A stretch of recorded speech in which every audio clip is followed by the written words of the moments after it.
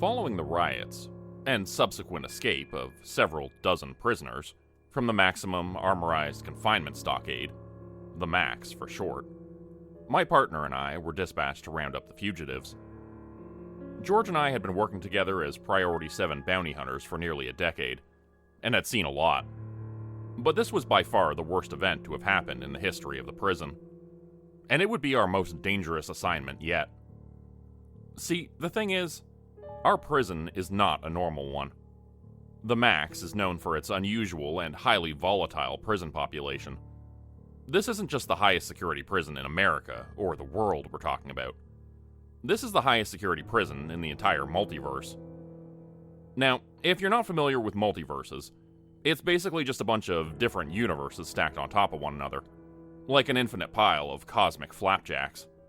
I'm not going to go into more detail than that, like telling you how dark matter is the maple syrup, and wormholes serve as the butter. But if you want to learn more, go watch a Marvel movie or something. If I had to sum it up quickly, it's basically referring to the fact that there are near infinite universes stacked up on top of one another. In these other realities, parallel to your own, there are things which you might call monsters in your world. I'm not trying to scare you, but some of these creatures seem to have slipped through into your plane of existence. They hopped from one cosmic pancake to the other, against all odds. And that's where George and I come in. We have the training, equipment, and expertise needed to bring these monsters back. We are equipped with a portal gun, which allows us to travel between dimensions at will, and we have the tech to keep us safe, no matter what sort of environment we step into. Fortunately for us, Earth is pretty hospitable. You don't need a lot of specialized equipment to come here. The air is breathable and the climate is temperate in most places where you humans like to live. Maybe that's why so many escapees decided to make Earth their destination of choice. Sorry, I probably shouldn't have brought that up. I know how scared you humans can get. In any event, the monsters are here now. And so are we. Hopefully we won't overstay our welcome. "We're here," George said from the driver's seat next to me, startling me awake. I dozed off somewhere a couple 100 miles back, and my brain was hazy with sleep. "Quiet little burg, isn't it?" I said, rubbing my eyes. "We sure this guy's actually here? He might have just slipped into a surgeon's office to get his chip removed." "If that's the case, we'll question the doctor. Or what's left of him." I nodded. All standard procedures. But we had to talk about something. "Wonder if there's someplace to get a coffee in this shithole," I muttered, yawning. For the record, coffee is by far the best invention you people have ever come up with. Don't let anyone try to tell you it was the microchip or the printing press or internal combustion engines. Coffee is your ticket to multiversal fame. XGF 7624 has something similar, but it tastes like battery acid and gives you the shakes for days after consumption. Something about Earth's climate and environment makes it just right for growing your delightful little coffee beans, with just the right amount of bitterness. And you can't find that shit anywhere else. "I doubt it," said George. "A little hole in the wall like this Hollow's End probably doesn't even have a Burger King, let alone a Starbucks." "What kind of name is that anyways? Hollow's End?" "It's a creepy name, that's what kind of name it is. And I get the feeling headquarters knows more about this place than they're telling us. Those bastards in research are always so damn secretive about everything as it is. When I mentioned the name of this town, they all shut up even faster than usual. Said it was on a need-to-know basis. As if being sent here on a damn mission didn't qualify. Let's just get in and get the hell out of here as fast as possible. Dead or alive, they said, and I'm leaning more towards dead. Simpler that way." "What the hell happened to this place?" George muttered as we entered the town proper. Buildings had collapsed and some had been burnt to the ground. Bloodstains painted the streets a ruddy red color in places, and it looked as if a war had recently been fought inside of the town. "Craven?" I asked, not really believing it myself. "Couldn't have been. Even he isn't capable of something like this. And those bloodstains aren't fresh. They're at least a couple days old. He hasn't been out of the max for that long." True. But it begs the question. If Craven isn't capable of doing this, what is? The tracking beacon led us to a quaint little barber shop of all places. The storefront had a very plain and simple wooden sign out front which read, "Clovis Wolfe, Barber." A barber's pole spun lazily, hypnotically, a twisting blue and red candy cane. We left the car parked out front and went into the shop. Inside, there was an old-fashioned barber's chair facing a mirror. Atop the mirror's ledge were the standard arrangement of combs, scissors, straight razors, and a tall jar of murky blue barbicide. Besides that, the room was mostly empty, aside from a chair near the window and a stand with a cash register atop it. A man wearing a white barber's apron came in from the back room, sharpening a straight razor against a leather strop. "Morning, gentlemen. Were you in need of a cut or a shave?" His smile was a bit unsettling, the wide grin not touching his brown eyes. I noticed when I looked at them that he was staring at us a little too intently, as if not really expecting us to accept his offer. For a split second, I wondered what he planned to do with that blade if we did say yes to a shave. Would he slit our throats, bathing in the blood and licking up the drops like rain as the arterial spray erupted into the air, laughing and dancing and swinging the straight razor like a conductor's baton? I shook away the gruesome mental image, but it persisted anyways. I'd seen too much shit, and sometimes the flashbacks made their way into my mind at the worst possible moments. "No cut. No shave," I said, a little too forcefully, recalling the butcher barber of Heath Street in dimension TZK8422. This only made him smile wider. "Well, if not that, what else can I do for you? This is a barber shop, after all." My partner took the lead since I found myself suddenly incapable of speech. "We're looking for a friend of ours. He said he lived around here, but when you believe it, the crazy son of a bitch forgot to tell us his address. He's pretty particular about getting his hair cut once a week, so we thought maybe you'd seen him." George was always so good with these quick lies, blending just the right mix of truth and fiction, so that it concealed the actual reason for our presence, while still getting us what we needed. "What's your friend's name?" the barber asked amicably. "He goes by Craven," I said, pulling out a picture. If the barber had seen the man, he was a great liar, because he kept that same steady smile on his face and shook his head. "Nobody looking like that's come in here," he said. "Think I'd remember a name like that one, too. Huh, that's a strange one. Craven, you say?" "Yeah." "Weird name, no offense." "None taken. Not like it's my name. I think he'd take offense, though, so might want to keep that to yourself if you do run into him." "Is that right?" "Yeah." "He a dangerous guy, your friend? Should we be worried about him being in town? We are a bit particular about outsiders around here. Again, no offense to you folks. Bad experiences in the past, that's all it is." I thought about this for a second, then looked at George. He gave me the slightest of nods, imperceptible to anyone but me. "Yeah, he's dangerous, if you get on his bad side. Listen, I'll level with you. Clovis, is it?" "That's right." "We're not his friends. We're bounty hunters. Sorry for being dishonest with you, but you never know in our line of work when someone might be protecting your mark. But I get the feeling you're not doing that." "I managed to piece that together myself, gentlemen. No offense, but you got the words bounty hunter written all over your faces. Not to mention the hardware you're carrying." He set down the straight razor he'd been sharpening and crossed his arms over his broad chest.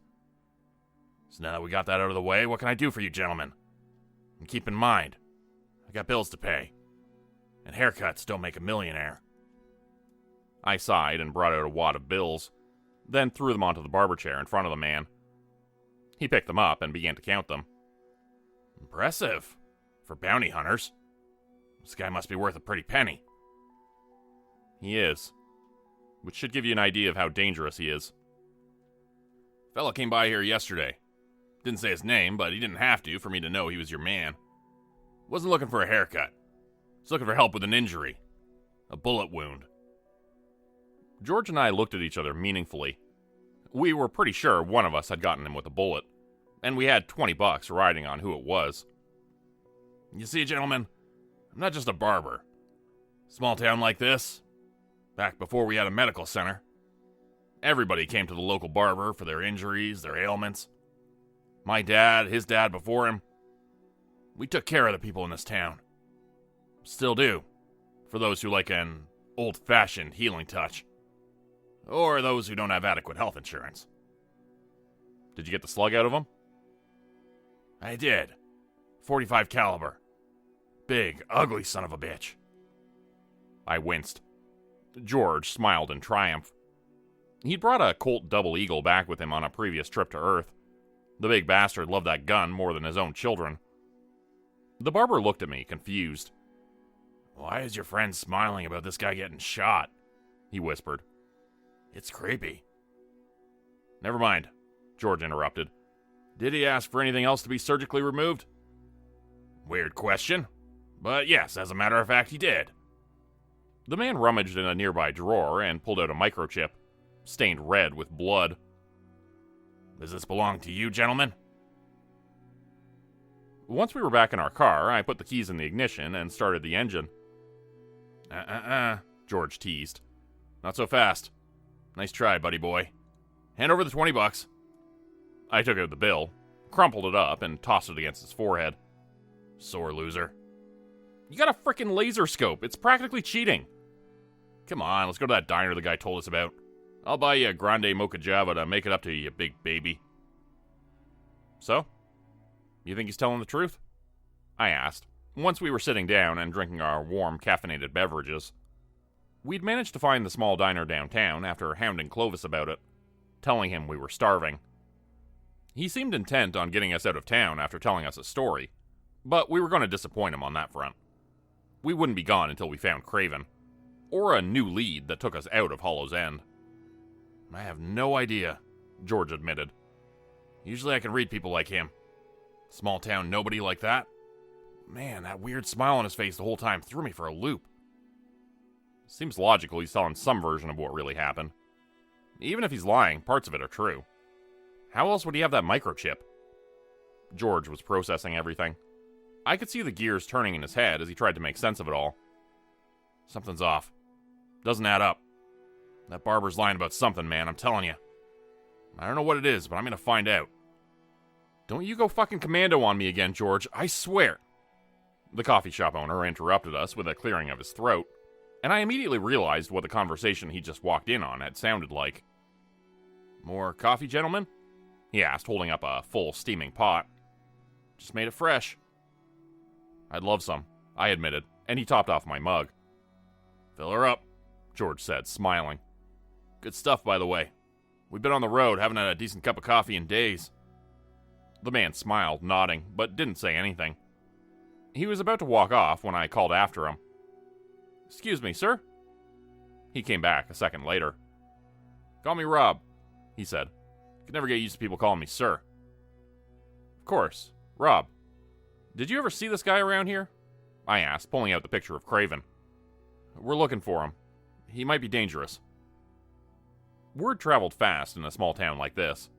If we'd been up front with one person, it made sense for us to do it again. The last thing we wanted was to get caught in a lie and lose trust with the people in this town. No one would speak to us again if we did that. And right now, we were the rich outsiders throwing around money for tips. And that seemed to appeal to the folks who lived in Hollow's End. If nothing else, they were happy to humor us in exchange for our cash. I didn't need to be asked this time, and quickly produced a wad of bills, which I threw onto the table. Rob pocketed the cash a second after he landed. I saw him. This morning, in fact. He ordered pancakes and a double order of hash browns. Sausages on the side with a plate of eggs. Man ate like he'd been in prison for the past 10 years. Try 20. Rob balked at that remark. He looked surprised. What'd this fella do? Break out? The less we say about that, the better. They're trying to keep things quiet. I don't want to speak out of line. You understand. Of course. Well, if you're looking for this fella, I think you're going to have to do it outside of town. The two of us were stunned to silence for a few seconds, before George replied thoughtfully. Why is that? Said he was headed up north. Leaving town this morning, never looking back. Man seemed scared. Had bandages all over him. Plus some wounds weren't covered at all. Looked fresh. Did he say anything more about where he was headed? Did he have a car? No car. He was walking. Went straight up the road that way. The man pointed. We both downed our coffee and bolted out of there within the next 30 seconds, leaving a healthy tip for Rob, who accepted it with a wide grin. A grin which looked very similar to the one Clovis the barber had given us. "Do you think he's telling the truth?" I asked George once we were back in the car. "Not a chance." "So what the hell is he hiding?" George didn't seem to have an answer for that. Instead, he glanced around out the windows and through the windshield, his eyes cast upwards toward the faces looking down on us from all around. Citizens of Hollow's End, watching us from their homes and workplaces. Every single pair of eyes trained upon us. "Okay, I'm starting to get the creepy vibe you were talking about when we got here," I said, locking my door. "Drive, man. Let's get moving." He obliged, and we were off rolling down the road a few moments later. "So what are we doing?" I asked. "We can't take on a whole frickin' town. And something is telling me these people aren't playing around. They want us out. All of them." "We can't leave," George muttered. "Even if this whole town is conspiring against us. We need to get to the bottom of this. It's our fucking job, man." "So where does that leave us?" He thought about this, then sighed. "We're not going to solve this tonight. I say we make a stand. Show these people we're not backing down. We check into that motel near the edge of town. Remember the one we saw on the way in? We get a good night's sleep, look at this whole thing with fresh eyes in the morning." George had seniority and a lot more experience under his belt. It was pretty rare for me to argue with him, especially when it came to these big picture problems. "All right, I'm not going to argue with that," I said. "You haven't slept in a day and a half, and you're starting to look worse for wear. Lead the way, partner. I'm on guard duty." In the back of my mind, I was thinking that motels on this planet usually had televisions, and Earth TV was actually pretty decent. Maybe I could find some Family Feud or a rerun of The Office. I didn't actually care about sleeping. In fact, I wasn't sure I would be able to after my long nap in the car. But George, on the other hand, looked dead tired, and I could play lookout while he caught up on his sleep. The unwritten code of Max Bounty Hunter Partnership said one of us needed to be awake and on guard, and this time it would be me. We pulled up in front of the motel a few minutes later, finding ourselves to be the only people in the parking lot. No other cars could be seen in the small gravel lot. George went into the office and came back out a minute later, waving a key for one of the rooms. He walked over to it and I followed after him, leaving the car parked where it was, away from our room. At the time, I didn't give that decision a second thought, but later I would think about it a lot.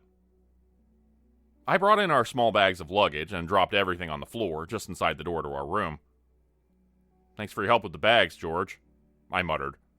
But he was already passed out, asleep on one of the beds. His snoring filled the room, with a loud, steady tree-sawing noise. I shut the door behind me and turned off the lights. Then I hit the power button on the remote control, and quickly found a channel showing Family Feud. The TV guide showed it would be playing a marathon of said show for approximately the next 14 hours. It was going to be a good night. I was startled awake around 4 a.m. The room was quiet and still, aside from George's snoring and Steve Harvey's voice. He was berating a contestant for their terrible answer, and laughing as they insisted, "It's up there, Steve! It's up there!" And their family cheered along. "Good answer! Good answer!" Standing up, I rubbed my eyes. Then I went into the bathroom to splash some cold water on my face. I didn't like the fact that I'd fallen asleep. I didn't like it one bit. I was supposed to be better than that. This town was too weird, too strange and unsettling. I didn't want to let my guard down for even 1 minute. I dried my hands on the ratty old towel and went back to the living area. I switched off the light as I exited the bathroom, and when I did, I noticed the glare on the front window disappear, revealing the silhouette of a giant head. It seemed to be staring at us from outside. My heart began to beat in double time as I froze a step beyond the bathroom doorway. Looking at that shape in the window, I tried to make sense of it. 2 pointed ears, a broad neck, and what appeared to be fur. Whatever this thing was, it looked like a giant dog. Or a wolf. "George," I managed to whisper. "Psst, George." He startled awake, and I saw his hand reaching for his gun. "The window. I said, looking away from that silhouette for just a second. "Look." But by the time he did, and by the time I looked back as well, the shape was gone. As if it had never been there at all. I didn't sleep for the remainder of that night, but George was quickly back to snoring again. He believed that I had seen something, but dismissed it as just a natural occurrence. A coyote or a stray dog outside our room. But that didn't make sense to me. For one thing, that dog had been huge. Its head was the size of a manhole cover. And for another, wolves and coyotes don't disappear when you point them out to people, as if they're listening to your conversation with their keen ears. But we didn't get the time to debate it when the sun rose. A phone call woke George up from his sleep, and he managed to answer it before I did. Still, I heard the voice on the other end speaking in his ear through the tinny connection. "Found your man," they said. "He's at the sheriff's station. Come and get him." They hung up without waiting for a response. The two of us piled into the car, and George sped off from the motel, leaving a cloud of dust hanging in the parking lot. I looked back to see if the wolf was still around somewhere, hiding in the shadows. But if he was, I didn't see him. After a few minutes of driving in awkward silence, my partner pulled to a stop in front of the sheriff's office, which was located downtown. He let out a deep breath, pulled his gun out from its holster, and checked it. Satisfied, he tucked it away and looked back at me. "This could be a trap," he said, and I nodded. "Probably is a trap. But it's either this or we turn around and go back to Joshua with our tails between our legs. Ask for backup." "You know I got your back. We can handle Craven. And anybody else they got in there, protecting him." "You hope." "I know." George didn't answer. He just gave me a hard look, as if to say he knew more about this world than I did. And he was right. He'd been here a lot more than me, and he was technically my senior, even if we worked equally as partners most of the time. "We got this, man. He's probably sitting there in handcuffs courtesy of the local sheriff. We just need to pick him up, take him back to the max. I'll bet you're making this into more than it is." Instead of arguing, George took out my crumpled $20 bill from our earlier bet. "Double or nothing?" I tried to grab it, but he pulled it back, waiting for me to agree. He stuck out his other hand, and I shook it. "Deal. Double or nothing. I'm telling you, man, everything's going to be just fine." We walked up the wooden steps outside and entered the sheriff's office. Inside was a single jail cell that reminded me of something from an old Western movie, and a pair of ancient wooden desks. There was also a standing desk near the front where someone might have worked on occasion, doing clerical work perhaps, but there was no one there currently. In fact, the entire place looked empty. At least, for a moment it was.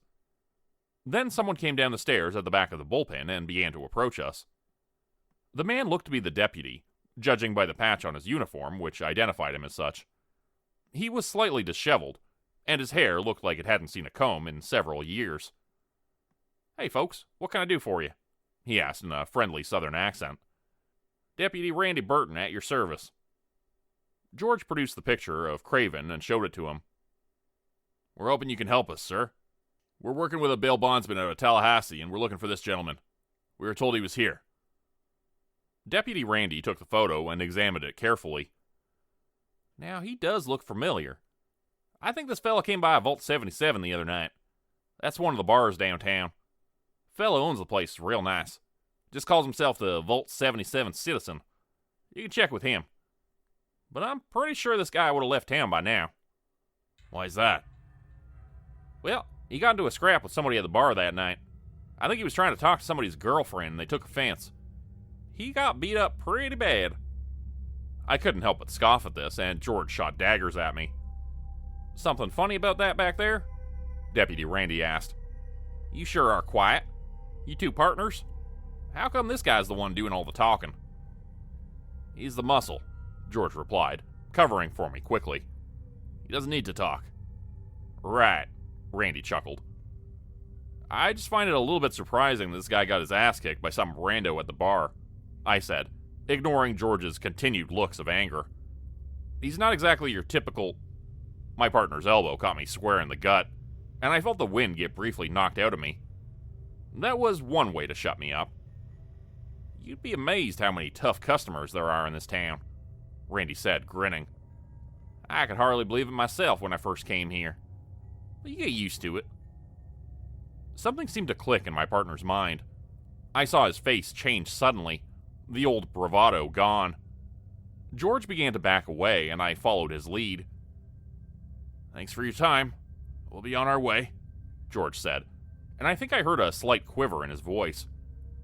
We both turned to face the door and watched in horror as the lock spun shut before our eyes, sealing us in. The deadbolt closed and the chain lashed into place as if by an invisible hand. The two of us turned back to face the deputy. His eyes were now blazing with a faint orange light. You shouldn't have come here, he said. You should have left when you had the chance. We all pulled out our guns, and a shoot-off would have likely followed that would have left most of us, if not all of us, dead. But instead, there was a loud bang from above us, and I was thrown backwards by a blast, which thundered from the ceiling in front of us, sending drywall and fuzzy pink insulation shrapnel everywhere. A moment later, two people dressed in police uniforms tumbled out from the hole in the ceiling, landing hard on the floor in front of us. They stood up and immediately began bickering with each other, not able to see the Mexican standoff happening all around them through the settling dust haze. I told you that was too much gunpowder. You almost got me killed. Again. Well, at least I did something. We'd still be up in that room waiting to be murdered if I hadn't rescued us. Again. When have you ever? The taller of the two men stopped speaking. As the dust settled and he saw the guns and standoff they were now standing in the middle of, I saw a sheriff badge on his chest and realized then who he was. Oh. Hi, people with guns. Please don't shoot us. Then the two of them turned and saw the other deputy, and I realized that the two deputies looked exactly alike. Craven, George said, just as I was about to. You must have tied them up and taken on the deputy's form. Yes, that's exactly what happened, the deputy nearest us said, getting behind us. Shoot that guy, quick! But before we could, Craven was on the move. The sound of guns firing filled the room, but each bullet missed its mark. Craven was extremely fast, and now that he had been discovered, he wasn't trying to hide it anymore. He was behind us in less than 2 seconds, before we even realized what was happening. He and the other deputy began fighting with each other, spinning around and grappling as they each tried to gain an advantage. They appeared evenly matched, despite Craven's abilities, and I began to suspect that the real Randy had a few abilities of his own. Unfortunately, the longer this went on for, the less sure I was of which deputy was which, especially since the gun Craven was holding went flying at some point, slapped out of his hands by Randy's forearm. Can you tell them apart? I heard George ask from behind me, but I was too focused to answer. I felt like I was watching the most important game of three-card Monte ever played. The two of them wrestled back and forth as I tried to keep track of the real deputy. But it wasn't easy. The sheriff came over to stand next to me and whispered in my ear. I can't tell which is which, he said, sounding terrified. How are we supposed to know which one is the real... Finally, one of the deputies managed to get his forearm under the other's neck and began to choke him out. It was at that moment that I realized I had completely lost track of who was who. Randy's face began turning a shade of pink, then red, then purple as he lost the ability to breathe. We gotta stop him, I yelled. He's gonna kill him. The three of us pulled them apart and managed to get them into handcuffs. The real Craven would have been able to fight us off, but he was putting on a good show, trying to convince us he was merely human. In the end, we had them both sitting side by side next to each other on a pair of plain wooden chairs, their hands cuffed behind their backs. The sheriff sighed and turned to George and I, reaching out his trembling hand to shake mine. Sheriff Parsons, he said. I figure if we're going to be doing this weird sci-fi daytime television bullshit together, we should at least know each other's names. George, my partner murmured. Lenny, I said, giving him my Earth alias. He smiled a bit at that, and I figured he got the reference. Okay, boys, do you have any ideas? Kind of at a loss here. And I never thought I'd see the day where Randy could be confused with any other individual. He's pretty much one of a kind.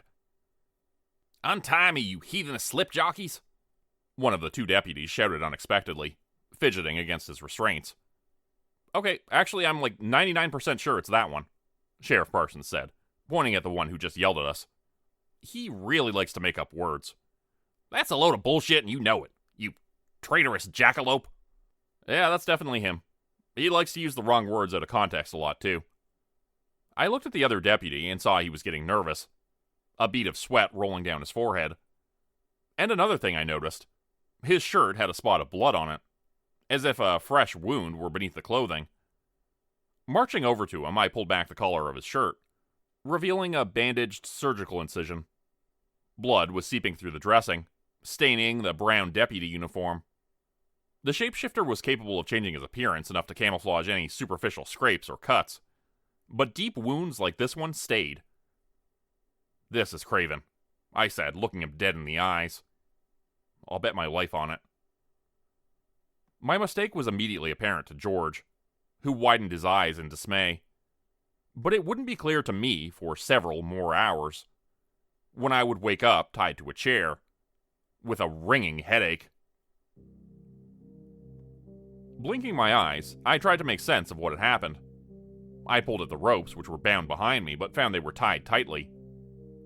1 moment earlier, I had been standing in front of the two deputies, identifying the imposter. But then it all started to make sense. Craven was a powerful being, lightning quick, with the ability to shapeshift and even some proficiency in telekinesis. Such a combination was exceedingly rare, and Craven had reveled in his powers at a young age, turning to a life of crime when he realized what he could do, and how much he could get away with. He was an outlier in every sense of the word. His powers were a rare mutation, never before seen on his planet. His parents were otherwise normal. It made no sense to anyone in his world how he could do the things that he did. He would have committed countless unspeakable crimes if left to his own devices, and that was why he was captured by the Multiversal Law and Justice Task Force and brought to the Max. All traces of his existence were wiped from the memories of his own world, so that not even his own family remembered he was born. Some speculated he was from the lineage of a powerful being who mated with a mortal, like the Greek legends of Zeus and Hercules. Either way, he was strong enough to break out of the Max, and someone that strong could easily break out of handcuffs. The only reason he hadn't done so earlier was that he was putting on an act, pretending to be the deputy whose appearance he had copied. As soon as I figured out who he was, Craven had no reason to continue with the charade. I would later find out from George that Craven had walloped me in the back of the head with a paperweight off the sheriff's desk, which he had manipulated using his mind. Hence why I couldn't remember anything past the smug look on his face when I ID'd him. George had managed to point his gun, but that was it. Before he was likewise knocked unconscious by the paperweight, which was now flying through the air like a troublesome 10-pound insect. It did the same to the sheriff. But Craven left Randy awake, since he was already handcuffed to a chair. The rest of us woke up a while later, finding ourselves lined up side by side, handcuffed and likewise tied to uncomfortable wooden chairs. The only question was why he was keeping us alive, but I got the feeling I would find out soon enough. You all should have left town when you had the chance, Craven said, reclining with his feet up on the sheriff's desk. I noticed he now had the sheriff's badge pinned to his shirt. Not a uniform, but a simple plaid flannel with the sleeves rolled up. And before our eyes, his appearance changed. He no longer looked like himself or the deputy, but like the sheriff. Images of old westerns came to mind. Bandits rolling into town, picking a gunfight with the sheriff and killing him in the street. They would meander over to the body, bend over, and pick up the badge, pinning it to their own shirt instead. I'm the sheriff in these parts now, bucko, I imagined Craven saying next. You better hightail it out of here if you want to live to see tomorrow. The townsfolk in those movies never rode off into the sunset, with their tails between their legs. They fought back. They always fought back. And the good guys always won. So, here's how I see it playing out, Craven said, waving around the double eagle in his meaty fist. Out of the corner of my eye, I could see George seething. Nobody was allowed to play with his gun. Nobody. I kill all four of you. Then I take this town for myself. We were all stunned into silence, unsure of what to say. But if I do that, all of a sudden I don't have 2 bounty hunters looking for me. I've got 10. And suddenly I'm not liking my odds so much anymore. So what are you saying? You gonna let us go? I asked incredulously. You know, believe it or not, I considered it. Microchip is out of me. There's no proof of my existence aside from the word of you two. And if I knew for a fact that the 2 of you would lie and tell them I'm dead, I might just feel comfortable letting you leave. I held my breath, waiting for the other shoe to drop. But there's no way I can guarantee that, even if you gave me your word. Which leaves me with only one real option. His hand shot forward and wrapped around my throat. I felt him squeezing so tightly that I worried my airway would permanently collapse. The giant fingers closed tighter and tighter, and I felt the blood vessels in my eyes burst as redness filled my vision. And that option is to snuff you out, like a flame spreading in a forest. You need to be extinguished. There's no way I was going to do that while you were unconscious. I wanted to see the look in your eyes when you slipped away. At that moment, I understood how insane he was. Looking into his eyes, I saw pure evil staring back at me. He was never going to spare me. All he wanted was for me to be awake and lucid while he killed me. And I could not fight back. My hands were tied tightly behind me. I saw George pulling desperately at his restraints, trying to get free. The sheriff and deputy were doing the same, to no avail. Craven began to laugh, louder and louder as I struggled for a tiny, gasping breath of air, but found nothing. Suddenly, a sound thundered through the room, and I felt that grip loosen for just a second, before it tightened vice-like once again. Through the haze of redness in my vision, I caught a glimpse of gray fur, and a huge, hulking shape. Teeth snapping and blood spraying in the air. Another shape, smaller and blue, about 5 feet tall and dashing around on 2 legs. The world turned a shade redder, and then began fading into blackness. And for the second time that day, everything went dark, and I lost consciousness. Despite all the fighting and mayhem, Craven's hand was still wrapped tightly around my throat, squeezing and squeezing, as if his last dying wish were for me to never speak again. If I die, I'm taking you with me, I remember him saying as I passed out. But it's entirely possible I dreamed that part. It really does sound like something a movie villain would say. When I woke up, I was laying in a barber's chair, which was reclined back so that it was nearly flat. I looked around groggily and tried to call out for George.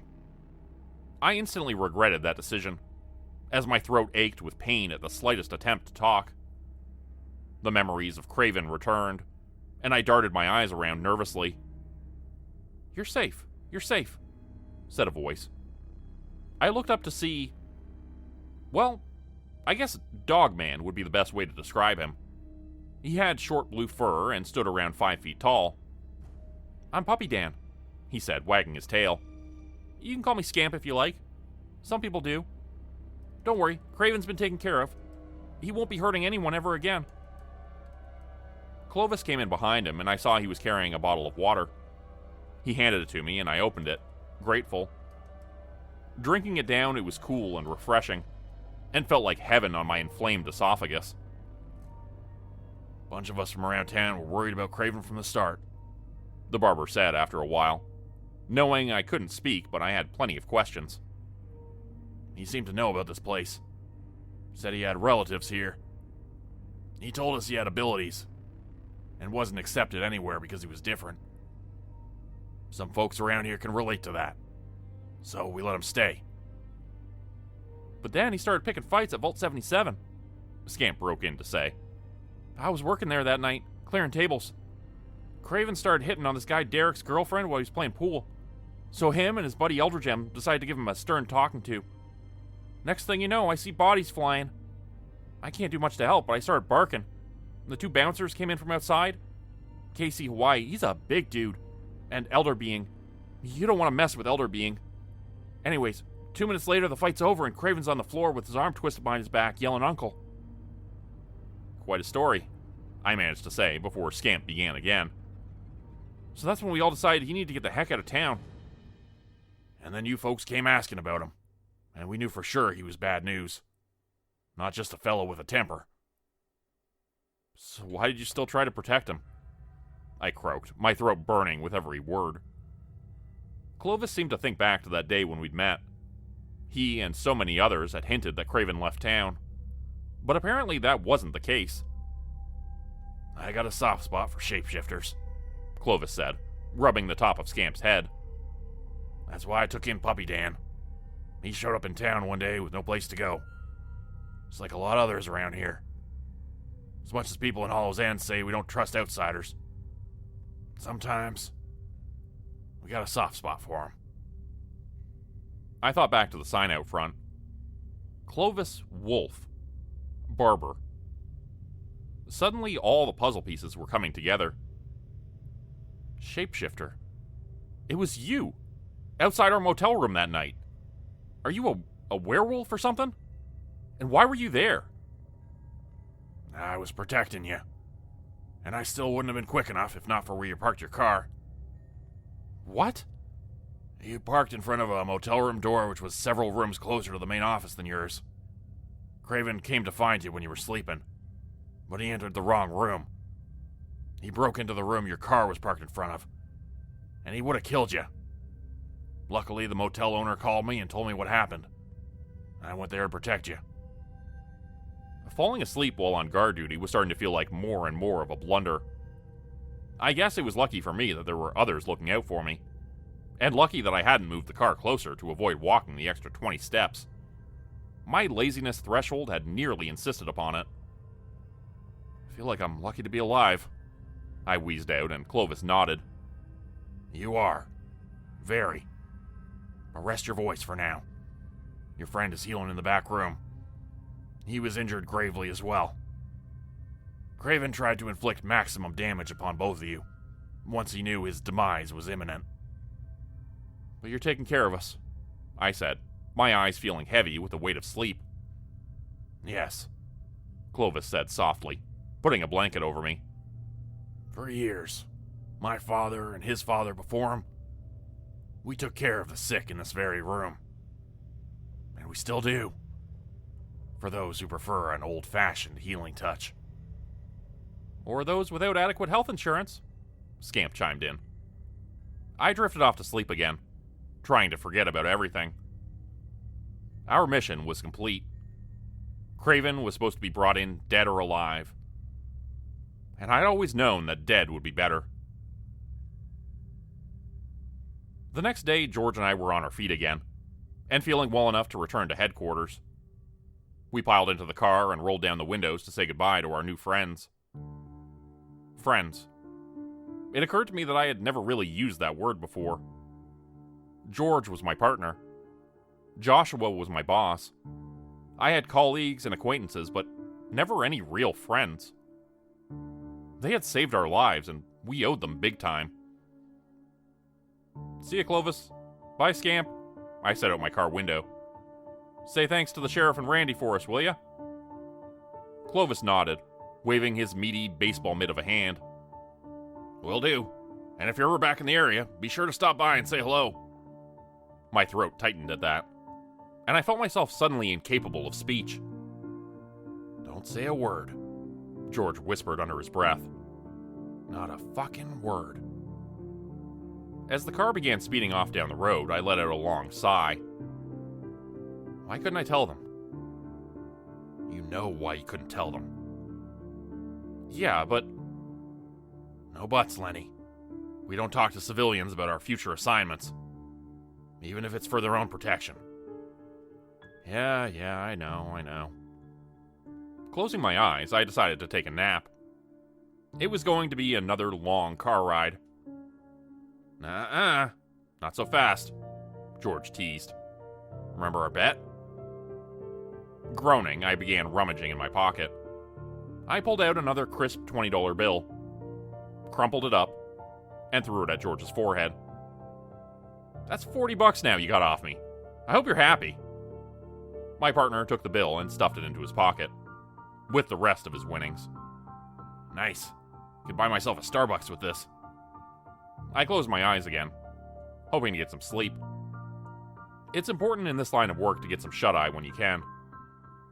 You never know when you'll get to sleep next. And we're going to be on this Earth mission for a while. One down, 13 to go. The people in Hollow's End must really like Halloween, I thought to myself as I turned onto my street. Pumpkins and giant skeletons and all sorts of other, more peculiar decorations covered the houses on Night Soil Avenue. But that holiday wasn't even close yet, was it? The last few weeks had been a blur. I had just finished moving into the house when I had my accident. But I was sure I still had time to decorate and get some candy for the kids. I figured I would go out the following day and buy some things from the store on Main Street. Fake cobwebs and paper witches, plastic pumpkins and ghosts, and not to mention copious amounts of candy. Enough for the kids, but also enough for me to have a good snack while I watched movies between knocks at the door. Little did I know, I would never get the chance. That evening, my life would change forever. And the strangeness all started with a phone call. I had just gotten home from the pharmacy, and I'd barely had time to sit down when the phone began to ring from my pocket. "Unknown number," the caller ID read. Usually I wouldn't pick up a call like that. But the hospital's number showed up as private when they called, so I thought maybe it was them. "Hello?" I said, cautiously. "Hi," an enthusiastic voice boomed back at me. "Is this Sam Brooke?" "Yes," I answered, again with a bit of nervousness, waiting to see who it was before I proceeded further. "Who's calling, please?" "I'm calling from the campaign of..." The phone cut out momentarily, turning into static. "Are you still there, sir?" I considered hanging up on them, but figured I'd be polite. This was probably just some volunteer who was giving their time in hopes of bettering their community. Even if I didn't want to support their candidate, I would let them go gently. "I'm here. I missed what you said there. Can you repeat that?" "Certainly. I said I'm calling from the campaign of Grothrock, Destroyer of Worlds, the Endless One, Keeper of the Hollow Blackness of the Void." My heart skipped a beat in my chest, and I almost dropped the phone. More out of instinct than anything else, I said, "I'm sorry, what?" "Will you support the void? Will you drown in the cold of its endless embrace as you scream and suffer for all eternity?" I hung up the phone before they could say any more. Clearly, it was some horrible prank call. But wow, it felt so real at the beginning. They had really made me think they were calling from a political campaign. My heart still pounding, my hands shaky, I put the phone on Do Not Disturb mode and put it face down on the table. No more picking that up for a while, I told myself. As I sat there, trying to calm myself down, I began to hear a rhythmic knocking coming from somewhere. At first, I thought it was the front door, but then I realized with a shock that it was coming from somewhere inside the house. The knocking was quiet, almost polite at first, but soon it increased in its volume and urgency, until it was a steady pounding. Like two fists crashing against a brick wall, the old dry mortar crumbling and raining to the floor with each blow. As that noise continued, it became clear to me where it was coming from. The basement. There was a door down there which I had found particularly creepy when I was looking at this old house. It was in the far back left corner of the basement, and looked as if it led outside. Except, the real estate agent told me, it had been bricked up. Like something from an Edgar Allan Poe story, when I had pulled open the door with her beside me that day, I was greeted by a solid wall of gray brick. I remember wondering who, or what, might be behind those bricks. Poor Fortunato? Or something else, less human. As if in a trance, I found myself shuffling down the stairs of the basement, the light on my phone cutting a beam through the solid darkness down there, revealing dust motes and spiders clinging to silken strands of webbing. The pounding noise was steadily growing louder. But when I got down there and began to step softly towards that door, the sound stopped completely. A moment later, it was as if it had never happened at all. I approached the door, my heart still thrumming in my chest, and pulled it open. The bricks were still there, solid and intact. I breathed a shaky sigh of relief and began to close it again. But then I noticed the flaking mortar and crumbling brick on the floor. Signs of damage. Signs that what I had heard had been very, very real. I closed the door, my hand trembling, and as soon as it latched shut, one more final loud boom shook the house, as if a giant were on the other side of that door, trying to get out. I backed away, nearly tripping over my feet, and hurried up the stairs. It was probably just some old machinery, or the house settling, or... I tried to rationalize it, but couldn't. So, instead, I tucked that horrifying thought into the back corner of my mind, bricking it up and closing the door on the memory. I couldn't think about that right now. I couldn't think of it or my mind would snap like a dry twig. I was sure of it. But I was just as sure that I could figure out a rational explanation to it. I would just ask the realtor about it, and surely she would just have some calm, sensible response to my question of what was behind that door. And then it would all be okay again. It was getting dark outside, I noticed when I re-entered the main level from the basement, and my stomach was rumbling with hunger, despite the fright I just felt. I decided to go make myself dinner, and made do with ramen noodles and a fried egg, since there wasn't much in the fridge. I was listening to music, attempting to flip my egg without breaking the yolk, when the doorbell rang. The music was loud, so it drowned out the sound of voices, but I could still hear them vaguely, and it sounded like they were singing just outside my door. High, lilting voices singing some old, familiar tune. What the hell? I said out loud, turning off the stove and setting the frying pan off the burner. I stood there for a few seconds, listening for it again, but there was nothing. After a little while, I made it to the door, opened it, but found no one there. I could hear voices a little ways off in the distance, but didn't see anyone in the street or near the house. Closing the door, this time I drew the chain as well as locking it with the deadbolt. I looked out the small window at the top of the door, giving the neighborhood one final glance. And when I did, I saw something that made my throat close up with panic. Across the street, there was a figure now standing there, dressed in a long, flowing black robe. And they were staring at my house. I wasn't sure, but in the flickering light of the street, I thought there was something wrong with their face. It was too pale, and... I sat down with my back against the door, breathing heavily, my heart pounding. Whoever that was did not look normal. And who the hell wears a long black robe?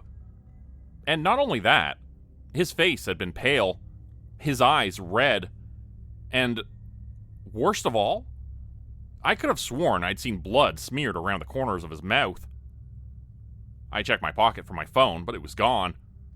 I looked around for it, thinking maybe I would call the police, but I couldn't find it anywhere. It was like it had just vanished. I went back into the kitchen, trying to settle myself down. Whatever was happening could be explained rationally, just like the pounding in the basement. I just needed to calm down and stop freaking out. I took several deep breaths and told myself it was just my imagination. It had just been some guy with a weird fashion sense standing in the street. Nothing more. My leg was aching with pain from all the movement, so I threw together the eggs and ramen in a bowl and proceeded upstairs to eat in my room. There was a television up there, and it felt more secluded and isolated from the madness I'd been experiencing so far tonight. When I got up there, the doorbell began to ring again, and again, and again. I told myself to just ignore it. They would go away. They had to go away. Whoever they were. I sat on my bed, sweat running down the sides of my face and dampening my armpits, and turned on the television. And sure enough, the ringing stopped. My heart was still pounding, but at least it was peaceful and quiet once again, except for the noise of the TV. After eating my ramen, I set the bowl on my desk and chanced to look out the window. What I saw out there made my blood run cold. There wasn't just one creepy-looking man standing out there. The street was now filled with nightmarish figures. A tragic mermaid, creatures covered in fur with sharp teeth, others with writhing tentacles and slimy skin.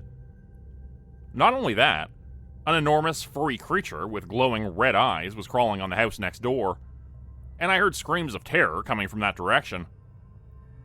And worst of all, the man in the flowing black robe was still standing there across the street, staring up at me, looking directly at me now. This time, there was no mistaking it. There was fresh, wet blood dribbling down his chin, dripping onto his shirt. No, I was muttering, backing away from the window, when the doorbell began to ring again. There was a hammering, pounding fist rapping against it a second later, and I climbed under the bed to hide there. I could have sworn I heard the demon creature singing in high voices, as if gleeful at my impending demise. They were just toying with me now, and I was sure they would break the glass and swarm into my house any minute. I huddled under the bed, waiting. At one point, I crawled out from under the bed to grab a baseball bat from my closet, then decided to hide in there instead, piling up shoes in front of myself and ducking behind old coats for hours, terrified.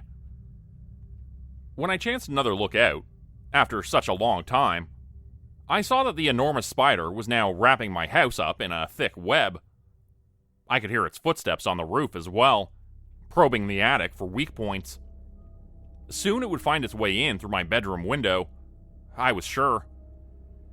They were still toying with me, it seemed, but at some point they would come for me, whatever these creatures were. As I sat huddled in the closet, I tried to determine what had happened. How had I arrived in this terrible place? Or was my own neighborhood being invaded by these things? I decided, after some deliberation, that there was only one answer. My entire house had been somehow teleported to another world, another dimension populated by nightmarish creatures and giant, terrifying tarantulas. And that thing, pounding on my basement wall, trying to get in. I'm not sure when I fell asleep or how, but it was after several more hours of hiding in the darkness of the closet, and it was only for what felt like a few minutes. The noises had long since quieted, and the spider never did manage to find its way in. I slowly got out from under the bed, emboldened by the dull light of dawn streaming in through the bedroom window. My head was still clearing from what felt like a terrible nightmare. My leg was aching worse than ever, the still healing fracture underneath my cab throbbing an angry electric shock with each heartbeat. Moving made it worse, and I realized I desperately needed my pain medication. I had injured my leg a few weeks prior, and it was still mending. Before I could get to my pain medication, I looked out the window. And when I did, I was stunned into silence for several long seconds. With sober eyes, I saw it all clearly. Toilet paper hung from the eaves and from the tree on my front lawn. What I had thought was webbing was actually nothing more than tissue paper. And the giant spider on the neighbor's house? It was actually an elaborate Halloween decoration which they had apparently assembled at the last minute. Of course, I thought to myself, letting out a sigh of relief. I actually chuckled at my own stupidity. The night before had been Halloween. That explained everything. The figures outside who looked like monsters were just trick-or-treaters. And the man in the black, flowing robe who looked like he had blood dribbling down his chin, he was just a parent dressed as a vampire. It all made sense now, and I felt like a complete idiot for spending the night hiding in the closet. When I reached the bottle of pills I'd brought home from the pharmacy, things began to make even more sense. The hospital had told me I was sensitive to morphine, so they had avoided giving it to me during my time there. I had just been discharged after a few weeks in the joint, and the doctor who sent me on my way apparently didn't get the message that I was sticking to Tylenol. He had prescribed me the hard stuff, and Stupid me. I took it without reading the label. The nurses in the hospital had told me I was hallucinating on that stuff, and was borderline delirious when I had been given opioids in the ER. Seeing monsters and other impossible things. And honestly, I barely remembered my time there. It was like a bad dream. A little bit like last night. I took out a bottle of extra-strength Tylenol I had in the cupboard and swallowed 2 of them dry. I could deal with the pain, but not those hallucinations. My phone was lying face down on the coffee table, just where I'd left it the night before. Again, I kicked myself for my stupidity. It was the same black color as my table, and had blended in so that I hadn't seen it in the state I was in. I looked to see several missed calls, one of them from my neighbor. He wanted to know if I was okay, since I wasn't answering my door and no one had seen me for a few weeks until tonight. Not to mention the fact that I was looking out my window, appearing sick and terrified at the sight of trick-or-treaters. Time really flies in the hospital, I told him on the phone. And sometimes weeks can go by without realizing it's happened. I had no idea it was Halloween already, even before I took those pills. Although, if I'd been in my right mind, I'm sure I would have pieced it together. Sorry about all the toilet paper on your house, my neighbor said apologetically. I'll grab my ladder and take it down for you. I gotta take down that damn mechanical spider anyways. Stupid thing gets caught in the wind, that's why we put it up last minute. I know it was a bit much, but the kids really seem to enjoy it. I hope it didn't scare you. He said this last with a chuckle, and I didn't have the guts to tell him that it had, indeed, scared the shit out of me. Darren told me he was a robotics engineer, and he liked to build displays every Christmas and Halloween. Ones that moved and looked surprisingly realistic. Scared? Of course not. I tried to bluff him. Just a Halloween decoration. Just kidding, buddy, he said. Man, those kids must have really had it out for you after you didn't answer your door last night. Must have climbed all over your roof to write that message in toilet paper. What does it say? I asked, thinking back to the footsteps overhead the night prior. Not a giant spider, after all.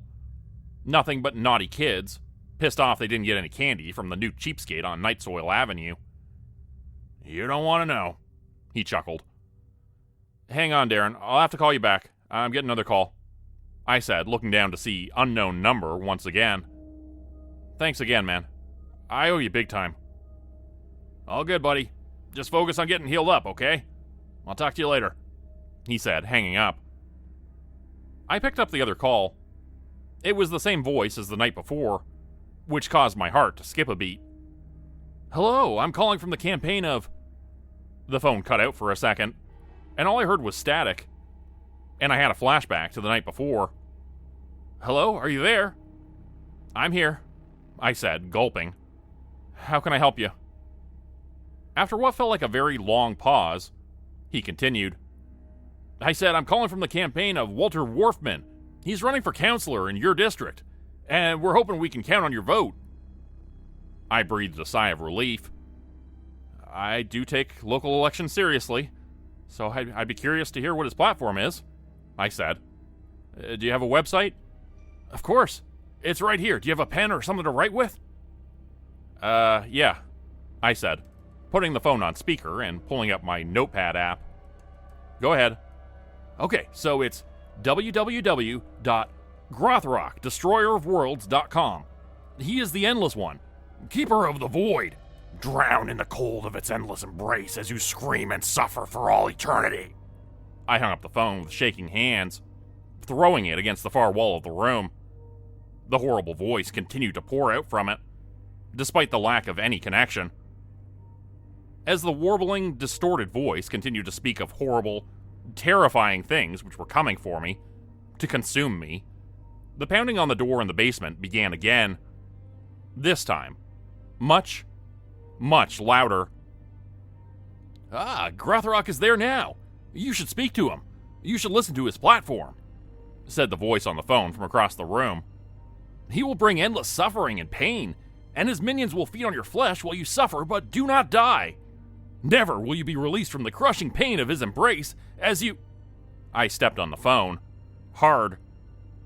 When it still didn't stop, I threw it down the stairs, into the basement, where that pounding noise continued to grow louder. At that moment, all I could think was, that time, I had definitely just taken Tylenol. What the hell is going on in this town? Can anyone tell me? Please. I haven't always lived in Hollow's End. Like a lot of folks, I'm a transplant who arrived here looking for a quiet place to settle down. I was looking for somewhere off the grid, and this town is as far off the grid as you can get. When I got here, though, I realized quickly that this town isn't just isolated and strange. It's downright one of a kind. It changes you. And once you've lived here, there's no going back. Once this place has its hooks in you, you aren't allowed to leave. But I've made the most of it. In my line of work, landscaping, it doesn't matter too much where you live. You can always find customers. Everybody needs their grass cut, their bushes trimmed, their trees planted and pruned. And some folks can't do it for themselves. Or they have the extra cash lying around to avoid getting their hands dirty. I don't judge.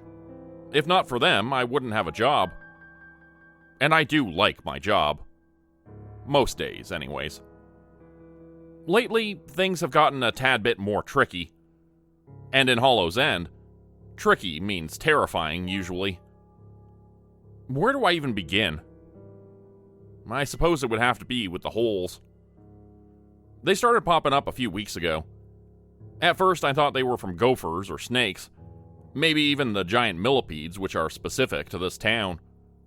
But the more I started seeing them, the more I began to suspect something sinister. I was over at the Underwood house on Elm, cutting their lawn, when I almost stepped in one. It was the third such hole I'd seen that day, and I probably wouldn't have taken much notice if I hadn't almost put my foot in it. As it was, just my heel caught the lip of the hole, and it caused it to widen further and almost sent me reeling backwards. But I caught myself at the last second and shifted my weight to avoid falling.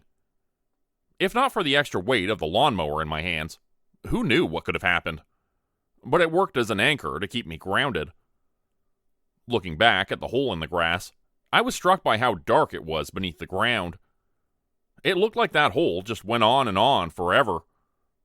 And then, and this might have just been my imagination, but as I started up my lawnmower again, I could have sworn I heard a deep voice talking from down in that hole.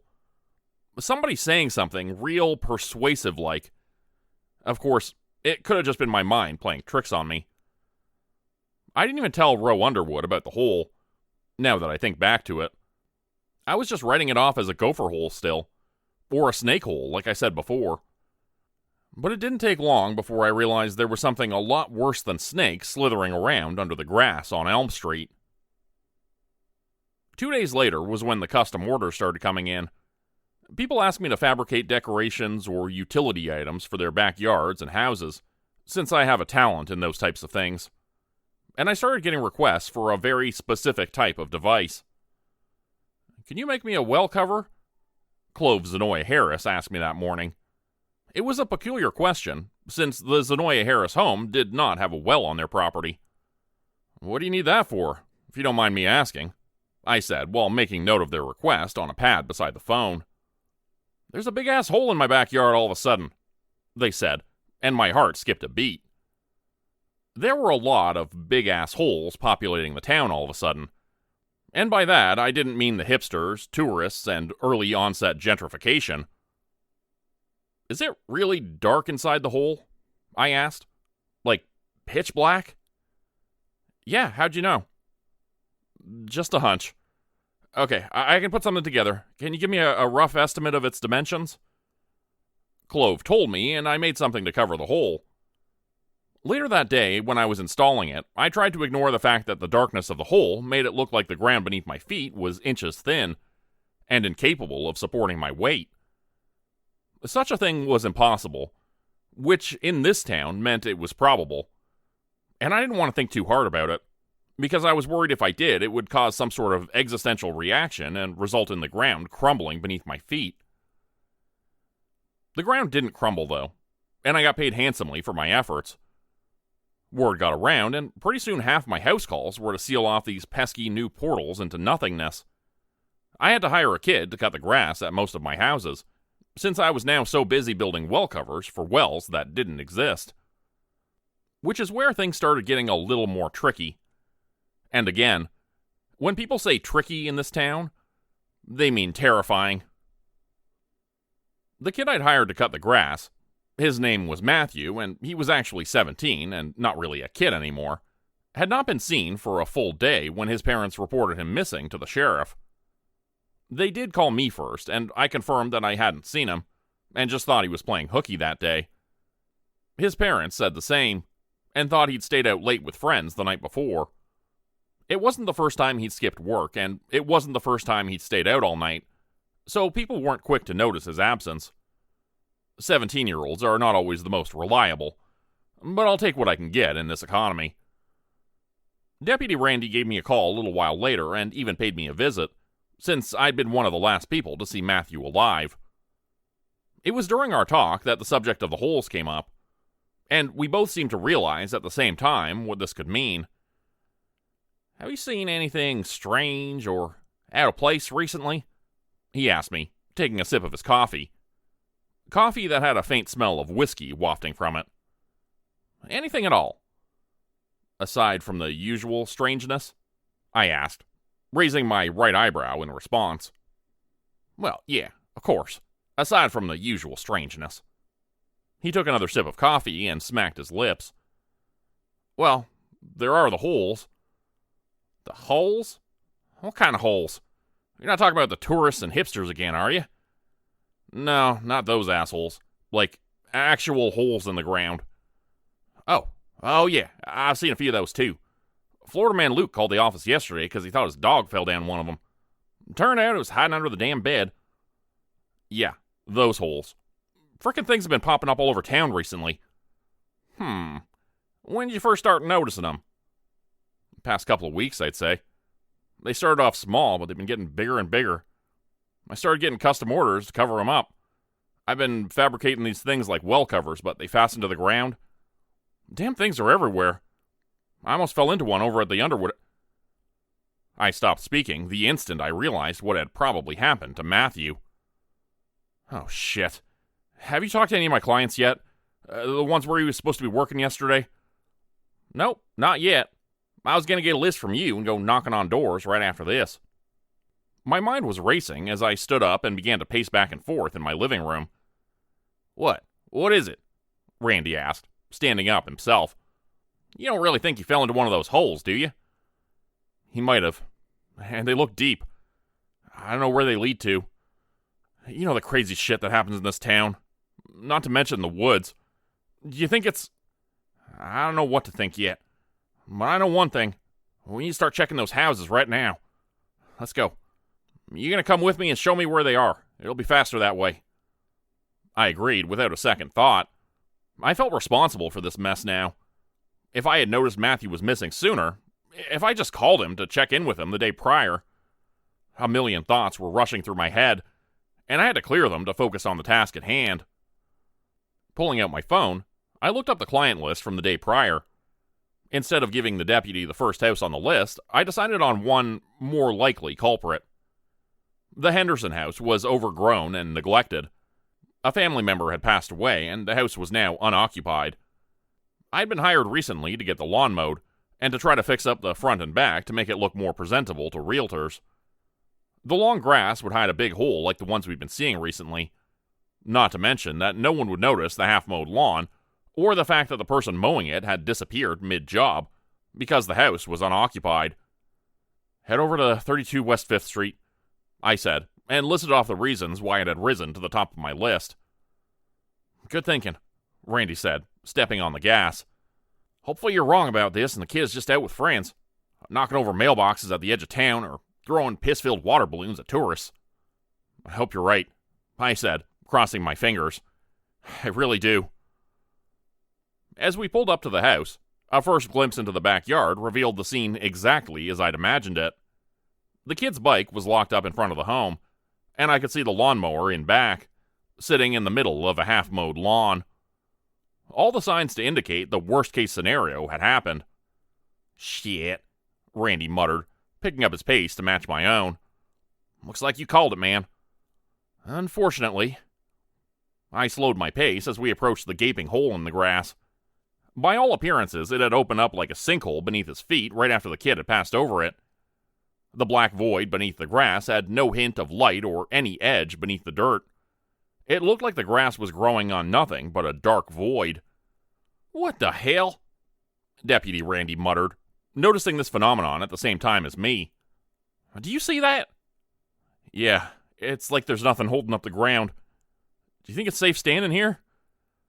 We both took an involuntary step backwards. He opened his mouth to respond, but before he could, a voice spoke from the black abyss, calling out to us timidly. "Hello?"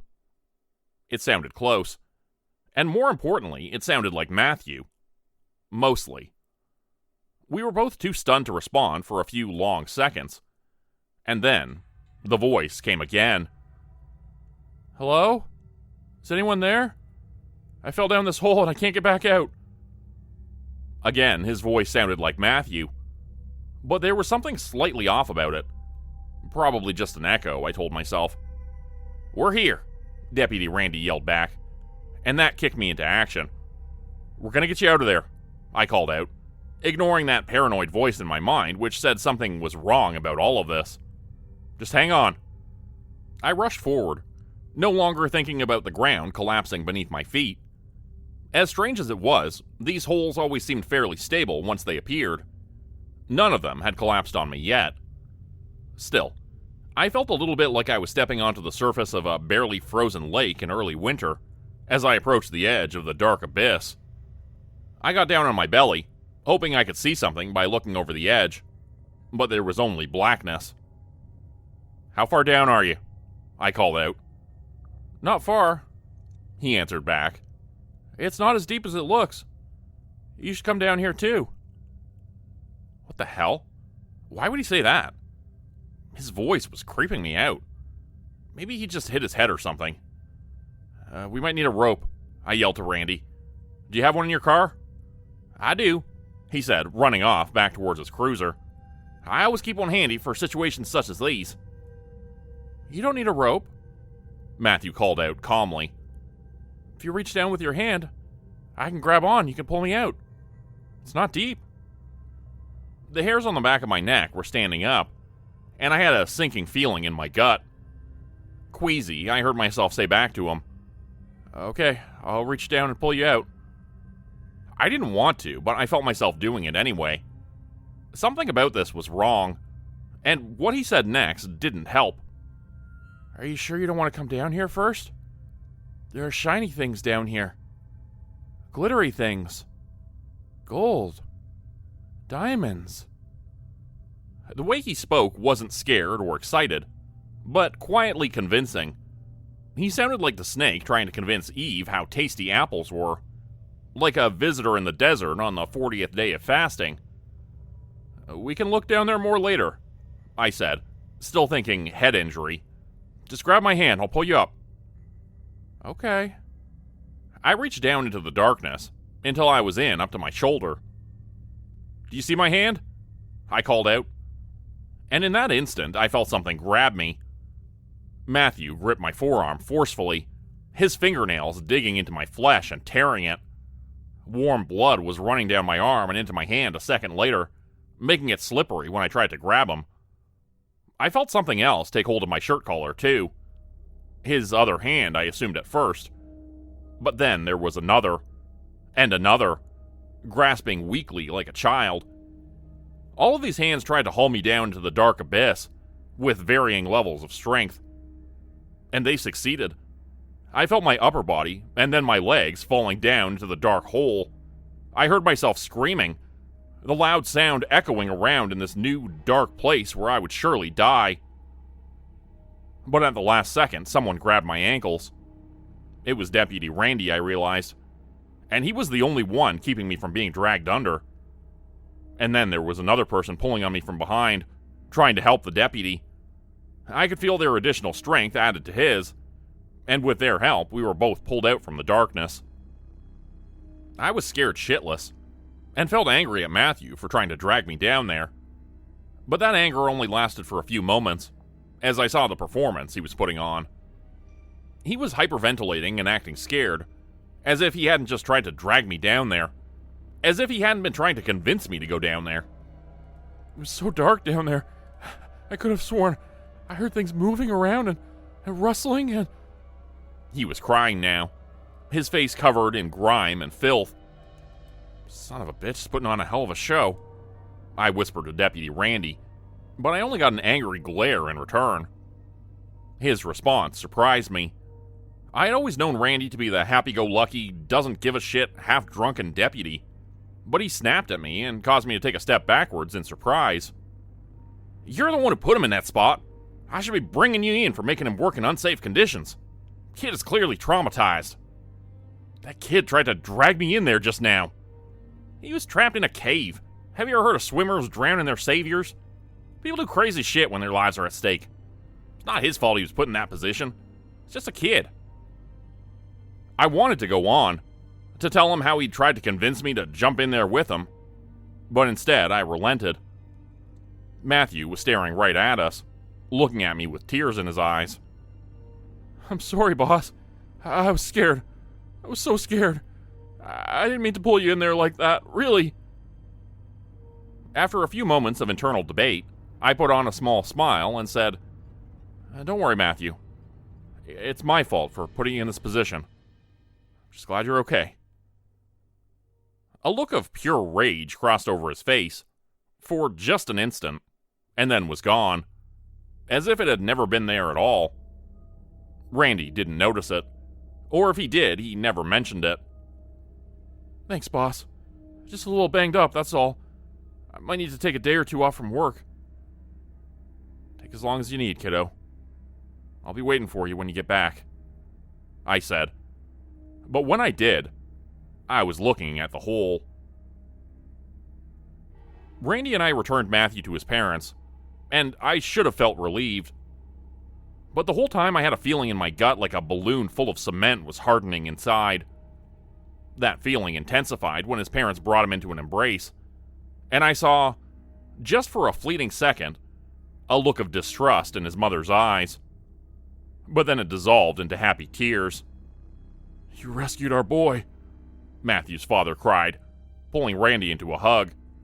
"How can we ever repay you?" I stood back, feeling somewhat ashamed, as if all of this had been my fault somehow. And maybe it was. I could have warned Matthew about the holes more forcefully. I could have mentioned them more often.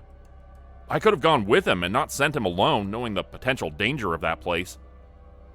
"Mr. Fleming helped too," Matthew said, looking from me to his parents. "He's the one who actually pulled me out of that hole." It was nothing, really, I started to say. But before I could, they were pulling me in for hugs and thanking me profusely. I should have felt better after that. But I didn't. I kept thinking of that fleeting look of distrust on his mother's face, and the old phrase I'd heard somewhere 100 times before.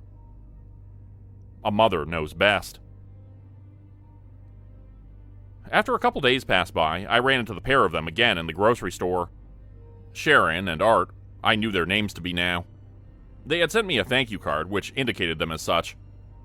But they did not look as happy to see me this time around. "Hey, how are you folks doing?" I asked when they made no attempt to greet me. "How's Matthew? I hope he's not too shaken up. I've been thinking about the poor kid. Spending a night in a hole in the ground can't be too much fun." "He's doing great," Matthew's mom said, with a big grin on her face that didn't quite fit the occasion. "We're all doing great." Art gave her a disturbed look, then returned his gaze to me, shaking his head minutely.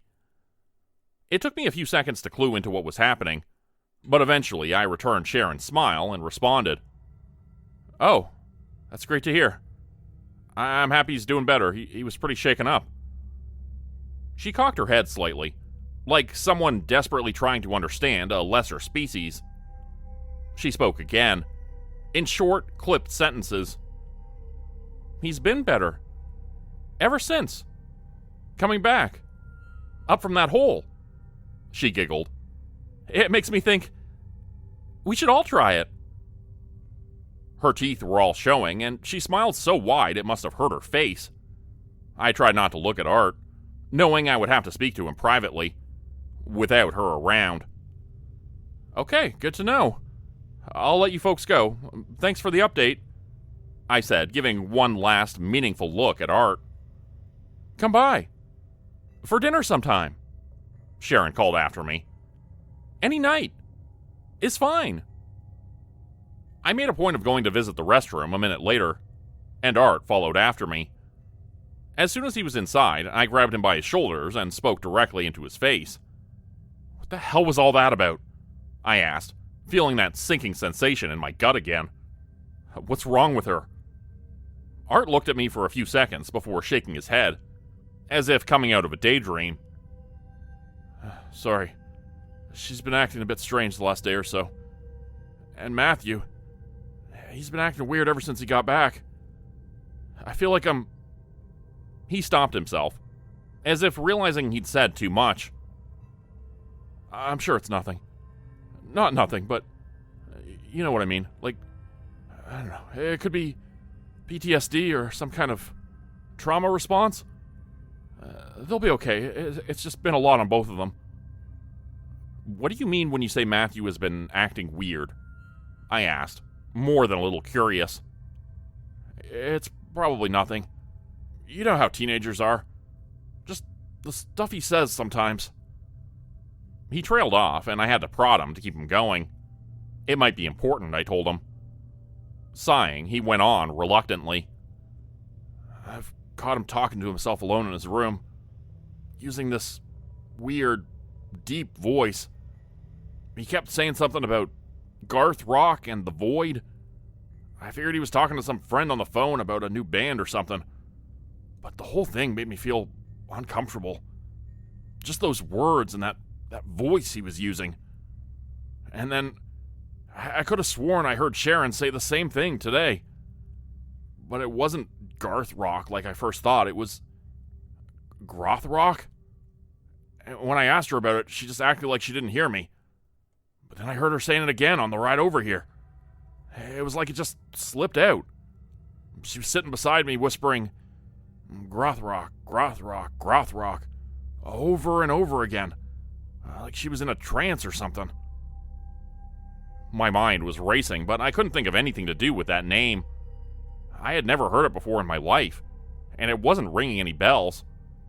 Maybe someone else would know more. Okay, thanks. Listen, I gotta go, but keep me up to date with any, new developments. Be careful, I said, running off and leaving my cart behind in the store. Be careful. I had repeated myself, but I wasn't entirely sure what he needed to be careful of. Big black holes in the ground? Yes, but also something else. Maybe more than one thing. Maybe his own wife and son, who had been somehow changed into vessels of this Groth Rock. The name wasn't familiar, but I had a feeling it was important. My cell phone rang in my pocket, making me jump, and I answered it quickly. It was one of my customers, and what they asked made my skin crawl with sudden concern. When are you going to come back and finish that damn lawn? It's been sitting there half mowed for days. I got in my car and drove. When I got to the house, the old woman who lived there came to the front door to greet me, and to yell at me. Again, she wasn't happy that the lawn had been left half mowed. Sorry, I said, in a hurry to get back there. I'll get it fixed up for you today. The kid I had working for me had a bit of an accident. Oh no, I hope he didn't fall into one of those holes. They've been popping up all over. Those big millipedes are such pests. I hope he's alright. Me too, I muttered under my breath, running into the backyard. My heart rate picked up when I saw the lawnmower sitting there, just as it had been at the other house. The grass was cut short leading up to it, and there was a hole hidden in a low point in the grass, just buried enough in the long stuff so that someone would step right into it if they weren't paying attention. Help! I heard a voice cry weakly from the darkness. Someone there? Approaching the edge of the hole, I couldn't even feel my legs. This all felt like a dream. Not real. Matthew? I croaked. Is that you? Yes. Please, get me out of here. Please. Been trapped down here for days. I'm so thirsty. His cries for help were so genuine and so desperate that I was reaching my hand down there a second later to pull him out. And as I did, I heard voices whispering in that darkness. Whispers in low, ancient voices. But one word was discernible among them. Grothrock. I returned this new Matthew to his parents, hoping to speak to Art again. I wanted to know how this was possible. Had the previous boy we saved been an imposter? A shapeshifter or a body snatcher? In Hollow's End, any of those things could be possible. We have far stranger things living in this town, after all. But Art wasn't available when Sharon answered the door. Hi, Sharon, I whispered, frozen in fear looking at her face. I wasn't sure what to say anymore. I didn't know what to do. Nothing was turning out how I had imagined it. Grinning, she took this new Matthew by the hand and pulled him inside. The two of them smiled at me, showing plenty of teeth as the door closed in my face. When I looked up, I saw Art and the other Matthew on the second floor, smiling wide and waving at me through a front window. I got in my car and drove from that place as fast as I could. But now, I don't know what to do. I don't know who to turn to. Those holes have been popping up everywhere. They're all over town. And every day there are more of them. Which means anyone could have fallen down one. Anyone could have been turned. Anyone in town could be a vessel of that darkness. That abyss. I've learned that the hollow blackness beneath Hollow's End has a name. Grothrock. And whatever that thing is, it's waking up. And it's taking over this town. Somehow we need to stop it. I only wish I knew who I could trust to help join me in this fight.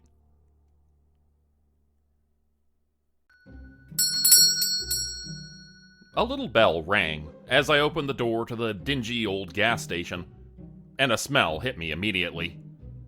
It was a bit like spoiled meat mixed with diesel fumes, and I took an involuntary step backwards. I didn't want to go in there.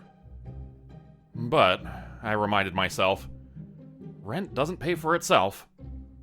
I needed this job. My parents had kicked me out 3 months prior, almost to the day, and had agreed to pay my first and last month's rent, mostly so I wouldn't end up on the street. After that, I'd squeezed 2 more months out of them. But now, they were saying, it was time for me to fend for myself. No more handouts.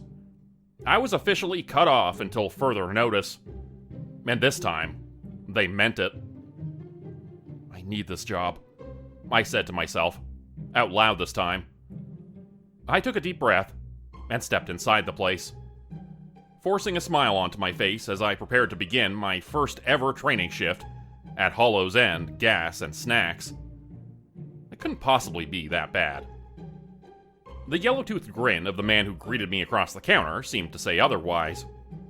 He was 4 times my age by the look of him, and one of his eyes was milky white with cataracts. The other eye took me in with dull curiosity, through its own thinner film of white. "Hey there," he said, before bursting into a fit of wet coughing. "Yeah, I'm here for my first shift. Are you Bill?" I asked once he was finished. "One and the same." He wiped his mouth on a rag, leaving red smears behind. "Come on around to this side. Actually, on second thought, let me give you the grand tour first, and then I'll show you how to work the cash register." Despite his age and presumably poor vision, the old man was off quickly, showing me the crowded storefront, then leading me through a back room into the storage area. He guided me around briefly, pointing out a scribbled-upon clipboard, an eye wash station, and a calendar indicating the schedule of deliveries. Then we were off to see the washrooms, the gas pumps, and back in again to where we started. After the grand tour, I was completely exhausted. The old man was quick, and he knew this place like the back of his hand, whereas I was constantly bumping into boxes and pallets and knocking things over in the crowded little space. "As you can see, we're a little bit behind on stocking the deliveries," the old man said. "As the night clerk, that's your job. Have you ever faced merchandise before?" Yeah, I wheezed, a bit out of breath. I face merchandise all the time. Whenever I go to the store. Stuff is everywhere. No, facing the... He laughed, putting his hand over his face. Never mind. It's like this. Here, I'll show you. He went over to a nearby shelf and pulled a box of crackers from the back and pushed it to the front. Then he did the same with the chips and the pretzels. You put them at the front so they look nicer, more appealing for people to buy. It's called facing, because this way you can see the face of the merchandise more easily. Everything in the store should look like this, he said, and I tried not to notice the merchandise in boxes everywhere, and not on the shelves. Almost none of it was faced. Well, looks like it's a good thing you got some help tonight, I said. We're gonna be busy. You're gonna be busy, he corrected. I'm just finishing my shift. Come on, I'll show you how the cash register works. My heart skipped a beat when he said that, but I didn't have time to think about it for too long, as he was then leading me around the counter to the other side. He started pressing buttons on the cash register, showing me how to operate it, but I was far too distracted by something on the wall. It wasn't visible upon entering the store.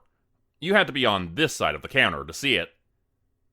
It was a list of rules for running the gas station. Probably made up by the owner of the place, I thought. "What's this?" I asked, running my eyes over it, and growing more and more unnerved by the strangeness of it. Oh, don't worry about that for now. Let me show you how this works first. I pried my eyes away from the poster reluctantly, and finally settled them on what he was doing. But I missed the first half of his cash register demonstration, as my eyes kept being drawn back to the list. A fact I would greatly regret later. "Okay, that about does it," he said, once he finished his demo. "I'm out of here. I'll see you in the morning at 7 sharp. If you have any problems, my number's on the..." "Wait, you're leaving me here alone?" I almost yelled. I couldn't believe my ears. "I just got here. I don't know how to do any of this stuff." He was already headed for the door. "You'll figure it out. It ain't rocket science, kid. Just follow the rules, you'll be fine. Call me if you run into any problems. Barely sleep as it is." "I thought this was a training shift. Isn't there someone else who can stay with me while I..." "It was a training shift. I trained you, didn't I? And nope, there's nobody else but me. I just worked for 12 hours and I'm back again tomorrow for another 12. So, it's up to you now. Got it? Trusting you to run this place, understand? You got a big responsibility. We're all counting on you." I stammered something else in response, but he was already out the door. "Read the rules," I heard him yell over his shoulder as he stepped out into the fresh evening air. "They'll tell you everything you need to know." I stood in the middle of the store, watching him go, thinking about chasing after him. I could say I wasn't feeling well. I was sick and needed to... No. I needed to stay, I realized. It was time to be an adult and earn some damn money for myself. To pay my way. But every ounce of my being wanted to run out that door and never come back. Reading the list of rules did not help. Rules for Hollow's End, gas, and snacks. Night shift, the poster read. I began to examine it, thinking it was going to be just a list of duties. I wasn't wrong at first, but as I continued to go down the list, I became more and more confused. Rule number 1. All merchandise must be restocked and faced for the day shift. Rule number 2. Remove all empty pallets and crates from the storefront area before 7 a.m. Rule number 3. When the cash register contains more than $100, deposit half into the safe. You will not require the code to make deposits, and the combination is withheld from you for your own safety in the event of a robbery. Rule number 4. If a white Cadillac convertible pulls up to the gas pumps at 3:52 a.m., do not turn on the pumps. Do not assist them or respond to the driver or his passenger in any way. Rule number 5. Do not exit the gas station between the hours of 3 and 4 a.m. under any circumstances. Rule number 6. If a spontaneous fire breaks out in the storage room, do not attempt to put it out. Do not leave the building until the fire spreads to the storefront area, at which time the fire department may be notified. I had to reread this rule several times. It had to be a misprint, I told myself. It made absolutely no sense. Did they really want me to wait to call 911 if a fire breaks out in the back room? And to not evacuate the building? That was crazy, right? I continued to read, only getting more and more bewildered. Rule number 7. If the phone rings, please answer it. If the person speaking to you on the phone sounds familiar, hang up immediately. Rule number 8.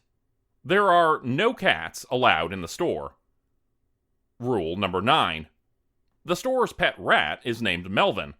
Please replenish his water bowl if you see it is getting low. It is located in the back room beneath the sink. Rule number 10. If the lights go out, don't move until they come back on. Try not to make too much noise and avoid loud breathing. Rule number 11. Provide exact change when interacting with customers. Do not accept tips under any circumstances. The till must be balanced for the day shift. Rule number 12. If you become dizzy due to sudden smells, sights, or sounds, you may step outside for a 5-minute break once every hour. The only time you may not leave the building is between 3 and 4 a.m., as stated previously in rule number 5. Rule number 13. Have fun. The last rule seemed to be tacked on purely for a gag, like several of the others, and to ensure the list totaled an unlucky 13, I assumed. Why not make it extra weird and creepy after all? I looked down at my watch. It was 7:01 p.m. I had officially started my first hour of work. I was making money. I tried not to think too much about how little money it was, considering it was minimum wage, and instead reread the list several times. After doing that, I looked at my watch again. Somehow, it was still 7:01 p.m. It was going to be a very, very long night. I decided to start my shift by knocking off the first 2 items on the list. I would stock the shelves, face the products, and put all the empty crates and pallets in the back room. That would inevitably take several hours, if not longer. After about 30 minutes, I was pretty much finished. I only had 1 item left to restock. The clock on the wall hung there with its hands unmoving, mocking me with the slow march of time. As I began to refill the empty spots on the shelf in the condiment section, where spicy mustard had once been, I heard a sound. I looked outside to see a car pulling up to the gas pumps. I watched as they got out of their car, walked around it to the gas pump, and began trying to use it. Their expression quickly turned to one of confusion, then anger, as they looked over at me and saw me standing there, holding spicy mustard in both hands, and gawking at them stupidly. "Hey, can you turn the pump on?" I heard the guy yell after a few more seconds. I realized he was looking at me, watching him through the glass doors. "Oh, sorry," I yelled back, remembering I worked there. I ran behind the counter, still holding the mustard in both hands. Once back there, I quickly realized I had no idea what I was doing. There was probably a button or a switch somewhere to turn on the pumps, but I had no idea where it could be. I didn't remember the old man even mentioning it, but I had zoned out for quite a while when he was talking. My armpits were getting soggy with sweat, and I felt beads of it running down my brow. My hands were shaking as I lifted papers and searched between objects for a switch or a button that said gas pumps, or something similar. But I didn't find anything. I looked back outside, and the man and car were both gone, as if they'd never been there to begin with. But I didn't remember hearing the double ding which would indicate him leaving. I ran outside, thinking maybe I could wave him back, but there were no cars on the road for at least a mile in either direction. Weird. Oh well, I thought to myself. It'll just give me more time to figure out how gas pumps work. After taking another breath of fresh air, I went back into the gas station. As soon as I did, I remembered one of the dumb rules. If it was to be believed, I could only go outside once per hour, which meant I had to stay in that smelly-ass gas station until... I looked at my watch. 7:48 p.m. Shit. This night was dragging in the worst way. Still more than 11 hours to go. And I couldn't step outside again until 8:49 p.m. I put an alarm on my phone so I would remember the time exactly. Even if the list of rules was bullshit, I was determined to make a good impression and follow them regardless. Once, while on a field trip in middle school, I heard a story about the centuries-old hiring processes of a castle in my hometown. When they were hiring maids, they would hide a penny in a room somewhere, and would tell the potential maid to clean the room. If they found the penny and kept it, that meant they were trustworthy. If they didn't find the penny, that meant they weren't very good at cleaning. But if they found the penny and returned it to the owner, they would be hired. Maybe this place was a bit like that. The list of ridiculous rules were all there to test me, to see if I would follow directions, no matter how mundane or outrageous. And I was determined to prove that I could do this. I went back behind the counter and immediately noticed the switches for the gas pumps, located right in front of my face where they'd been the whole time. What can I say? I'm unobservant, I guess. That solved that dilemma, at least. I looked back at the list again, studying it more closely this time. Bill had said that if I followed the rules, everything would be okay, and I decided I would try my best to observe all of them as well as I could. I finished restocking the mustard, then got rid of all the pallets that were crowding the storefront, bringing them into the dingy back room. When I returned from the back of the store, something bizarre happened. Something scary. A lot of what I saw is hard to put into words. A skeptic or scientist would likely come up with some explanation for it all, and would say I just imagined the worst aspects of it. But trust me when I say, I know what I saw. And it remains unexplainable, no matter how many ways I look at it. The fluorescent lights glowed brightly, flaring up and blinding me momentarily. Then, they all went out at once. It was fully dark outside, and even the glowing sign for the gas station had gone dim, the humming buzz of the neon now quiet. Snow began to fall softly, making white spots on the pavement outside. The rules, my mind said suddenly. There was a rule about this. I tried to remember what it said, and told myself to settle my breathing and be quiet. That was what it had instructed, to stay quiet and not breathe too loudly. It was difficult, but I managed to do it, after a few quick moments of hyperventilation. Something about the dark space was setting me on edge, and I didn't like it one bit. There was something moving outside, passing in front of the store windows and blocking what little glow there was from the moon and stars. A chill ran through me, and I suddenly began to feel very, very cold. The temperature in the store seemed to have dropped by 20 degrees, and it was still plummeting steadily lower. I started shivering, my teeth chattering. Suddenly, there was a ding from the front door. As it opened and slammed closed, someone stepped inside and began to walk toward me in the darkness. As they drew closer, the air around me grew colder and colder, until it felt as if my skin would freeze into solid ice. Their footsteps were slow and purposeful, and I could tell they knew where I was standing. Somehow, the sound of them walking was the most unsettling part. When their feet hit the floor, there was a wet squelching with each step, as if they'd just been swimming in their shoes. But the snow had just begun to fall a few seconds prior. Which begged the question, where did this figure come from? Why were they soaking wet? And with what? For some reason, I imagined a man with the face of a shark, soaked in blood from a fresh kill. Every part of me wanted to run, but where would I go? And the rules had said to stay still, not to move, and to quiet your breathing. So that's what I did. Whatever was in front of me, now within arm's reach, did not sound like a human, I realized.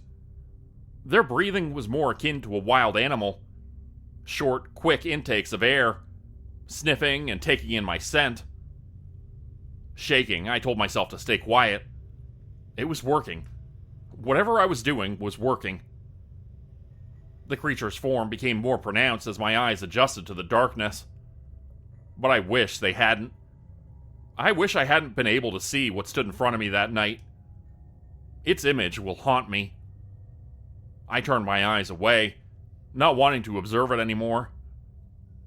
And slowly, ever so slowly, it turned and walked away. The door opened and closed again. The lights flickered and eventually turned back on, as the temperature rose rapidly back to normal. And I was left shaking, standing in the aisle, wondering what the hell I had just witnessed. After taking a while to recover from what had just happened, I went back over the list of rules again. This seemed to confirm that even the strangest aspects of the list might be real. And whatever this place was, it wasn't your average gas station. That's when I remembered I had Bill's phone number. I could call him and ask him what the hell was going on. I pulled out my cell phone. It was dead. I tried to turn it back on, but it was now a useless, very expensive brick. Shit. Whatever had happened to the lights had clearly affected my phone as well. Hopefully, it was just temporary. I tried the landline behind the counter, but of course, it was also dead. Great. Now what do I do if there's a fire or something? I asked no one in particular. Hopefully it was temporary, whatever was causing the outage. For some reason I thought of an EMP, a weapon which temporarily disables electronics. I wondered if the thing that had come into the gas station had some sort of ability, which created an electromagnetic pulse. Anything was possible, and clearly more things were possible than I'd ever previously imagined, based on the events of the night so far. As I was reading through the list of rules again, for the 50th time, the landline phone rang. I guess it's working again, I thought to myself. And as I picked it up, my eyes settled again on rule number 7. If the phone rings, please answer it. If the person speaking to you on the phone sounds familiar, hang up immediately. Hello? I said. Hey, it's Bill. The voice on the other end of the line said. How's it going, kid? When I didn't reply, he continued. Listen, I feel kind of bad how I left you so quick. Do you need me to come back in to give you a hand with anything? Every part of me wanted to answer and say, yes, please, Bill. For the love of God, please come back and explain to me what the hell is going on in this place. But I resisted. Because the list of rules had said not to speak to the person if they were someone I knew. And I knew Bill. I'd met him earlier and he'd explained what facing meant. I was pretty sure that qualified. Oh, right, Bill said. I forgot all about that dumb list of rules. It's just a joke, kid. Something the owner came up with to haze newcomers. The White Stag's a real practical joker. You'll see when you meet him. Don't worry about that list, though. Only the first few are actually real. I opened my mouth, ready to reply. Ready to laugh it all off and move on with the night. But then, I remembered the blackout. And the creature. That thing had been real. Which meant that the rules were also real. You there, kid? Bill's voice was starting to sound angry. Impatient. I almost spoke again, afraid of disappointing him. But I bit my tongue for another few seconds. Answer me. He sounded different, I realized. Not exactly Bill, but some close approximation of him. Like a recording slightly slowed down or sped up. I started to put the receiver down, and as I did, I could hear him continue speaking. But his voice was changing, becoming deeper, more distorted and inhuman by the second. Answer me, boy. You will answer for your sins. Grothrock will have you. He will eat your soul and dine on your insides as you... When his voice was finally cut off and it was quiet again, I could hear my heartbeat in my ears. It was pounding so hard I could feel my pulse beating in my neck. My hands were shaking again, and I was sweating through my shirt. I was going to need a shower in the morning, after all this was done. The next customer that came into the store was exceedingly normal. It really threw me off. After everything that had happened so far, I actually jumped a bit when I saw him. Thankfully, he didn't seem to notice. The man was wearing a plaid shirt and denim jeans, and he was roaming the aisles as if looking for a snack. His eyes settled on the pizza-flavored combos and a pack of Twizzlers, and then he was off to the fridges at the back of the store containing drinks. He took a while to decide what he was going to buy back there. The whole time, I'm freaking out. Like, this guy's going to expect me to know what I'm doing here, and I'm going to completely disappoint him. Like, what if he wants to pay with debit? What if he wants to pay with cash? What the hell am I supposed to do? I was getting flop sweats again, I realized, as the man started wandering over towards the cash register.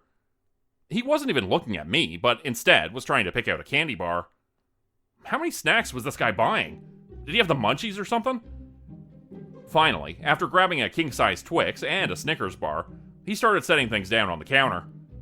I picked up the bag of combos, hoping some sort of hidden Jason Bourne gas station clerk reflex muscle memory would kick in. It did not. We stood there awkwardly making eye contact for several long seconds. First day? The guy asked, his eyebrows raised. This place has so much turnover, it's like a frickin' revolving door. He laughed in a way that made me feel better, even though he was technically laughing at me. I've been coming here for a while. Bill taught me how to work the cash register once during an emergency. I can show you again if you want.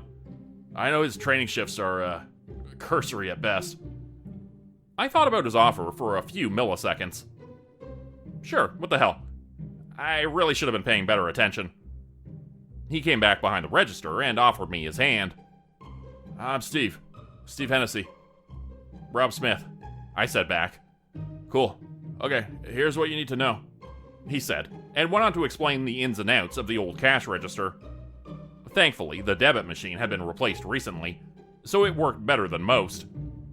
He hit a button after ringing up his own purchases, and the cash register popped open. That's all there is to it, he said, grabbing a bag and putting his things in it. Usually the clerk does this part, but it's not a big deal. Oh, sorry, I said, reaching out to help him awkwardly, even though he was already done. I got it, man. It's all good. Alright, I hope that helped. Have a good rest of your shift. He started walking out, and I called after him. Wait, hang on. He stopped at the open door and looked back at me, with somewhat of a guilty look on his face. What's with the rules? Are they for real? Something came in here when the lights were out and... His face went a shade paler, and he didn't answer for a few long moments. Yeah, they're for real, dude. Take care of yourself. Looks like you're doing good so far. You're still alive, after all. Even after coming face to face with Winter's Kiss. Just keep following the rules and you'll be fine. Oh, okay, thanks. Wait, what's the... His voice was muffled through the glass as he called something back over his shoulder. Something which took me several minutes to decipher. After piecing it together, I realized what he'd said. Make sure you balance your till. And then something else occurred to me. Steve had opened the register, but he hadn't actually put anything inside of it. The son of a bitch just walked away without paying. I almost ran outside to chase after him, but then I looked at the clock on the wall and realized I couldn't. It still hadn't been an hour since I'd last went outside, for another brief fresh air break. I was trapped in here. And worse yet, I would have to put my own damn money in the register to balance what I'd lost. At least it gave me another chance to practice using the register, I thought, going through the steps again, same as before. I took back my change, leaving almost $20 of my own cash in the till, and hoped that would be sufficient to undo the evil which Steve had wrought. I was about to refresh myself on the list of rules again, when a squeaking sound came from near my feet, and I looked down to see a pudgy rat with brown fur and white whiskers. I actually screamed out loud, almost kicking the poor thing. But then I remembered one of the rules. Rule number 9. The store's pet rat is named Melvin. Please replenish his water bowl if you see it is getting low. It is located in the back room beneath the sink. "Oh shit, it's Melvin!" I cried out loud. The rat stood up on its hind legs, squeaking happily upon hearing his name. Then it ran off towards the back room, stopping once to look back over its shoulder, saucily.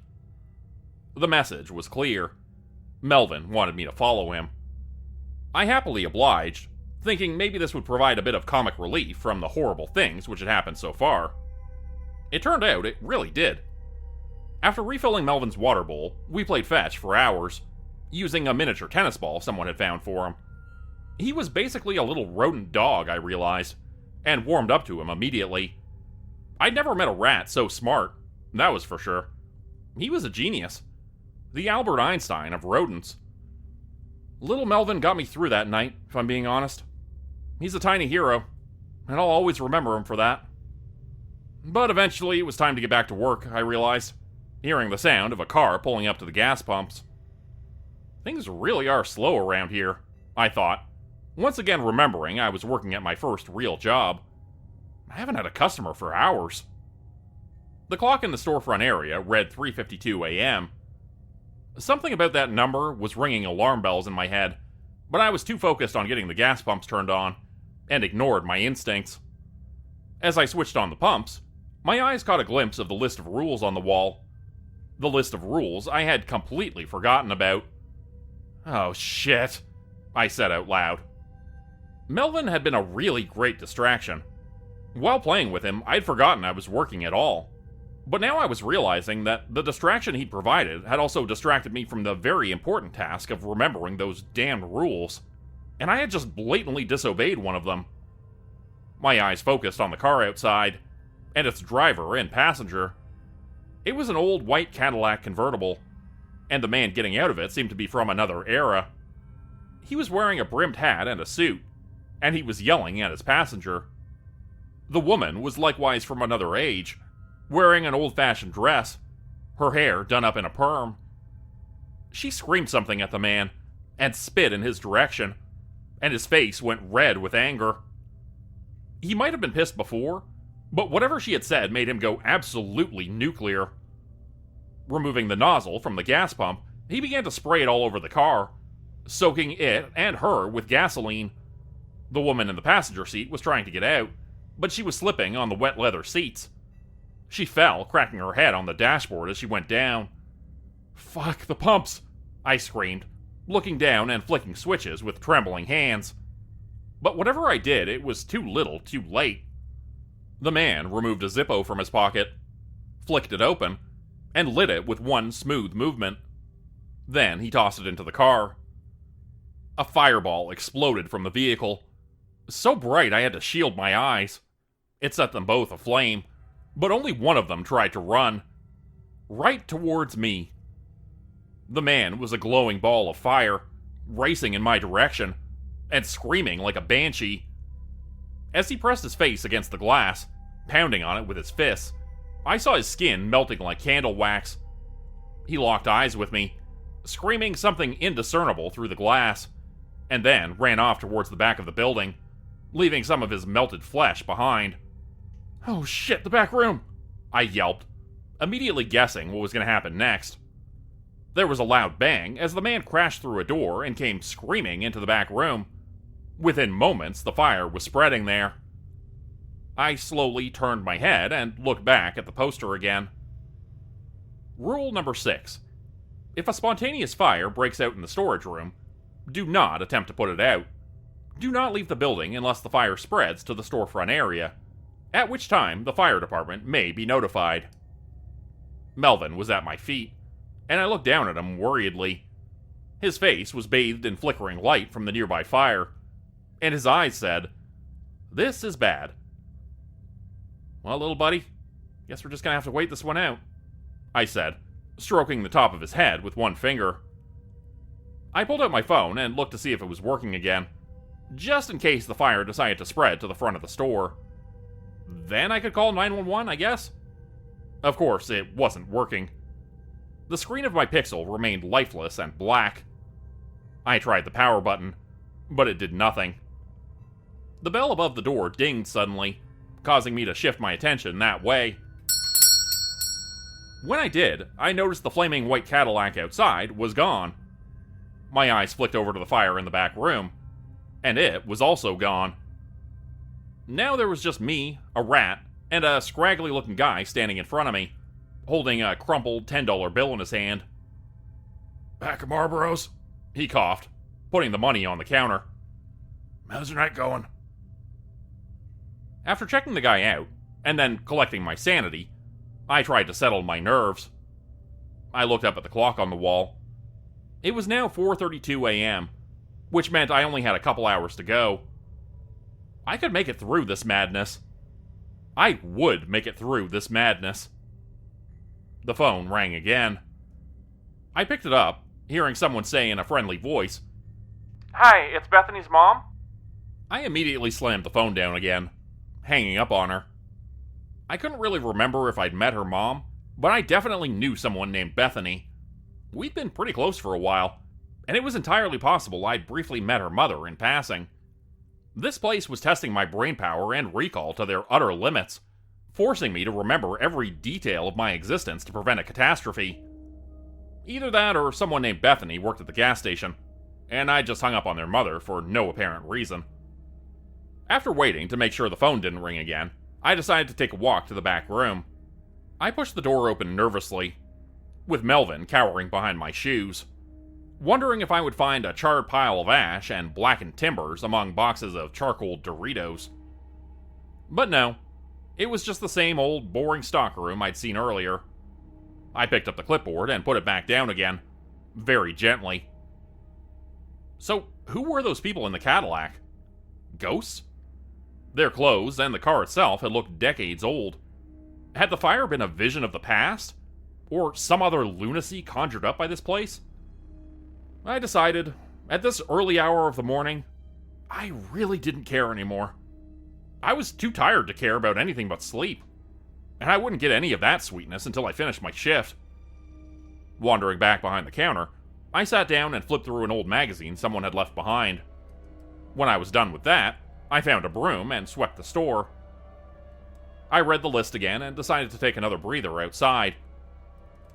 As I opened the glass door, I saw a cat approaching from around the side of the building. It was trying really hard to be stealthy, but I saw it coming and slammed the door just before it could get inside. "No cats allowed," I said. "I see you down there, trying to pull a fast one on me, but it's not going to happen." The cat seemed unperturbed. It sat down just outside the door and began licking its paw. I stood there for a few minutes, enjoying the fresh-ish air, slightly tainted by petrol fumes. Then I decided to head back in. No sense pushing it now, I thought. The rule said 5 minutes of outdoors time per hour, so that's what I'm sticking to. But when I tried to go back inside, the cat was right there, attempting to squeeze through the door.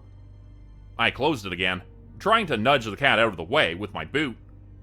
The cat swiped at my leg with its claws roughly a dozen times in quick succession.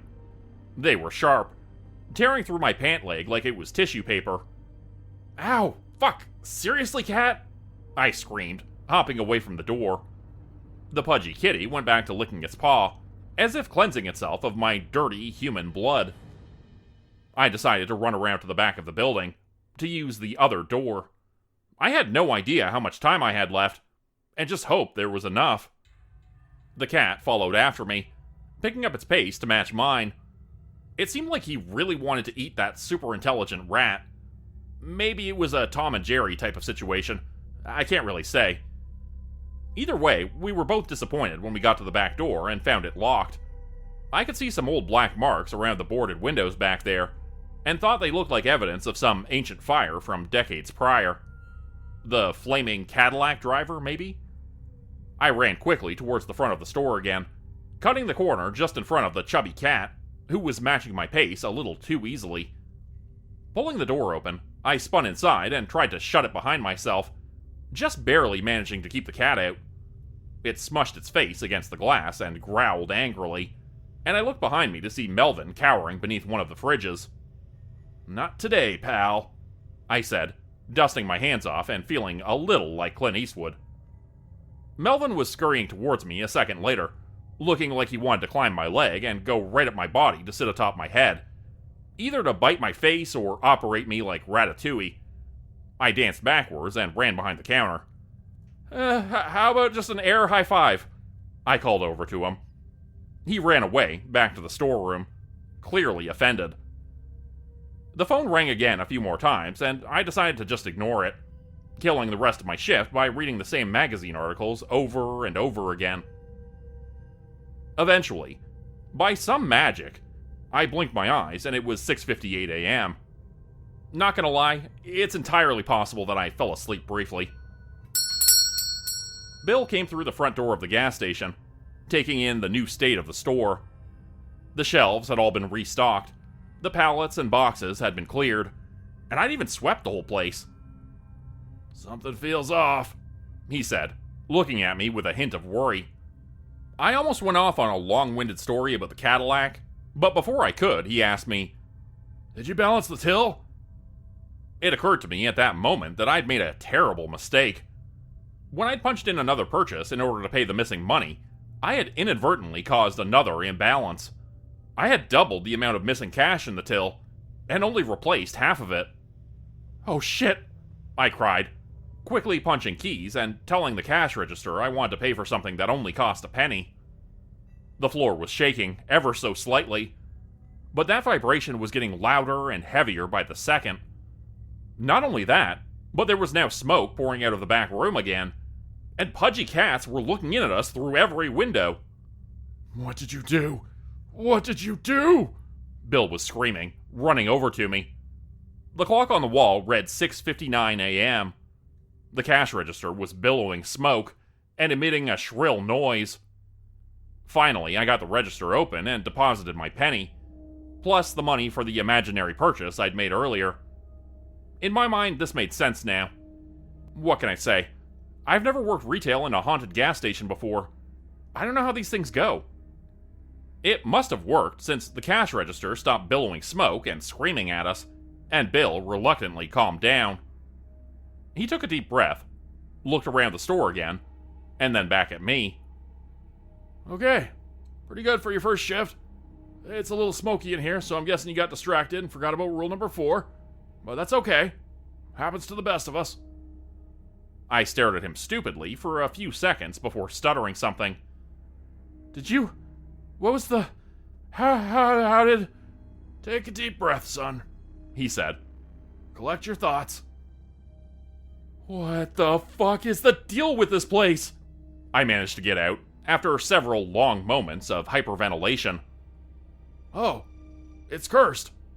And it's in Hollow's End. You're new around here, I take it?" Well, yeah, rental prices seemed low, and... What does that have to do with anything? This isn't normal. You get that this isn't normal, right? "Sure. You get used to it. By the way, I'll need your social if you decide to stay, and your bank account info if you want direct deposit. I can always just hand you a check on the 1st and 15th, but it's a hell of a lot easier if you just go there and get one of those little forms." I took a few seconds to collect my thoughts before responding. Can we just talk about this for a few seconds? Like, what was that thing that came in here when all the lights were out? And who was the guy in the Cadillac? Was he a ghost? And how is Melvin so smart? And is there a Bethany who works here? Nah, but her mom likes to call and chat sometimes. She's pretty cool if you get to know her. He was about to move on to the rest of my questions, but before he could, the morning rush started. There were 12 customers in and out within a matter of minutes. Bill worked fast for a guy his age, and I started feeling fortunate I worked the night shift, rather than this busy time of day. The rules were tough, but customer service? That's a real nightmare. "So, are you gonna be back again tonight?" Bill asked, sounding stressed between customers. "I don't know if I could pull another 36-hour shift if you decided to quit." Well, if I did come back, would you answer some more of my questions about this place? I asked. Tell me what the deal is with this town? It seems a little weird. An old lady in line gave me a dirty look. "Youngsters these days," she said, shaking her head. "This town is special, young man. You should be happy to live here. And besides, it's not like you can leave now. Huh? Sorry, what? What now? Uriel. Poor guy's already had a long night. No need to worry him further just yet. It was his first shift, and he survived the night. That should tell you something about his character. She harumphed, but gave me a warm smile on her way out. I got the feeling the old bird was nicer than she let on, if you got to know her. Don't mind her, Bill assured me. Now, what do you say? Are you coming back tonight? Or do I need to put up another ad on Craigslist? Melvin the rat was watching me from the corner, waiting to hear what I would say, as were several other customers in line, who were all waiting for me to answer so Bill could finish ringing them up. I need this job, I said to myself. There's no going back now. I'll see you tonight, Bill. 7 o'clock sharp, I said, going out the door. Actually, it's polite to show up a few minutes prior to the start.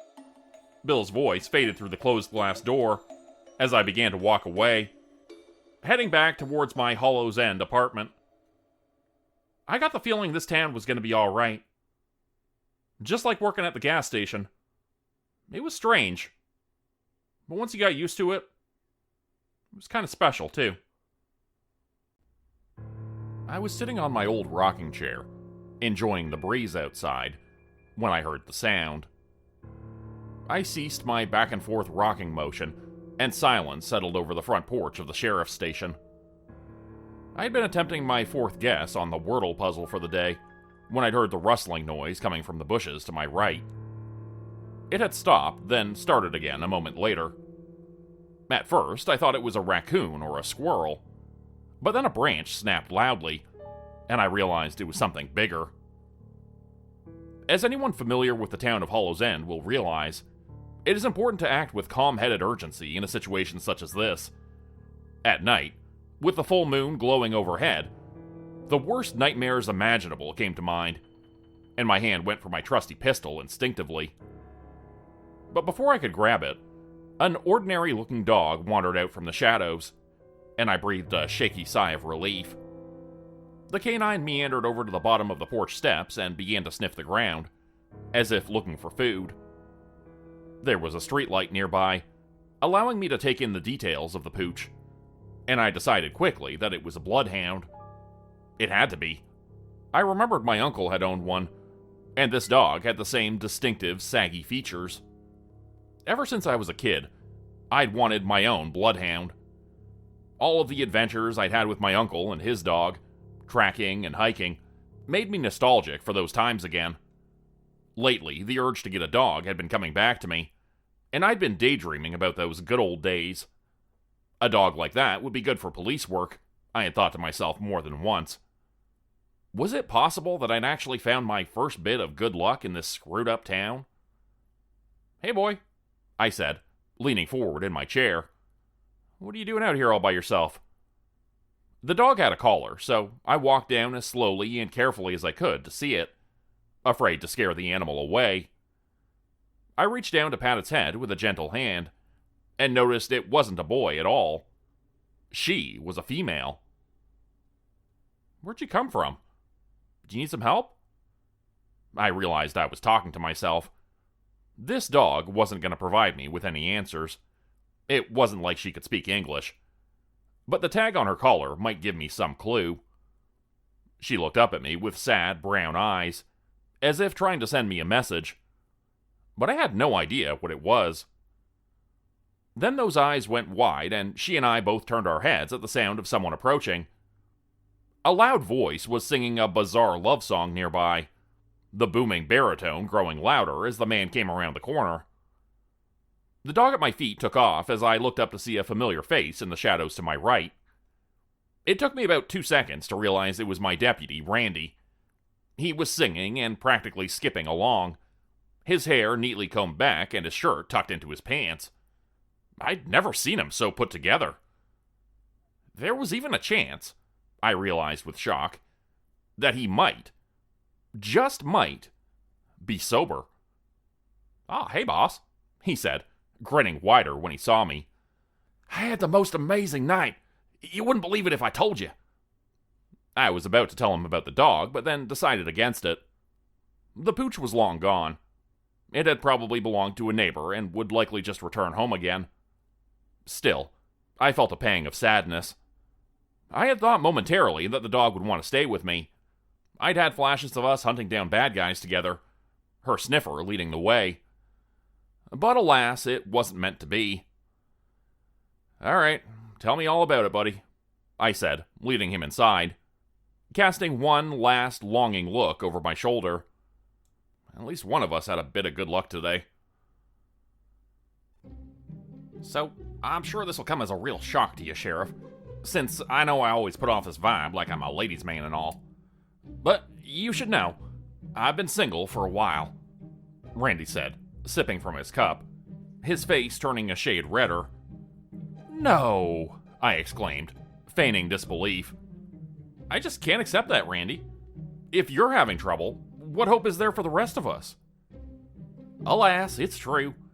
Things haven't exactly been going great in the women department for me lately.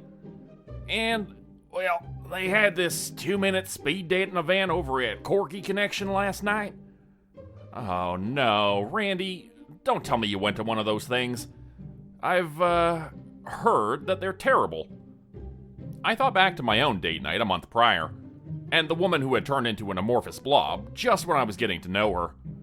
I shuddered. "Not only did I go, I met my soulmate, boss. It was love at first sight. The two of us left after talking for about 30 frickin' seconds. I can't believe how lucky I am. It beats me what the hell she sees in me, but I'm glad she does see whatever it is she's saying." I nodded politely, urging him to continue rambling. "Anyway, we took a walk through the park, had dinner together. We would have spent the night together too, I bet, if she didn't have to work. How about that? She's a night owl to boot. You know how much I love pulling all-nighters?" "Those are called benders," I thought, but didn't say out loud. "That's awesome, man. I'm really happy for you," I tried instead. Then had a sinking feeling in my gut as something occurred to me. Randy was not exactly the most practical individual. "Did you get her phone number?" "Domina, I think her name is," he said, ignoring my question. "Can you believe that? How frickin' hot is that? Domina. I bet she's into some freaky shit." Yeah, that's a really pretty name, Randy. Did you get her phone number? Or did you give her your number?" I was suddenly starting to worry for my friend. He wasn't exactly the sharpest tool in the drawer. "Do you have any way of contacting this woman for a second date?" He thought about this, but then continued, unfazed. "Nah, but it doesn't matter, dude. Don't you get it? We're in love. Doesn't matter that she doesn't own a cell phone, and I couldn't remember a landline telephone number if it was tattooed on my left ass cheek." There was already another tattoo on the other cheek. I'll spare you the details, but it depicted Grimace and the Hamburglar doing something you wouldn't want your kids to see. "We're in love. I'll bet you $20 I see her again within a day." I said, shaking my head. "No more bets with you. I learned my lesson the last time. You and your frickin' abilities. And now you're sober to boot? Hell no. You'll probably bump into her first thing in the morning with your luck." Randy was smiling and nodding his head, as if this were already a fact written into history, rather than an event that was going to happen the next day. But, of course, as it turned out, he would be right. We were going out for a patrol when the woman caught our attention, waving her hand and shouting from a little ways away. "Randy!" she was yelling. "There you are! I've been looking for you!" My deputy looked at me and gave me that shit-eating grin of his that said, "Told you so," before actually saying, "I told you so," and sticking out his tongue at me. Lucky son of a... My words caught in my throat as the woman came closer. She was, in fact, very beautiful. And by all appearances, she was also very into Randy. I tried not to stare as they made out briefly. But then I looked closer and saw the tears in her eyes. Something was very wrong. I hustled over and caught most of what she was saying, as she buried her face in Randy's shoulder and bawled.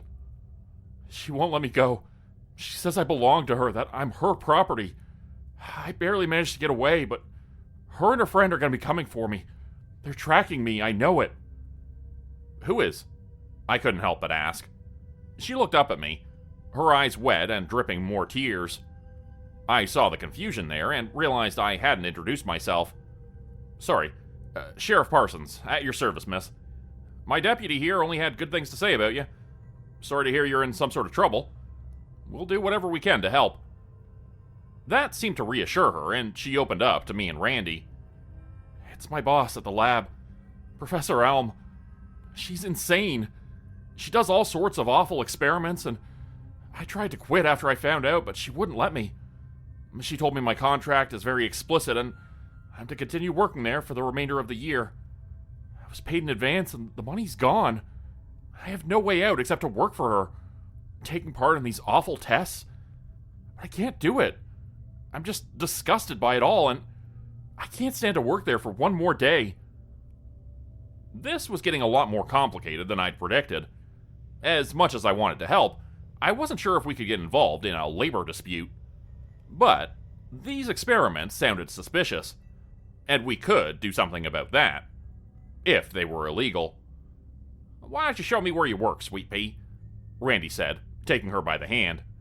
I'll have a chat with these folks, and we'll get everything sorted out. Really? Did you mean that? Of course. Now, just give me 1 second to confer with my colleague here about some important police-type matters. I'll be right back with you. He kissed her on the cheek, then pulled me aside and whispered in my ear. See? Isn't she hot? Dude, I hit the frickin' jackpot. Now, you stay here while I pretend to be all manly and whatnot and get her some street justice over at the lab where she works. I tried not to explode, and attempted to whisper quietly back at him. Street justice? What the hell are you talking about? Listen, don't do anything stupid. I get that you want to impress her, but I'm getting a bad feeling about this. If you start to feel like something is up, call me right away for backup, got it? Dude, I got this. Just chill at the station and play your stupid puzzle game on your phone. I'll be back in like half an hour, tops. Just text me the address of the place when you get there, so I know where you are, I shouted, like the parent of some unruly teen. You got it, boss. He sauntered off, casually finger-spinning the keys, which belonged to the only police vehicle in town. If I was going to provide him with backup, it would be on foot. 2 hours later, Randy still hadn't returned. He also never texted me the address of the place, leaving me guessing at where they actually went. Come on, man, I was grumbling to myself, standing outside on the front porch waiting for him, my leg bouncing up and down nervously. I checked my phone for the 50th time, then put it back in my pocket with a sigh. I did a walk around town after that, looking for this mysterious lab. Despite asking several people and searching for hours, I found nothing.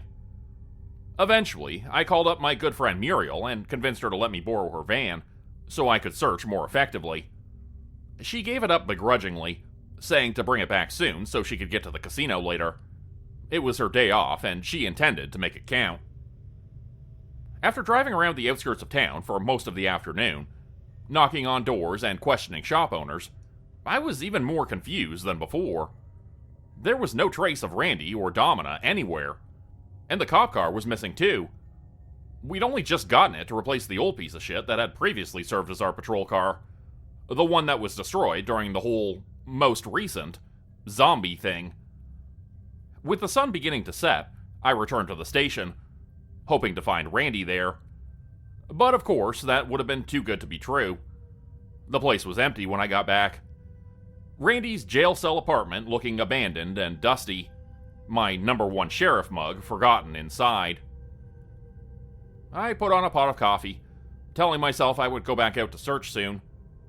My stomach was rumbling with hunger, and I realized I hadn't eaten anything all day. A headache was forming as pressure behind my eyeballs, and if I didn't put something in my belly soon, it would only get worse. There was some stale bread and peanut butter in the cupboard, so I made some toast and slathered it on thick. But when it touched my lips, I found the thought of chewing made me feel nauseated, and I nearly retched.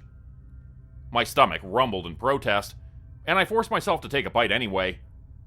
I took a long gulp of water to wash it down, the sticky peanut butter clinging to the roof of my mouth.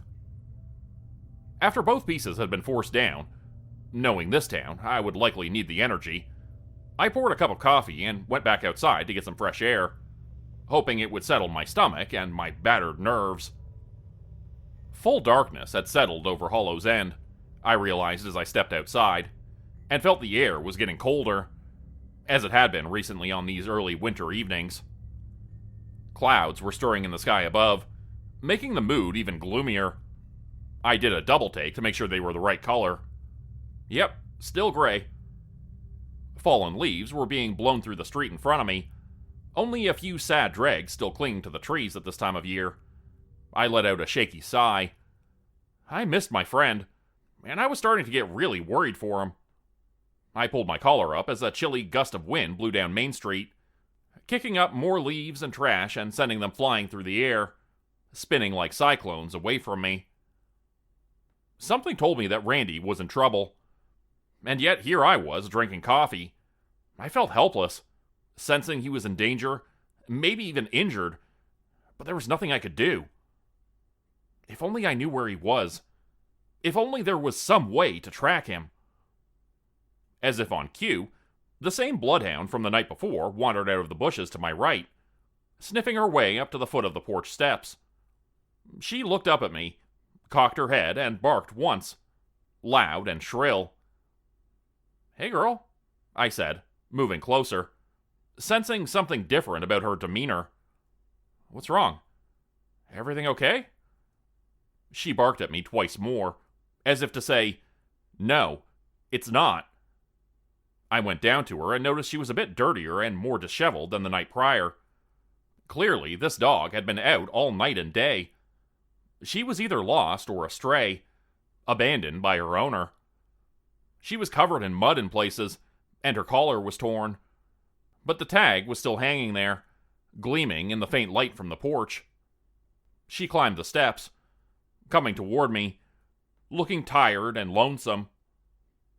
Kneeling down, I grabbed a hold of her collar and looked at the tag.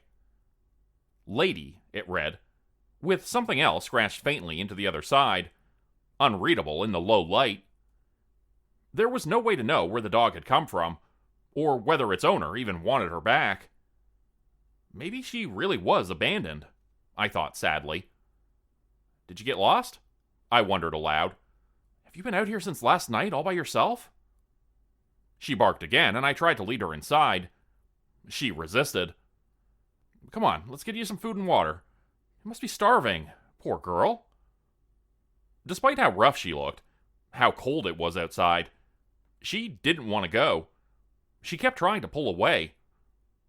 I opened the door and tried to drag her inside. As much as she needed my assistance, she was a stubborn old girl. Finally, I reached down and picked her up, carrying her with me into the warmth of the sheriff's station. The whole time, she struggled and bucked against me. I managed to find some bowls in the cupboard and set one out with water, then filled another with a cold can of beef stew. It was the only thing I could find, and I figured she would gobble it down. But strangely, both bowls sat untouched. Lady scratched at the door, as if desperately wanting to be let out. "What is it, girl?" I asked, walking over to her. "Do you need to use the bathroom or something?" She looked up at me, and if it was possible for a dog to give an annoyed expression, she gave me one then. A moment later, she was back to scratching at the doors. "I don't have a leash," I said. "Are you going to be good?" She glanced at me, gave an almost imperceptible nod, then went back to scratching at the door. Holy shit. Smart dog. I ran over to my desk while she whined at the door, grabbing my gun belt and flashlight. Something was telling me this wasn't an ordinary dog, and it knew something I didn't. Furthermore, it wanted to tell me what it was. I'd always wanted a bloodhound police dog with super senses. Apparently the universe had decided to grant me my wish. Hollow's End never ceases to amaze. Okay, lead the way. But remember, I'm not a dog. I can't run as fast as you. She made a noise that sounded like a snort, then led the way into the street. Immediately, she began to jog eastward, and I followed after her, running full tilt, and barely able to keep up. After 20 minutes or so, we ended up in one of the scarier neighborhoods in town. A flickering streetlight illuminated our path, as Lady veered onto a property to our right. The surrounding homes looked like combination crack houses / brothels, making an attempt at scumbag synergy. The squat blue building sat at the front of a long, paved lot, with a chain-link fence on the right side, separating it from an old, abandoned gas station. Dark shapes of ancient gas pumps and other fixtures made me nervous that someone could be hiding in their shadows, watching us. But I told myself I was just being paranoid. Lady jerked her head in that direction nervously, as if confirming my suspicions. But then she continued on, unfazed. She looked back over her shoulder at me, as if asking whether I was coming or not. I nodded, and she continued to the back of the building, then sat down near a window which opened into the basement. I looked through the window of the house and saw what appeared to be a laboratory on the lower level. There was a steel table, cages, and a workbench with an assortment of expensive-looking instruments. Test tubes, vials, and beakers covered the table, as well as a Bunsen burner and a small centrifuge. Of course. This was the lab where Domina worked. It had to be. And I had a strong feeling that she and Randy were inside, and at least one of them was being held captive. Either that, or he'd skipped town with her, stolen my car, and driven to Vegas, and I was following a dog around as if it could talk to me. Considering this was Hollow's End, I decided it was probably the former, not the latter. Nothing ever went right for me in this town. Rather than announcing my presence, as probably was legally required, I decided to slip in silently through the window. No, I didn't have a warrant. And yes, I am a terrible police officer. This is not new information. Anyways, I managed to climb down from the window without making too much noise, and Lady jumped in after me, making my attempts at stealth look clumsy. She continued to lead the way, as if this were all no big deal. I followed after her, until we reached a wooden door. She stood in front of it and whined, looking up at me. I pushed it open. Inside was a nightmare. There were at least a dozen sweaty people locked up in cages, barely large enough to hold them. They were all sniveling and crying and trying not to make too much noise as we entered. My legs were wobbly and the hair on the back of my neck stood up with terror as I took one step into this holding room, and then another. The lab outside had been warm, but this area was baking hot and humid, with no windows to ventilate it from the heat of so many bodies.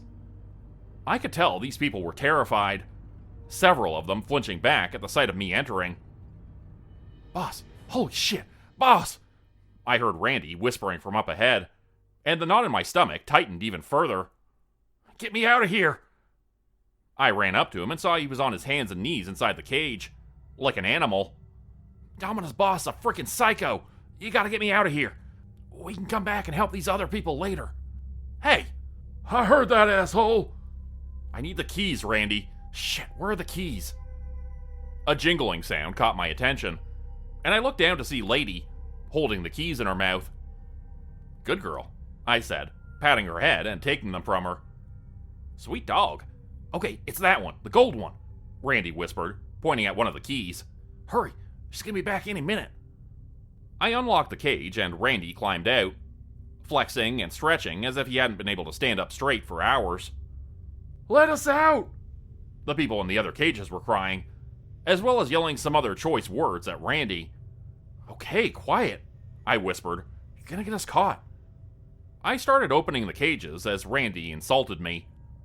"What are you doing, you idiot? I'm leaving if you're gonna be a frickin' Boy Scout again." "Randy, we're police officers. How many times do I have to remind you of this fact? Serve and protect? You can't just think about yourself all the time." I had managed to release several of the prisoners, who ran away immediately, giving me their thanks and giving Randy the finger on their way out. One woman kicked him in the shin. I heard them clamoring at the window and escaping the lab one by one. But then, Lady began to bark. Emitting one shrill cry after another, she began backing out of the room. Then, she turned and ran. I tried to follow after her, and so did Randy. But before we could, the door slammed shut. You mangy mutt! Get back here! I heard someone yelling from outside the door. Randy tried to open it, but found it locked. The two of us began to slam our body weight against the door, one after another, trying to knock it down. But it wouldn't budge. Reinforced steel, said a mocking voice from outside. just like the cages you two will be going into. Aw, shit. Aw, shit, no. Oh, why? Oh, why didn't I just run when I had the chance?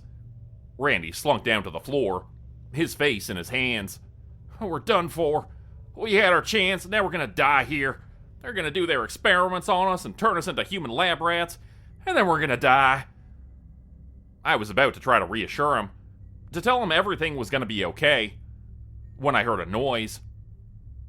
A hissing sound came from the vents above us, and I noticed a slightly yellow-colored gas being pumped into the room. After seeing this, I suddenly felt very, very sleepy, and hit the floor with my face as I passed out. The best part about being asleep is you can't really feel pain when you're unconscious. That's why if you're in the hospital, a lot of nurses won't wake you up to give you pain medication. They'll let you sleep through the night instead, except in extreme cases. Because if you're asleep, that means you're not in pain. To get all scientific about it, when you're in REM sleep, your motor receptors are turned off. I saw a YouTube video about it once. Pretty sure it was accurate. But I swear that while I slept that night, under the influence of that strange gas, I felt pain. My lungs burned and my throat felt raw. My eyes watered and my dreams were of chemical warfare and people in gas masks that made them look like giant insects. Insects and animals walking on two legs, in the forms of humans, their faces hidden. When I woke up, I was in a cage, just like the one I'd rescued Randy from, what felt like moments before. My deputy was in the cage next to me, glaring at me angrily.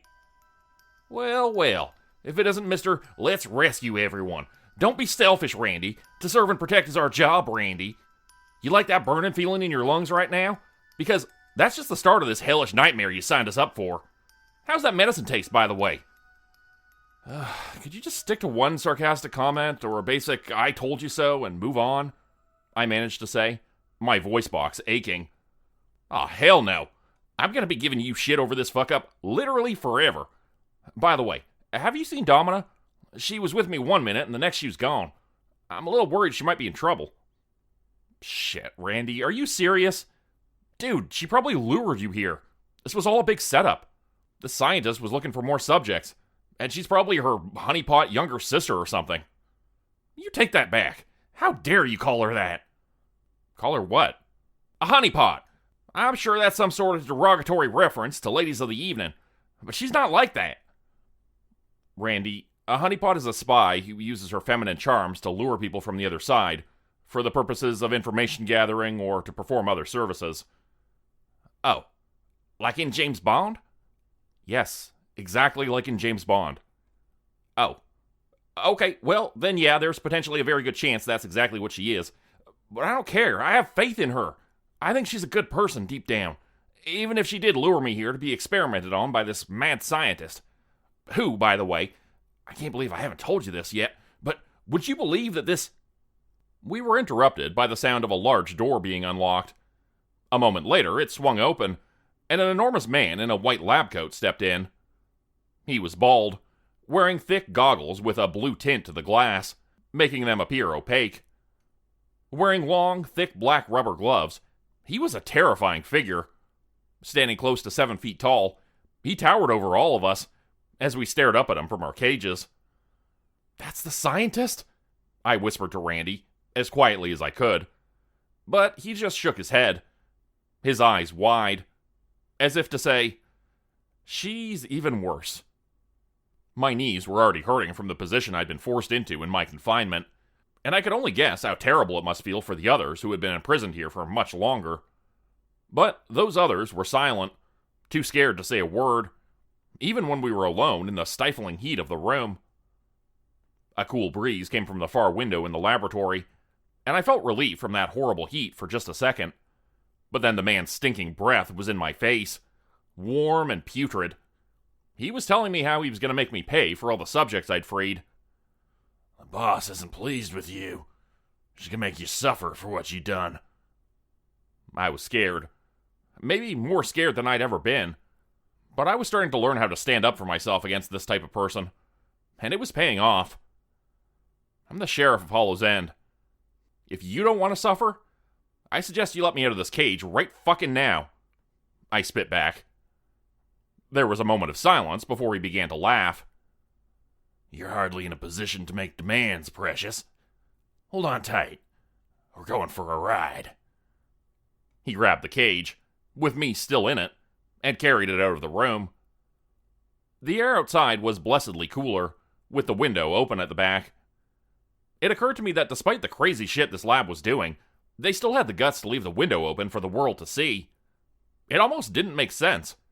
Why not buy an air conditioner, you maniacs? The man set me down on the steel countertop, still inside the cage, and went back to retrieve Randy.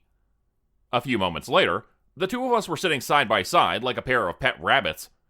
The absurdity of the whole thing was mind-boggling. And then, as if the whole situation couldn't get any weirder, another person entered the room. Actually, to be clear, person is not the correct word. But I don't have any other word I can use to describe her, and I'm not sure one even exists yet. A chimera, maybe? She came down the stairs and entered the laboratory, dressed in a long white lab coat and wearing a pair of thick black-rimmed glasses. She fit the bill of a normal human scientist, for the most part. But her skin was fuzzy, I realized, and she had an unusual nose and big eyes, more befitting an animal than a person. She had no visible ears, and I realized that was because they were tucked beneath the safari-style hat she was wearing. Yes, that's right. I said a safari-style hat. I don't know how else to describe it. Other than that, it looked like something you would wear while on safari in Africa. Beneath the lab coat, I realized she was also wearing a tan-colored safari shirt and khaki cargo shorts. "Hello, my newest test subjects," she said in a bored tone, around a mouthful of something. Maybe grass or hay. She looked like she had just been finishing up a meal, but was too busy to see it through completely. "I hear you've been very naughty, letting out your other friends. But not so quick yourselves, I suppose." "Who the hell are you?" I asked, my knees aching, sweat pouring down my face. "Why would you do this to people?" She paused, looking thoughtful for a moment, before she spoke. "You want to know why I would do this to people?" Scowling at us, she pulled off the hat, revealing a long, wide pair of ears. Mouse ears. "You want to know why? For my entire life, I suffered in a cage at the hands of you humans. Experimented on, tested on. And then, one of those humans decided to do something he shouldn't have. He decided to play God. He injected me with something that caused me the greatest pain I'd ever endured. And trust me when I tell you, I had already felt great, terrible agony. Worse than anything you will ever face." Her eyes were filled with tears. Her hands clenched into fists that shook violently, as if ready to tear someone apart. "He turned me into what I am. And I will turn you into what I was." "Wait, what?" "Your kind started this war," she spat, grabbing something from her pocket and moving toward us, settling in behind us. "And now I will finish it." "You're insane," Randy said, twisting his neck and trying to look at her, then at me. "She's insane. We didn't do that to you. That was those other people. And that one dude sounded really awful. But don't punish us for their mistakes. By acting like this, you're just as bad as them." I thought for a moment that she would make him suffer for that statement. But instead, she just smiled at us, baring her inhuman teeth, long and narrow. "I've accepted what I am. As should you."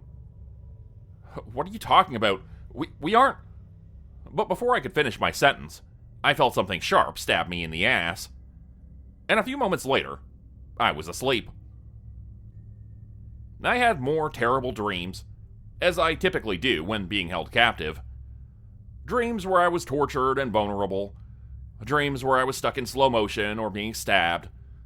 You know, nightmares that I was trapped in a car as it sank beneath the surface of the water in a lake, unable to open the door as the water spilled in and began to suffocate me. But again, I don't remember much of them. Only glimpses, like a slideshow of memories. So many different locations and faces to indicate that time had passed much slower there, in the land of the Sandman. When I woke up, I wasn't sure where I was. It looked like a bright white hallway with corridors at 90-degree angles at the end. After a few moments of adjusting to my aching head and spinning vision, I managed to sit up. Randy was passed out next to me, looking fast asleep. "Randy, wake up," I said, poking him with my foot. He didn't move. I wasn't even sure if he was breathing. "Wake up!" I kicked him harder this time, digging the toe of my boot into his ribs. "Ow, fuck!" he let out, his eyes fluttering open. After a few moments of sitting up and looking around, he asked the same question I was thinking. "Where the hell are we?" "I don't know. There's gotta be a way out, though. Come on." I walked down to the end of the hallway to see what was around the corner. Nothing but more blank, empty walls, with another blind corner at the end. "What's that way?" I asked Randy, motioning for him to check. "I don't know. It doesn't look like anything." Okay, let's try this way." Randy took one step in my direction, then stopped. He looked behind him, then turned to face away from me. "Nah, I think it's this way, boss. Just feels right." I looked at him from down the short hallway. With everything painted white, looking exactly the same in every direction, it felt like we were in a dream. This whole place was so uniform and symmetrical, with no difference in either direction. "How can you possibly know that?" I yelled at him. "Both ways look exactly the same." He just shrugged in response. For some reason, I had to know. I took a few more steps in the wrong direction, at least according to Randy, and turned left at the end of the short hallway. There was a dead end. Of course there was. And that was when it kicked in and I realized what this place was. A maze. A giant, oversized maze. And the scientist, who I thought might be a humanoid mouse, she wasn't a mouse at all. We were humans stuck in an oversized maze created by a giant lab rat scientist. Fucking Hollow's End. Why'd I ever move here? "Well, you were right," I was saying, as I turned the corner to return to the hallway where Randy was standing. "It's a dead end." As I was saying this, I bumped into a wall. The way I'd entered through had been closed off and sealed, leaving me stuck in this little stretch of hallway. I had a nightmare image flash through my mind of it shrinking even further, tighter and tighter until there was no space left. "Shit, Randy, I'm stuck over here. Can you hear me?" It was quiet for a few moments, but then I heard him shout back at me from over the top of the maze. There was no ceiling, but the sheer walls were slick and tall, and impossible to climb without a rope. "Yeah, boss, I'm over here. It's looking like smooth sailing over on this side. You really should have listened to me." I shook my head and muttered to myself, searching for an exit. Sure enough, the walls had shifted again to reveal a path leading forward. It was dark, except for a flickering light far off in the distance. "Keep talking to me, Randy. It's looking real creepy over here on this side." "Just keep moving forward, boss. I got a feeling I might be able to find the exit somehow. But you gotta get back over here to my side when you can. Wait, I see something up ahead. Do you have a door over there that leads left?" I kept walking into the darkness, pulling out my flashlight to see better. As soon as I turned it on, I saw the door on my left, tucked back into the darkness and hidden from sight, like a service entry. Then Randy spoke up again. "You better leave that light off, boss. I got a feeling there's things sleeping in here we don't want to wake up." I flicked the light off. Randy's instincts had been very good lately, and I had a feeling there was more to it than just instincts. A powerful being named Gemstar had recently revealed to him that he had some innate abilities.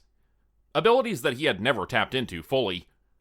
Avoiding the booze recently had only made stronger the foresight and deduction which he'd always possessed, but had buried under gallons of gin, rum, whiskey, beer, wine, tequila, and assorted coolers. Now that he was sober, though, it was getting to the point where it was uncanny how much he knew about what was yet to come, making it even more obvious why I should have listened to him in the first place. But at the time, I hadn't known that this place would lock me into my decisions. Approaching the alcove on my left up ahead, I saw that it looked like a doorway leading into a dungeon in the guts of a medieval castle. It was made of thick wood and had a rectangular opening at the top, lined with steel bars. A heavy chain and an ancient padlock kept it sealed shut. "I'm at the door," I said, my heart pounding. "It's locked. I'm not sure I'm going to be able to get it open." The truth was, I didn't want to open it. I wanted to continue up the corridor, which appeared to brighten around the next bend. Was that daylight? A breeze? I thought it might be. "The way up ahead looks a lot better. There's light and, I think, maybe fresh air coming from that way." "It's a trick, Sheriff. You gotta go through that door on your left. Scary as it looks, it's the only way out of this place. It'll bring you over to my side. Otherwise, you're gonna be trapped over there permanently. I'm sure of it." My mind was racing, my heartbeat quickening even faster now. "How do I know for sure that's even Randy?" a paranoid voice in my mind asked. "Maybe he can't hear you, and that's just some AI rendering of his voice, created by that whacked-out rat scientist." "Trust me, boss," Randy said, and I could hear the fear in his voice. He was genuinely worried I would make the wrong decision again. And every decision you made in this place was locked in. There was no going back. "Okay, I trust you, Randy," I said, pulling out my gun. I gotta shoot the lock off this thing. If you thought lights were gonna wake up whatever's sleeping around here, I'm guessing this is gonna do the trick too. It's gotta be done. Just trust me. We'll figure it out once you're through that door." It sounded like Randy was fairly close, but it was hard to tell with the height of the walls blocking our voices. Still, whatever was in this room was blocking the way, and I got the feeling it was going to be something horrifying. There was a faint sound of something very big moving on the other side of that door. Something breathing heavily. I took a deep breath myself, aimed and fired the gun, 3 times in quick succession. The lock cracked open with the third bullet, and a second later I was pulling it free from the chain and unraveling it. Something had definitely noticed my presence, I realized, and I saw the light at the end of the hallway flickering, the glow blotted out by some giant shape. Something was coming, and it was big. Heavy footsteps shook the ground beneath me as my trembling hands worked to undo the chains around the door handle. After some effort, I managed to yank the chain off and toss it to the ground. Then, after a moment's thought, I picked it up again. I might need this, I thought. I swung the door open, revealing a dank, damp-smelling room, which was a nightmarish shade of black. Something definitely sounded like it was breathing in here. And there was another sound too. Unidentifiable, but loud enough to be noticed. It was like the sound of something sliding and shifting. Not footsteps, but movement nonetheless. "Go on," said Randy's voice. "You gotta move, boss. Go." With another deep breath, I shook off my nerves and stepped inside, with one last look down the hallway. The thing which was approaching from the path not taken was impossible to describe, so I won't attempt to do so. I'll just say it was an ungodly, ceiling-scraping shit abomination, which should not have existed. And it looked angry as hell. I slammed the door shut behind me, using the chain in my hand to secure it. I wrapped the thick steel loops around the door handle and around a post next to it, moving quickly to get it done. An instant later, the door began to rattle and shake in its frame as something massive tried to get in. A giant eye bigger than a dinner plate glared at me through the bars, but it would not have been able to get through that opening if it had tried. It was a good thing I'd listened to Randy this time. I began to walk through the dark room, towards a small keyhole on the other side. There was light coming through that hole, and it was the only hint of it in the room. As the giant beast outside the door retreated, I began to hear louder that sound of another creature from within this room. That sliding and shifting. I finally recognized it for what it was. A slithering movement, like an enormous snake.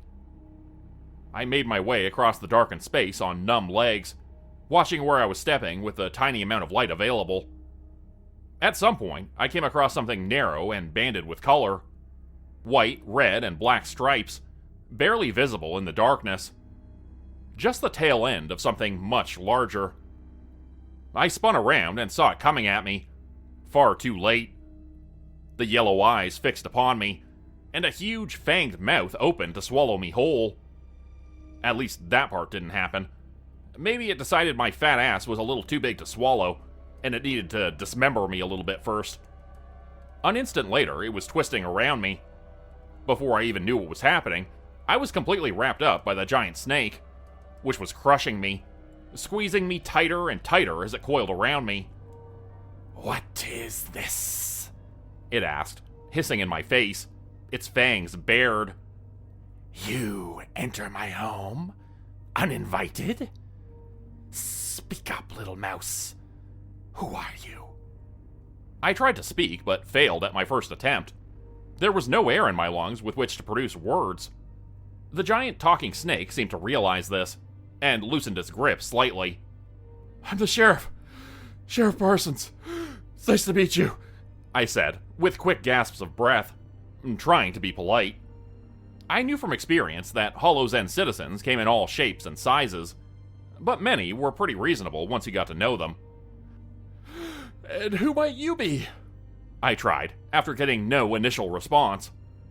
The snake loosened its grip even further. "Sheriff, you say?"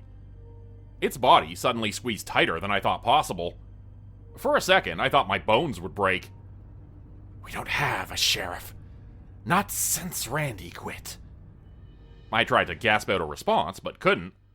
I tried tapping on its scaly flesh with my hand, to let it know I had something else to say.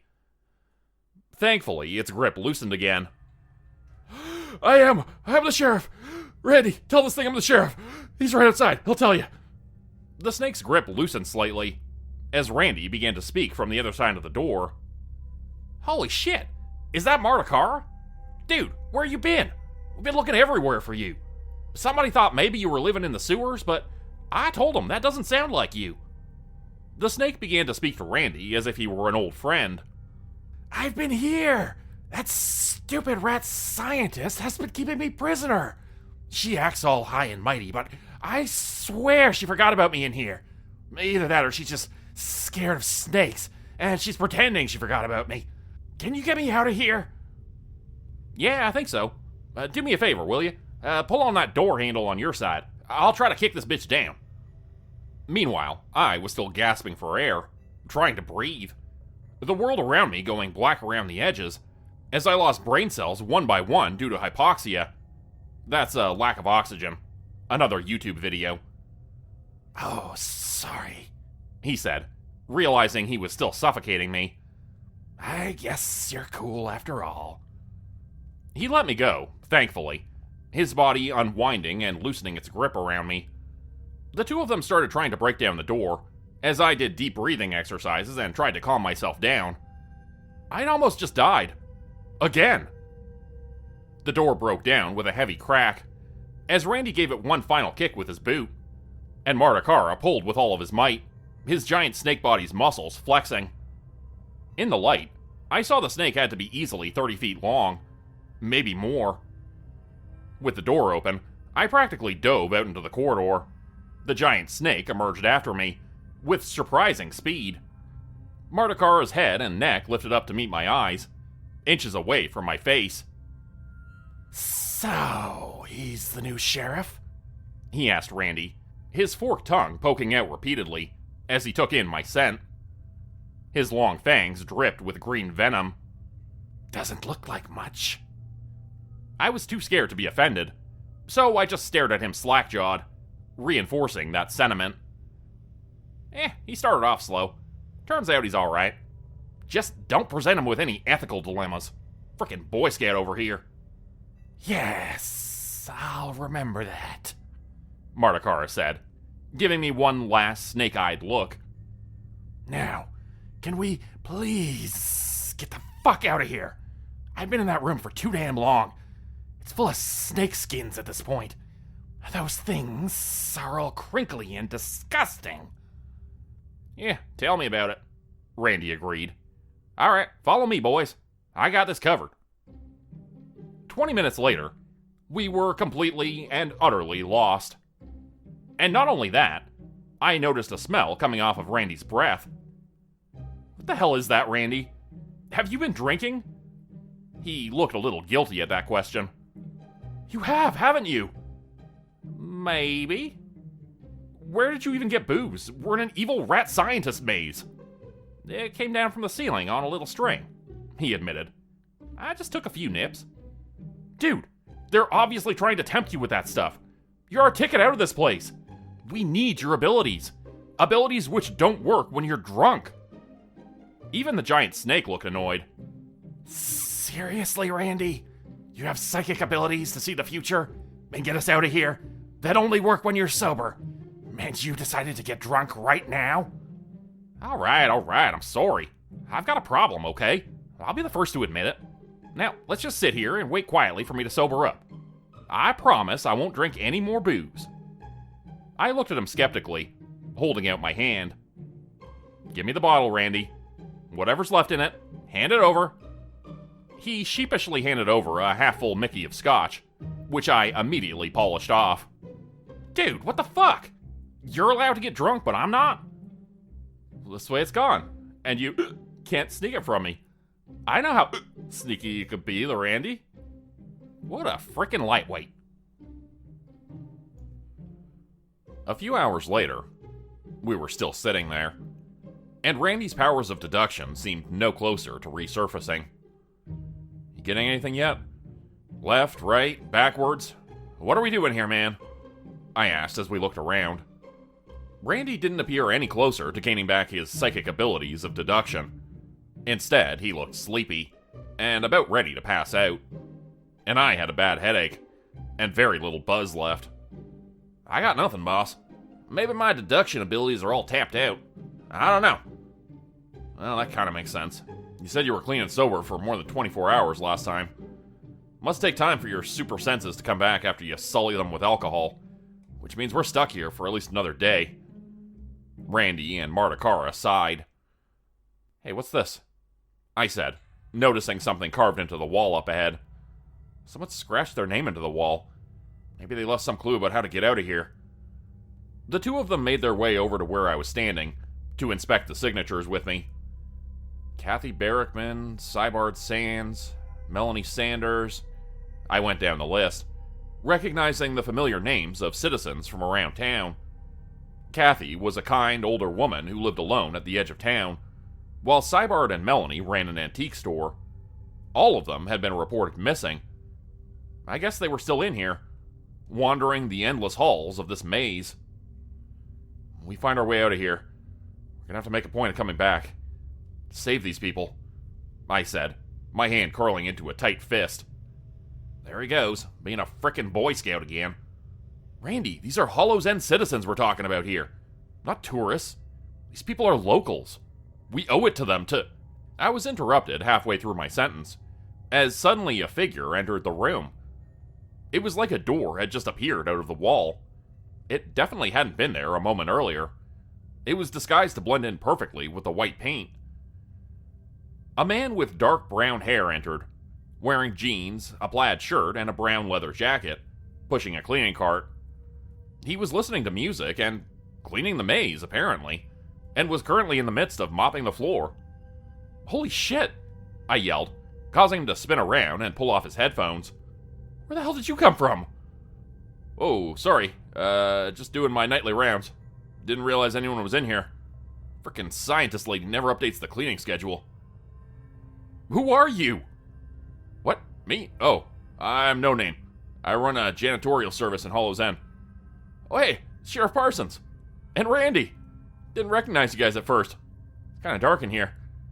Martakara? Is that you? Yes! I've been calling for help for weeks!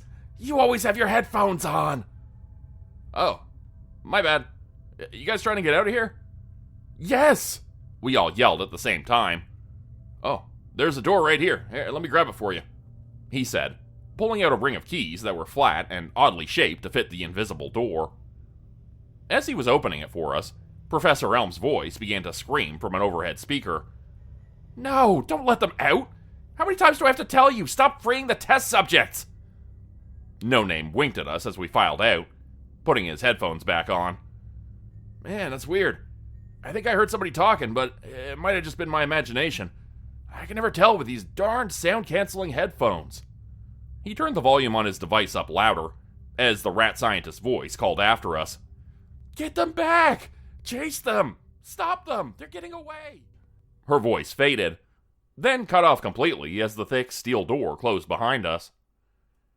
Within half an hour, we were back at the sheriff's station again. Marta Cara was with us, getting warmed up with a cup of tea. It was the first time I'd ever sat down with a snake for a conversation, and I couldn't help but feel like I was missing out. The guy was a delight. What's up, Randy? Why do you look so glum? I asked, after noticing his lack of conversation. His face had taken on a sour look. It's Domina.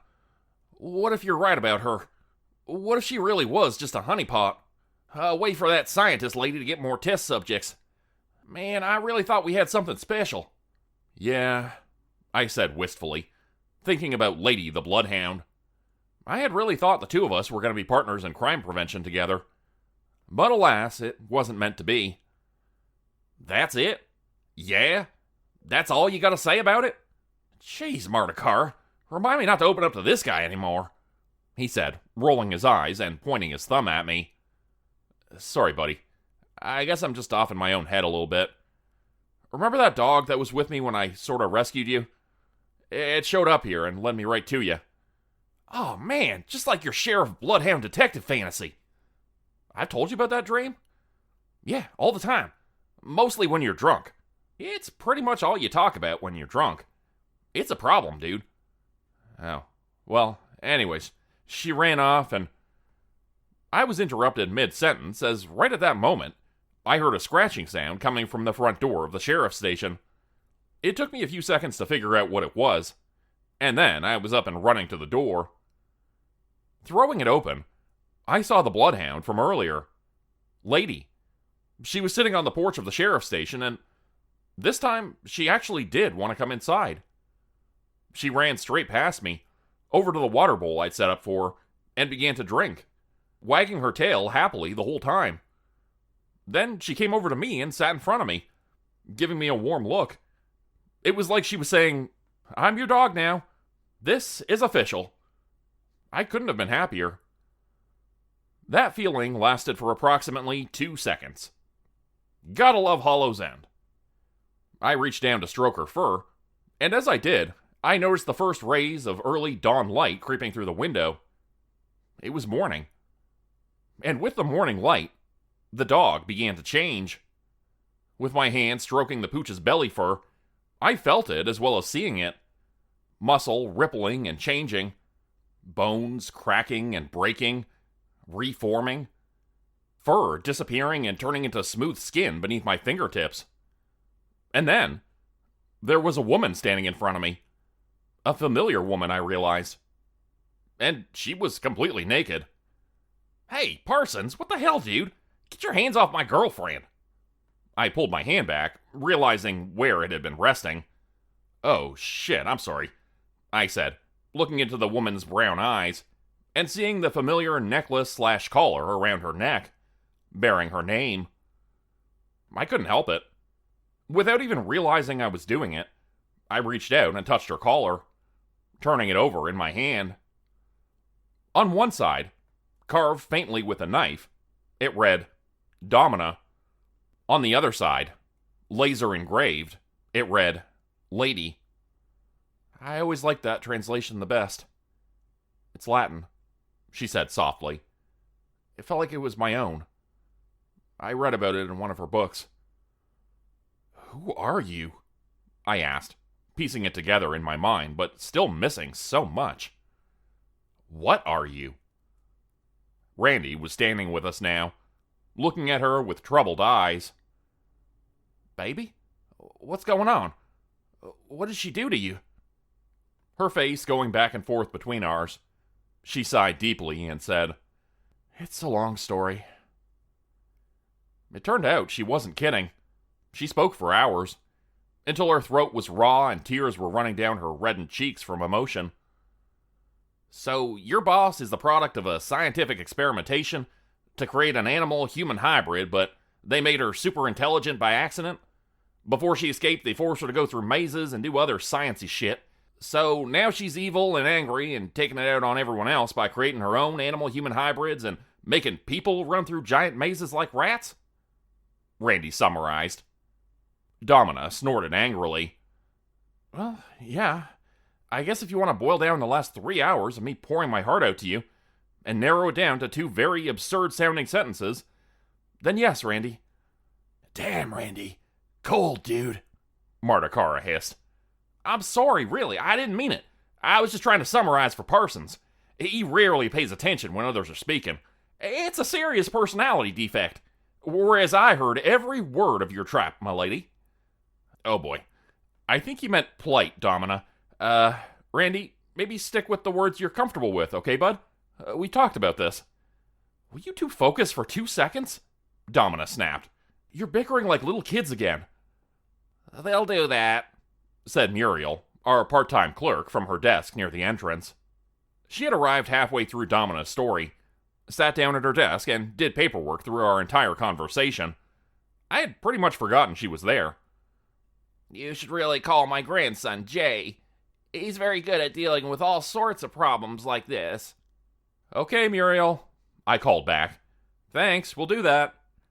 Oh, and thanks for bringing back my van like you promised yesterday, Sheriff. Shit. Sorry, Muriel. Randy looked at Domina seriously. You still haven't explained how your whole deal works. Can you change back and forth at will? Is it only on full moons?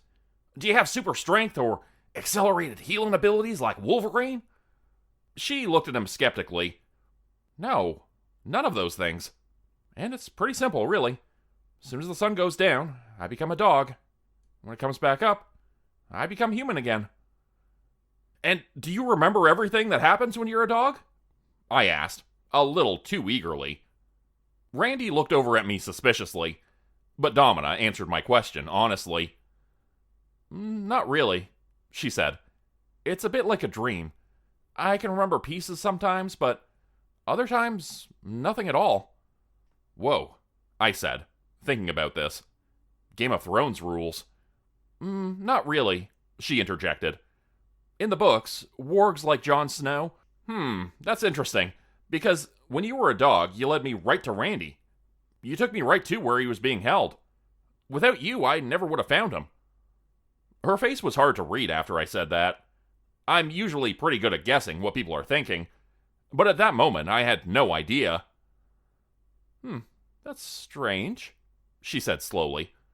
Maybe I could just sense that you were looking for him. Either way, I'm glad I was able to help. She looked back at Randy, then pulled him in for a hug and a kiss. Oh, I could never stay mad at you, she said, squeezing his chin. You were mad? Oh, shit, what did I say? Was that our first fight? How did I miss it? It was nothing, Randy. Really, let's just go to bed. It's been a long night. I'm exhausted. The two of them began to wander off, going up the stairs. I called my deputy back for a second, as Domina went up the creaky steps. Hey man, so, how's this gonna work? I don't want to, step on your toes or anything, but can I still... Randy's eyebrows went up as he took in my question. You want to know if you can still have dog detective adventures with my girlfriend? He asked, holding in a chuckle. I looked down at the floor, too embarrassed to answer. He burst out laughing, then slapped me hard on the back. Go for it, dude. I've always been more of a cat guy anyways. And with that, he followed his girlfriend upstairs. And thus, the world's strangest love triangle began. But for now, I had to stay awake alone and keep working, policing the town. Someone had to be responsible after all. I decided to devise a plan to arrest that rat scientist lady. She still had hostages, after all, and they were being held in unspeakable conditions. She would need to be held responsible for her crimes. Her partner was formidable, and the whole operation would definitely require backup, and a solid plan of attack. I sat down at the computer with a cup of coffee and opened a blank document for the purposes of brainstorming an attack plan. I took a sip of coffee, then immediately fell asleep at my desk. This time, I didn't dream. Not really. When I opened my eyes, I was below ground. Not again, I thought to myself bitterly. I just finished escaping certain death. Is this a nightmare? The question came to me too quickly, something that would never occur to me if this really were just a dream. I realized this was different. It was like a dream, but not. As surreal as it was, I was really there, below ground in a cave of some sort. It was dark, but there was a dim glow coming from up ahead, which lit up everything just enough to see my way. I could feel the moisture in the air and could taste the sulfuric smell of something in the rocks leaking out. Inching my way along carefully, not wanting to trip and break an ankle in the low light, I made my way forward. There was near pitch darkness all around me, except for that dull gray light which came from up ahead. It wasn't inviting, in fact, quite the opposite, but I moved toward it nonetheless. It was either that or the blackness behind me. The tunnel's damp, rotten egg smell invaded my nostrils as I crept over uneven rocks and fissures. Ducking my head as the cavern got tighter, I stepped out of this narrow corridor into a wide open space. A huge, cavernous room opened up before me. The space was completely open and stretched dizzyingly from end to end without interruption. So large that it was hard to see where it ended. It was an empty void, except for one object which caught my eye. Halfway across, at the very center of the expanse, something hung from the rocky ceiling. Like a rotten fruit, long past ready to fall, it swayed back and forth. And that was when I realized that it was the source of the gray light. Walking slowly toward it, I saw the surface of the orb rippling and moving, and I felt a weight in the pit of my stomach, growing heavier. The thing reminded me of James and the Giant Peach, except this peach was black and rotten, and filled with squirming bugs and worms. But they were far worse than that, I realized upon inspection. These were not bugs or worms, but hungry, carnivorous creatures.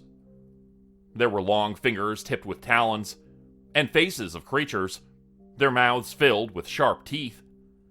Things were trying to escape from that black liquid orb beneath the earth. And one thing in particular, bigger than all the others, began to emerge. The face of this creature was somewhat humanoid, but much, much larger. An arm as long and wide as a red cedar emerged, covered in the black, shimmering goo. It was reaching out toward me, getting closer and closer, the giant hand blocking out everything in existence.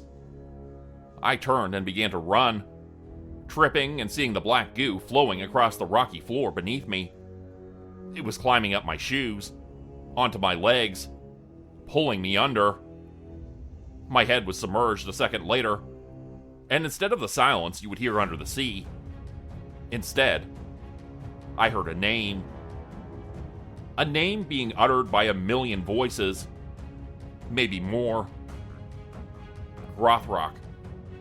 Grothrock. Grothrock. My eyes jolted open at the sound of that name, and at the ringing of the phone on my desk, repeating in time with that name. Lifting my head from the desktop, I blinked my eyes, trying to wake up. The phone should have stopped ringing by now, but it didn't. It seemed like it had been ringing forever. I knew I should, but I didn't want to answer it. I picked it up slowly, lifting the red phone's receiver. On the other end of the line, I heard those voices again. 1,000,000 of them. 1,000,000, all dead or dying, whispering that horrible name in dry, parched voices. Rock. Rock. The old landline phone's handset began to leak from the holes he was speaking to and hear from. Black liquid like tar began to spill from it onto the floor. And then the ground began to shake with another earthquake. They had been getting more and more frequent recently, but this one was worse than all the others. Randy was running downstairs a moment later, with Domina at his side. "What the hell's going on, boss?" he asked, looking worried. "This don't feel like another aftershock. And what the hell's with all that black goop coming out of the phone?" "Randy, remember when our special friend told us about how a certain someone was waking up again and told us to get ready?" "Yeah. Well, I think it's safe to say we have officially wasted our getting ready time." Muriel was on the phone to someone and called over to us. "I'm calling my grandson. He'll know what to do." As I set down the telephone receiver, still leaking black goo, I prayed she was right.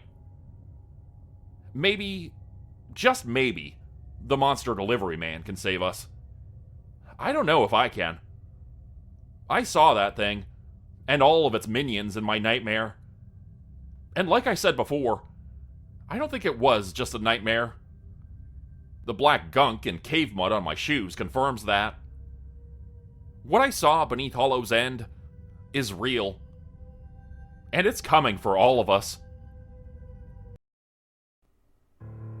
Working from home really has its perks. I can get up at 9:30, have a leisurely breakfast, and procrastinate working until sometime after 10. I usually take a long lunch and wrap things up around 4 at the latest. I don't work in my pajamas or my birthday suit, but I suppose I could if I wanted to. Weird flex, but true. The other nice thing about working from home was that when I saw an ad for a house a few hours away from my apartment, marked down to a fraction of the cost of a normal home, I was able to jump on the offer. And I did.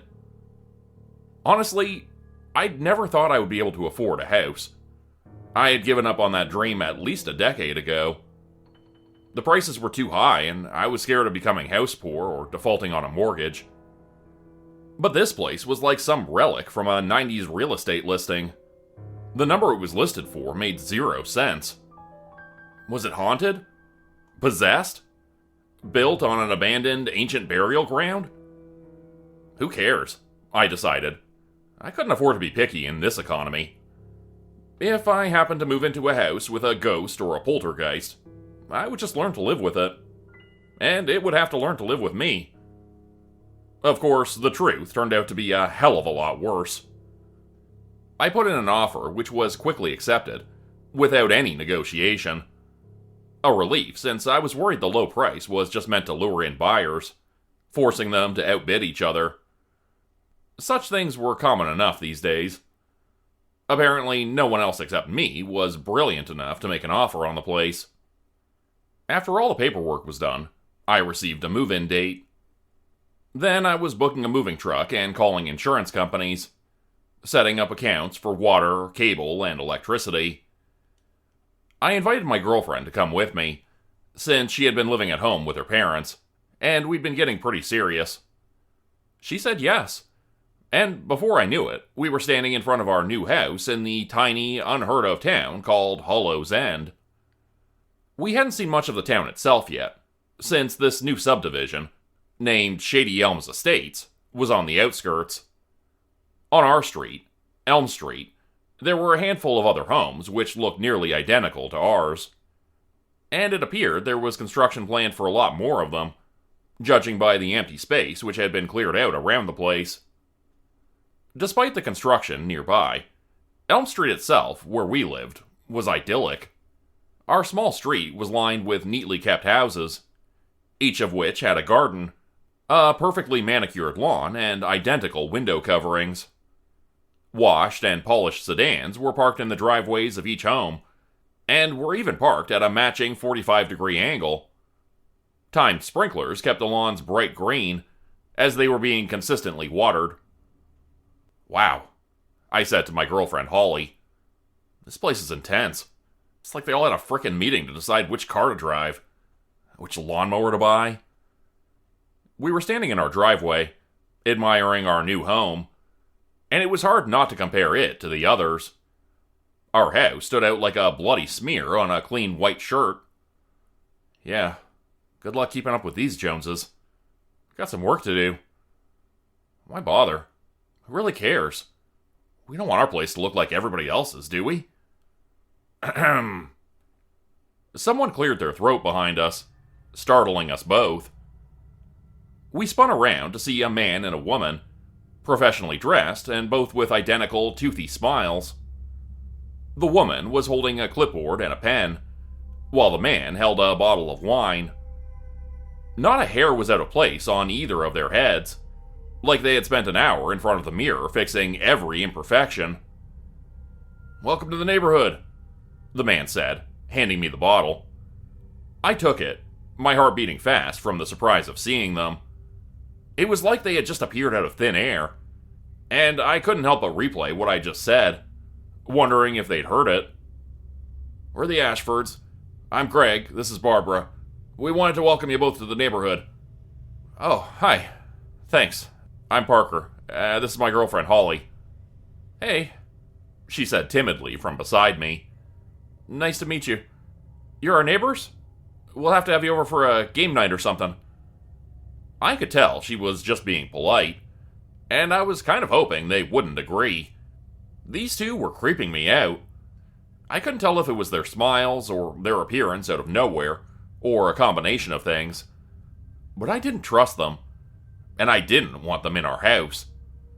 "That sounds lovely," Greg replied, and I couldn't help but feel a ball of dread growing in my stomach. His head snapped to look at me, as if sensing my thoughts. "Assuming it's okay with your husband." "Of course, we'd love to have you," I heard myself say. "Perfect. It's a date," Barbara said, stepping forward. "Now, on to more important matters. We have a homeowners association here in Shady Elms Estates. I'm assuming you have received your copy of the rules?" "No, I haven't seen anything," I began to say. And then both of our phones dinged at once. "Here's a physical copy for further reference." She handed me a pamphlet. "And those alerts will be the digitals. We look forward to having you as neighbors here in the Shady Elms Estates community. And to game night."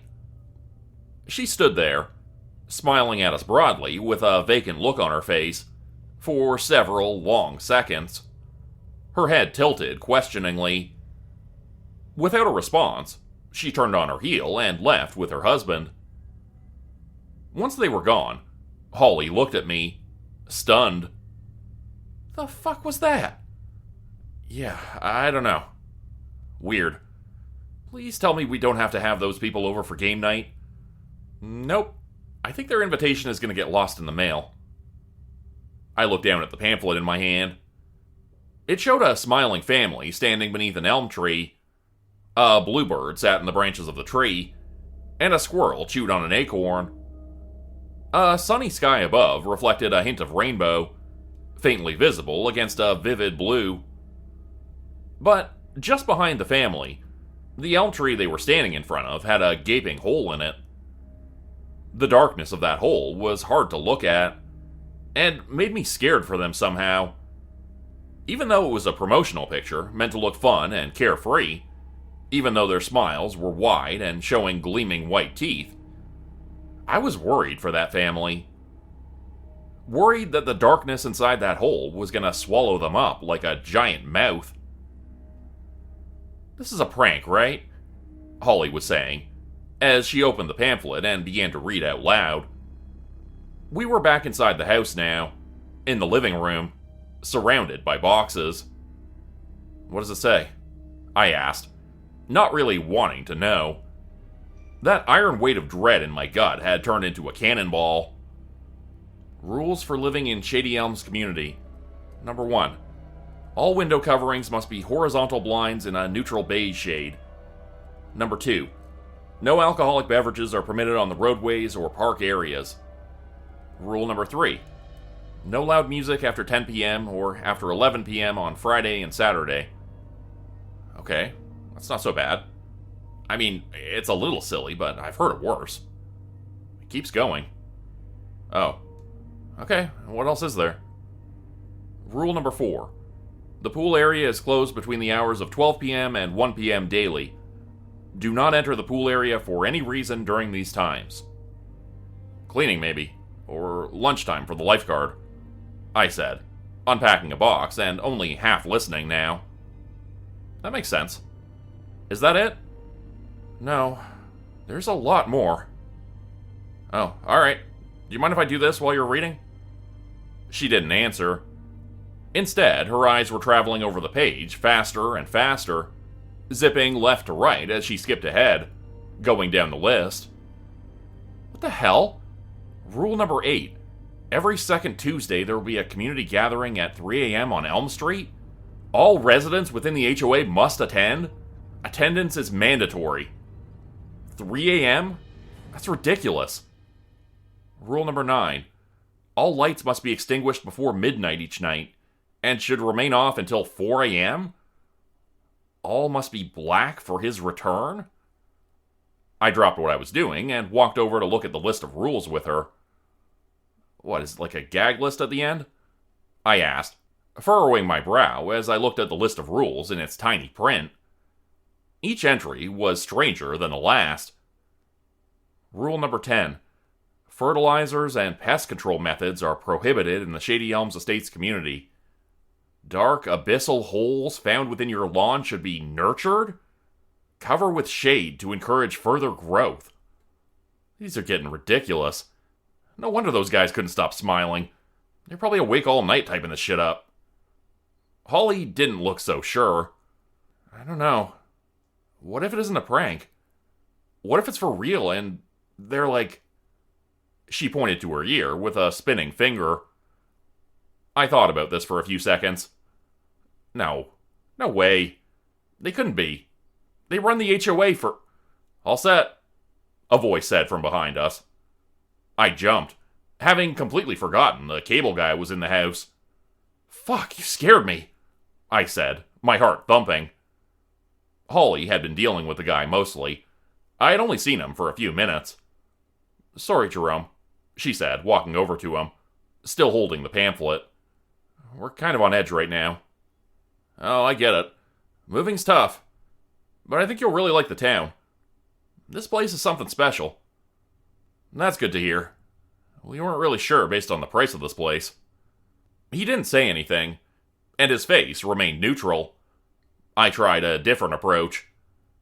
Hey, just out of curiosity, have you heard anything about this area? Shady Elms Estates? We just saw the local HOA representatives, and to be honest, they kind of freaked us out. This place? Well, I haven't heard much about it, to be honest. This whole subdivision kind of popped up overnight. But prefab homes are like that sometimes. There was some debate over whether it was even on the map as part of Hollow's End. But the archivist looked into it and said it was, after doing some research. To be honest, the town's been having other problems, so we've had different things on our minds. What's got you spooked about this place? It seems nice enough to me. It's even got a pool. These rules. There's a whole list of them. They're weird as hell. Well, sure.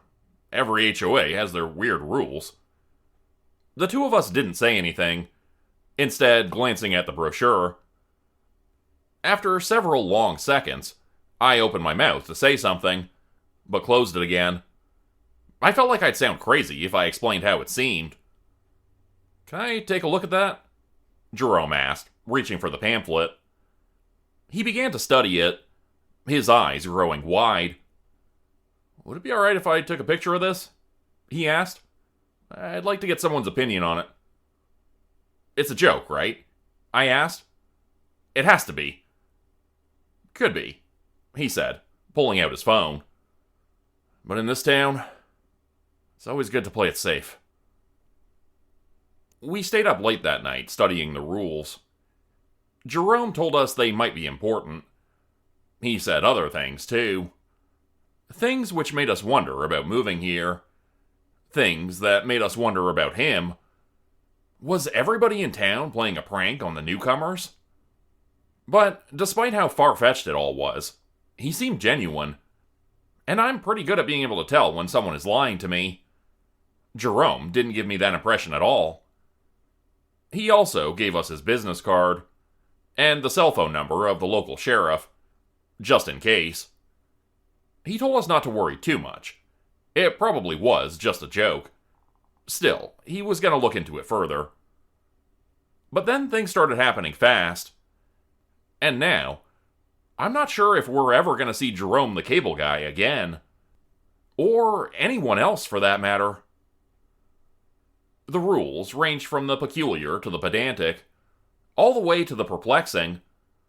Parking the car at the correct 45-degree angle, for instance. Just as I'd suspected, it was another one of the rules.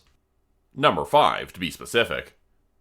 I went outside to correct this, but Holly wanted to leave it be. We can't just play along with this.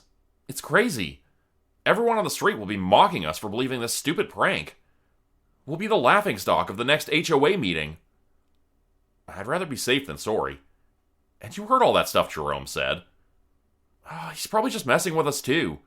Maybe he lives around here. I don't think so. It was the first real contention we'd ever had between us. I wouldn't have called it a fight, but we definitely didn't agree. I took the keys and went outside to move the car, putting it back in the driveway so that it was angled towards the front door at 45 degrees. When I stepped out of the car, I noticed several people watching me, from front lawns, windows, and passing vehicles. All of them were smiling as if they'd never been happier, but with dead, vacant eyes. I couldn't help but notice how they were all nodding, as if to reinforce the fact that I was right to move my car. To park it correctly. I went back inside and told Holly what I'd seen, and reinforced that we should really just follow the rules for now until we found out more. She sounded annoyed by the whole thing, but agreed to go along with it. I wish I could have blamed her for breaking the rules, since she obviously thought the whole thing was so ridiculous. But it turned out to be me who made the first mistake, and it didn't even take 24 hours. That first night in the house, I got up just after 3 a.m. to go to the bathroom. Without even thinking about it, I turned on the light. Half asleep, I did my business, then turned on the faucet to wash my hands.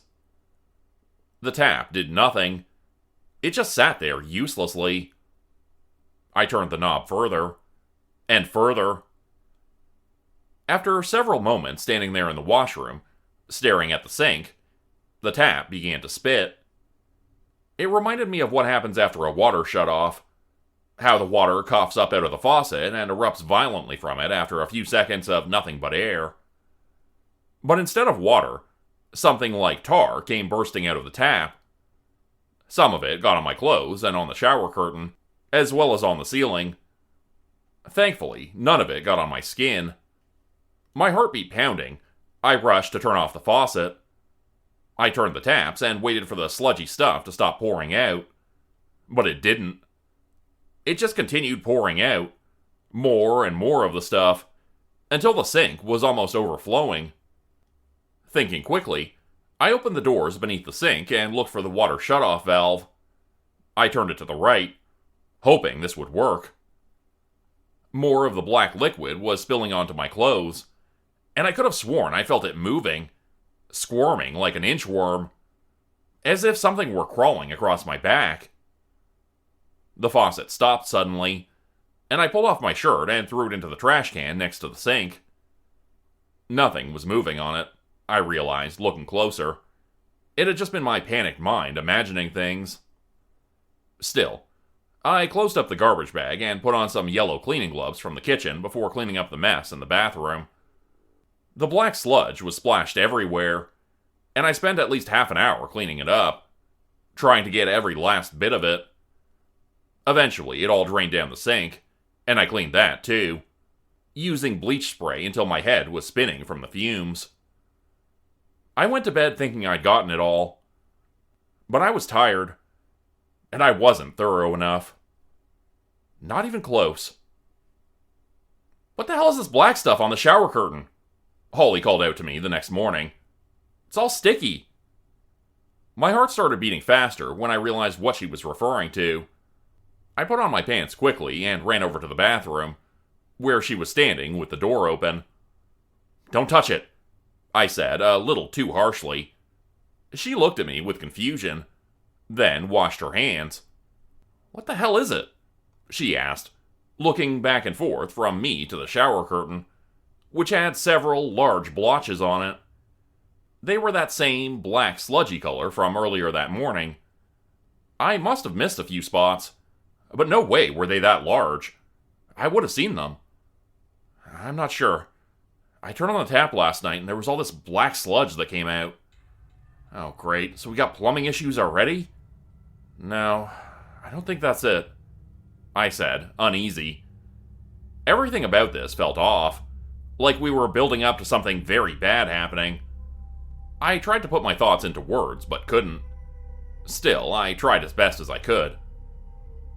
"I broke one of the rules," I said, realizing it for myself now for the first time. "I turned on the bathroom light after midnight. That's one of the rules. No lights on after midnight, right?" She rolled her eyes, laughing. "Come on, just hear me out, okay? Look at those black spots and tell me there's not something wrong with them. And that black sludge wouldn't stop pouring out even after I turned the taps off. It's weird. The whole thing is fuzzy now. Like a bad dream or something. I spent half an hour cleaning up and nearly flooded the bathroom with that stuff. I should have told you first thing this morning, but it was like the memory just slipped away. Like a nightmare." She was still laughing, until she realized the black sludge on her finger wouldn't wash away. "What's going on?" she asked, panicking, scrubbing harder and harder with every kind of soap and cleaning product she could find. "Why isn't it coming off? Why isn't it coming off?" "Because it's taken root now," Jerome said on the phone, when I called him and explained the situation. "We know a little bit about the dark spots, but not enough. So far, they've mostly appeared on people's lawns, like small sinkholes. Except they're not." "What do we do?" I asked him. "They're on the ceiling, too. And the shower curtain? I washed the rest down the drain, but it's possible I got some on myself and didn't realize it." "If that's the case, then you will realize it soon enough. The spots will grow. Unless we can stop him." "Stop who? What is all this? What the hell have we gotten ourselves into moving here?" "I don't know much, but our best people are on it." "Best people? What the hell is this? What is this town? A CIA front? And who is this him you keep talking about?" "Saying his name will not help anything. It will only make it worse, and accelerate the process.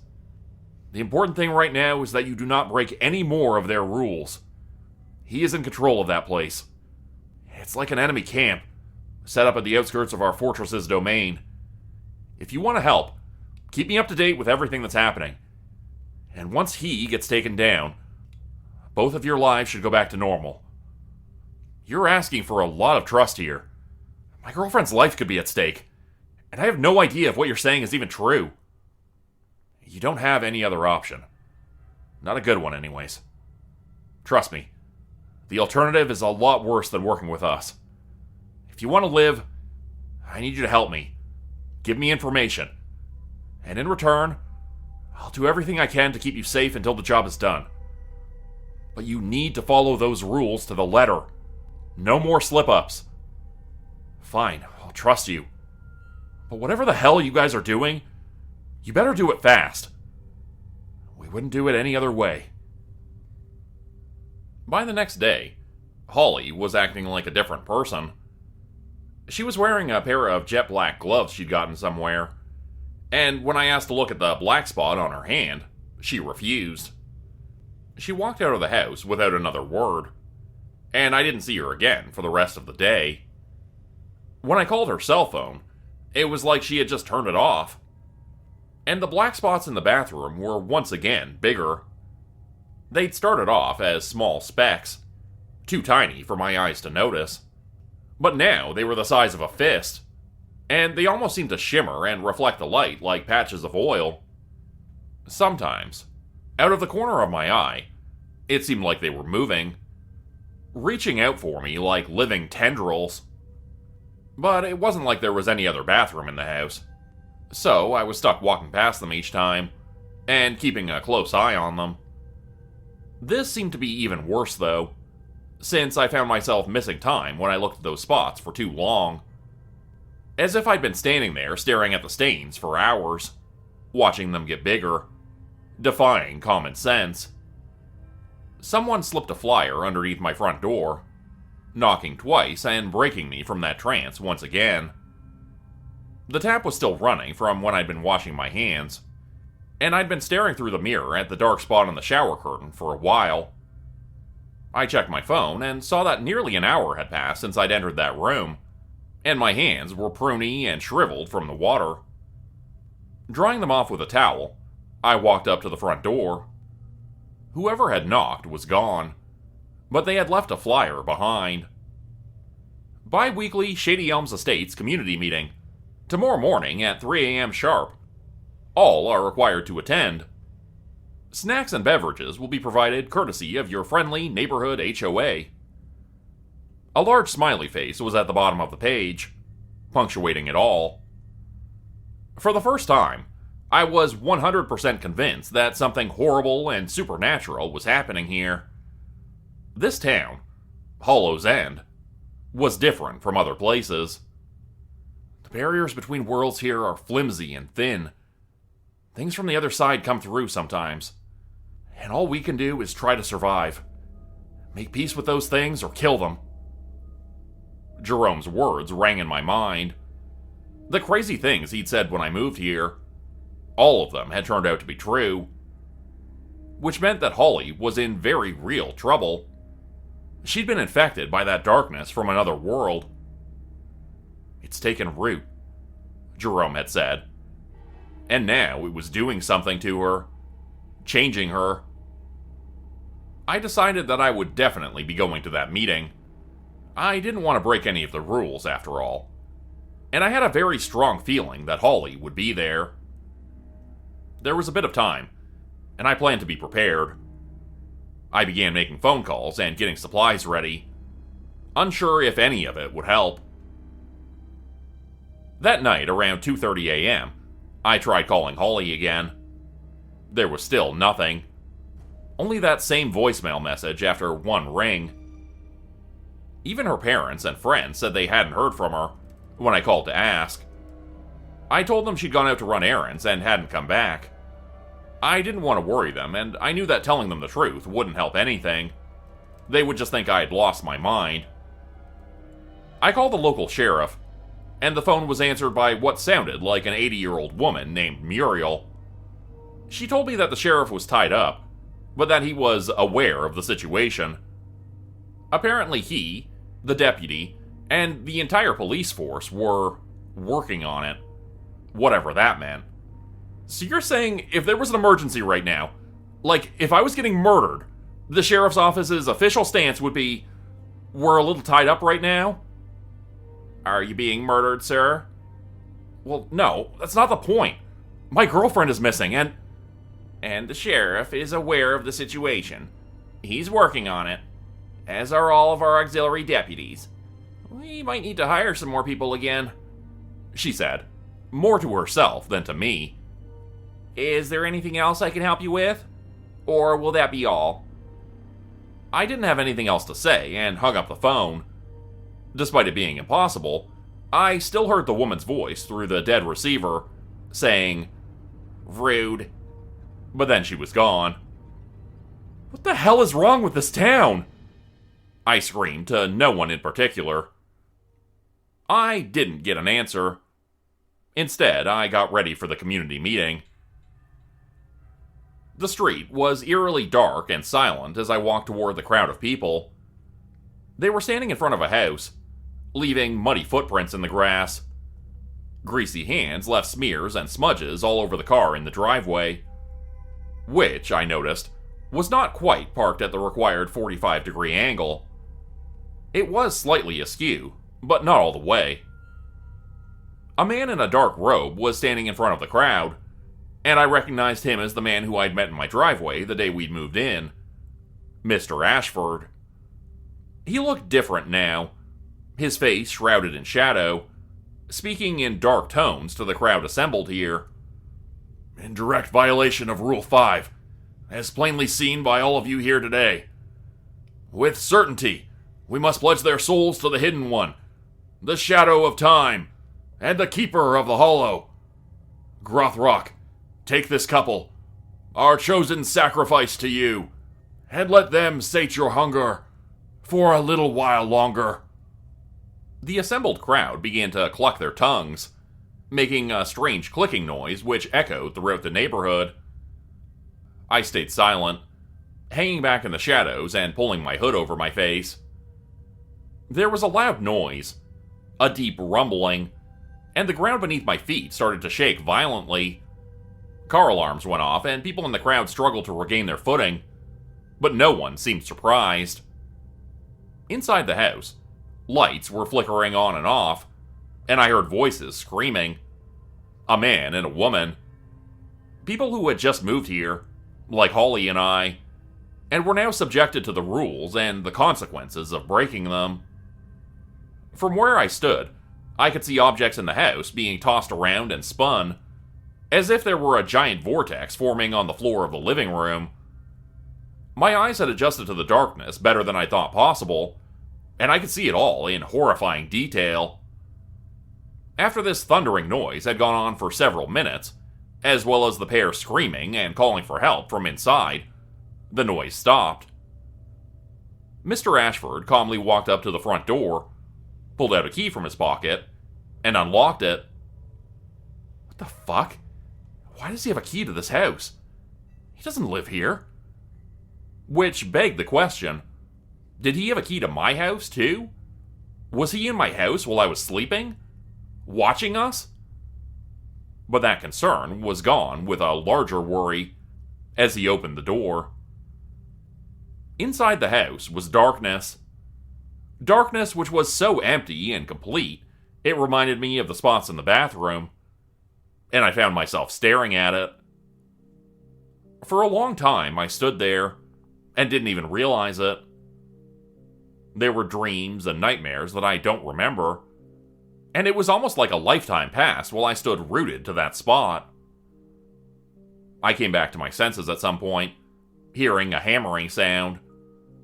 The soft tapping of a mallet against the top of a wooden post. The smiling face of a realtor stared back at me from the sign being put up on the lawn of that house on Elm Street.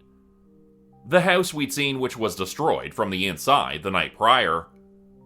Looking into it now, I saw it was filled with furniture again, pristine and sparkling like new. It was daytime, I realized, blinking my eyes. I pulled out my phone and looked at the time.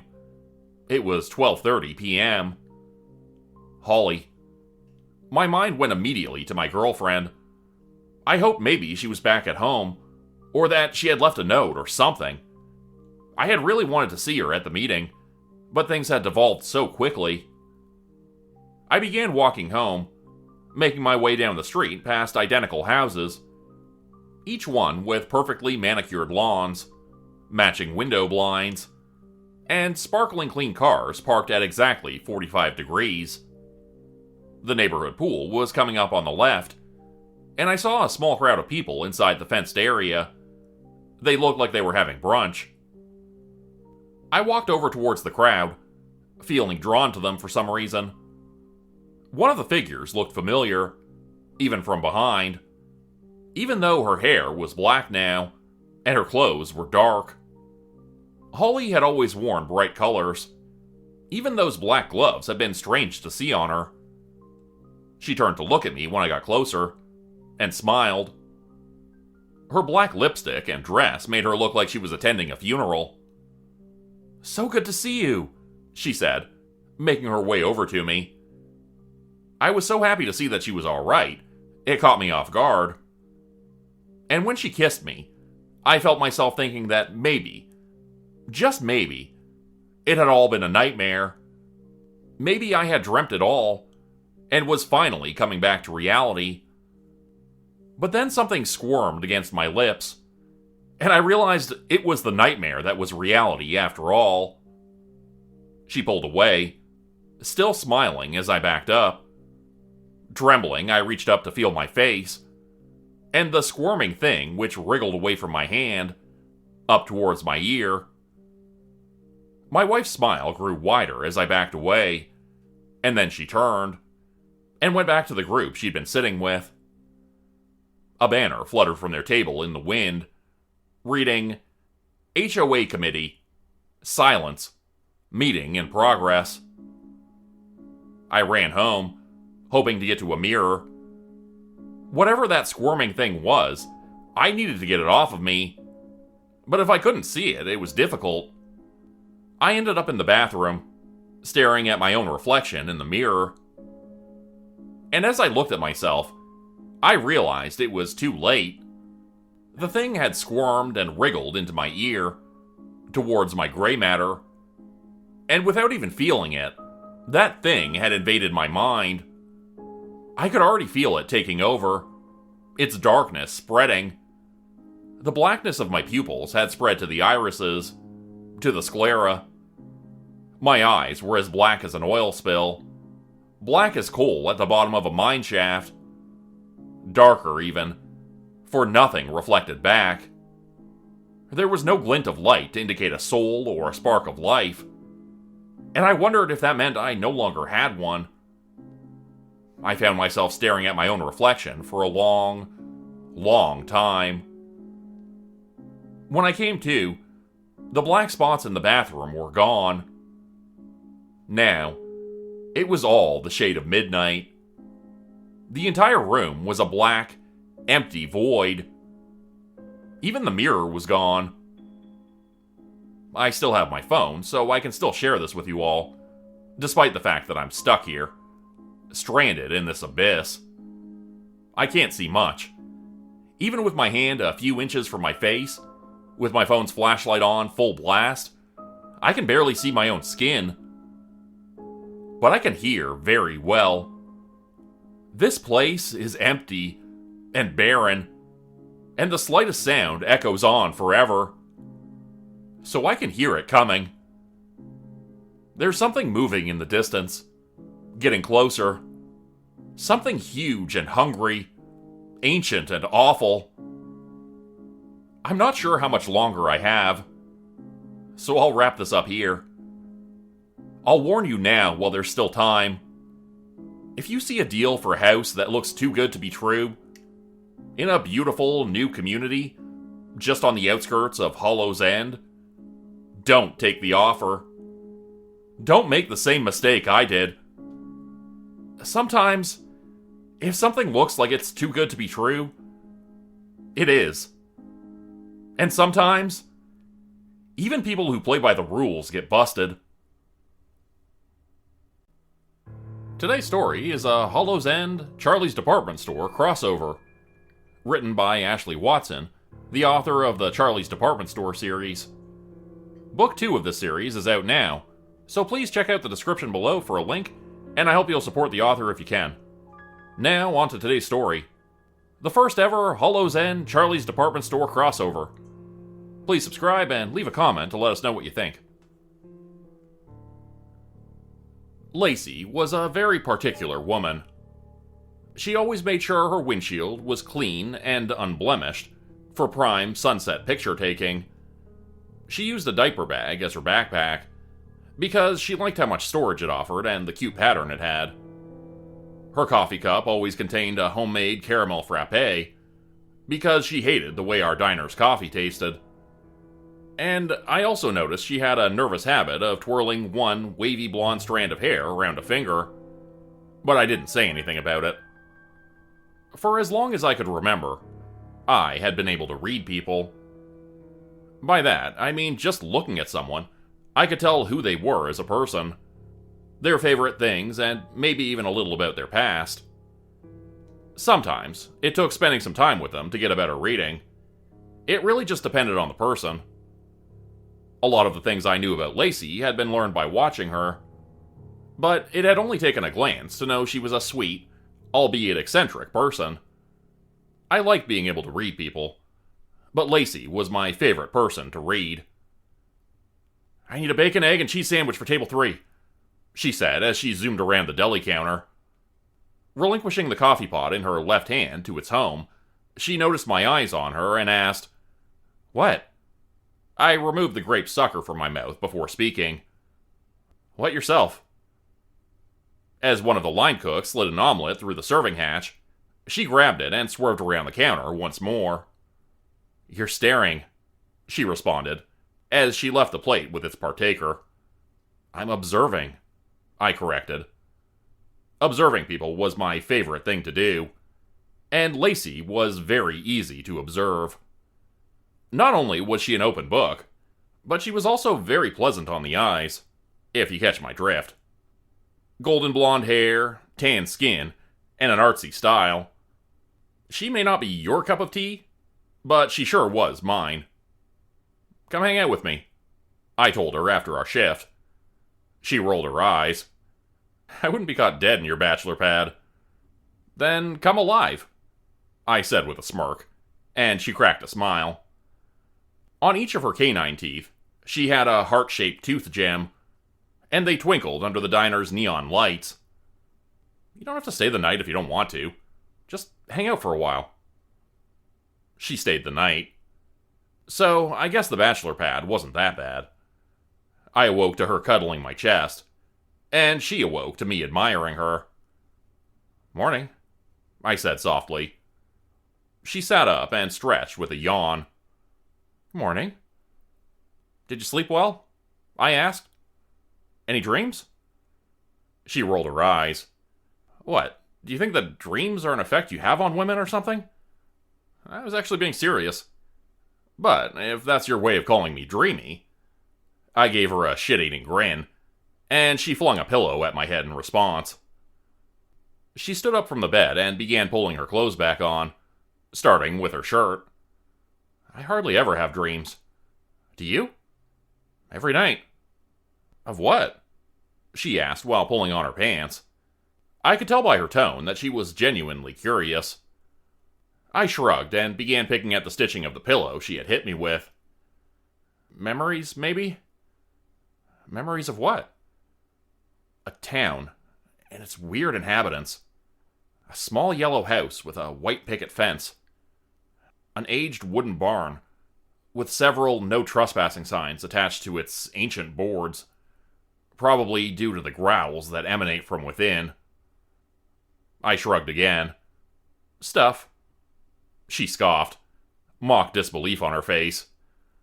"Oh my God, I finally found a topic that'll shut you up." I threw the pillow back at her while shouting, "Here's something to shut you up." I hit her in the face, and she immediately leaped at me, giggling as we began to playfully tussle. Suddenly, a banging came from above, followed by an irritating squawk. The bird in question was actually Mrs. Fetterman. Any amount of noise from my apartment that she deemed excessive was addressed with foot stomps and unintelligible scoldings.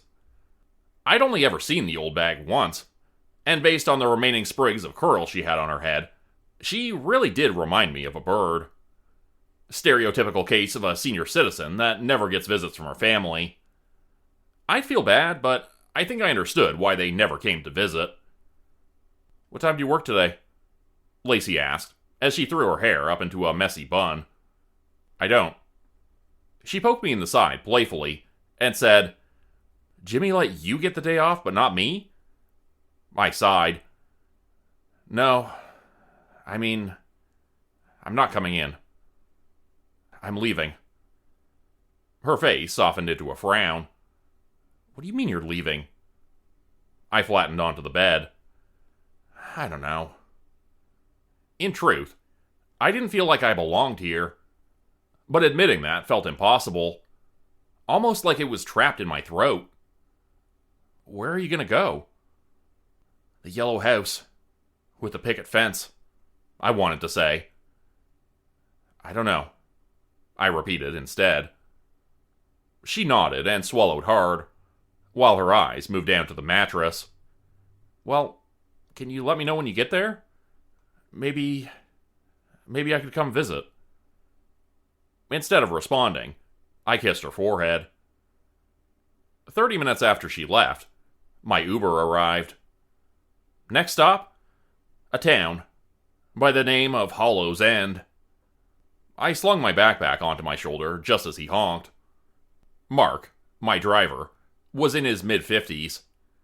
Plumes of gray had begun to salt and pepper his dark hair, and he had the forehead wrinkles, crow's feet, and smile lines of someone who had raised 2, maybe 3 children. He probably picked this gig up for some extra money, a family vacation, or maybe an anniversary present for the wife. Something expensive, but not yet decided. Toward the beginning of the 2-hour drive, he attempted to make small talk, but my short answers made it clear I wasn't in the mood. It's not that I didn't want to talk. What Lacey insinuated about me talking a lot was true, but I just had a lot on my mind. For instance, why had I chosen Hollow's End as my destination? Why was it this town in particular that I felt so drawn to? Did it contain the yellow house and its white picket fence from my dreams? I knew very little about the town, except for the fact that its population rarely interacted with their neighbors.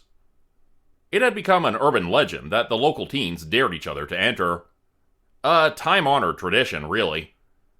I remember not so fondly piling into a pickup truck with several friends that I later graduated with. Derek, the most sober out of our group, drove us to the town's edge, and we emptied the truck like it was a clown car. "Go stand by the sign, Andrew," exclaimed Jenny, her cheeks reddened by the alcohol in her body and the chill in the air. Snickering, she poked an elbow into Derek's side, like they had an ongoing inside joke. The annoyed look he gave her told me they didn't. I shook my head. "You go do it," I told her. For just a second, she let out a horrendous guffaw of a laugh, before she remembered who we were with, and then her laughter swapped to her best impression of a girlish giggle. "I knew you were a pussy," she shrieked, before glancing toward the guys for approval. My brother Jeremy rolled his eyes. "Leave him alone, Jen."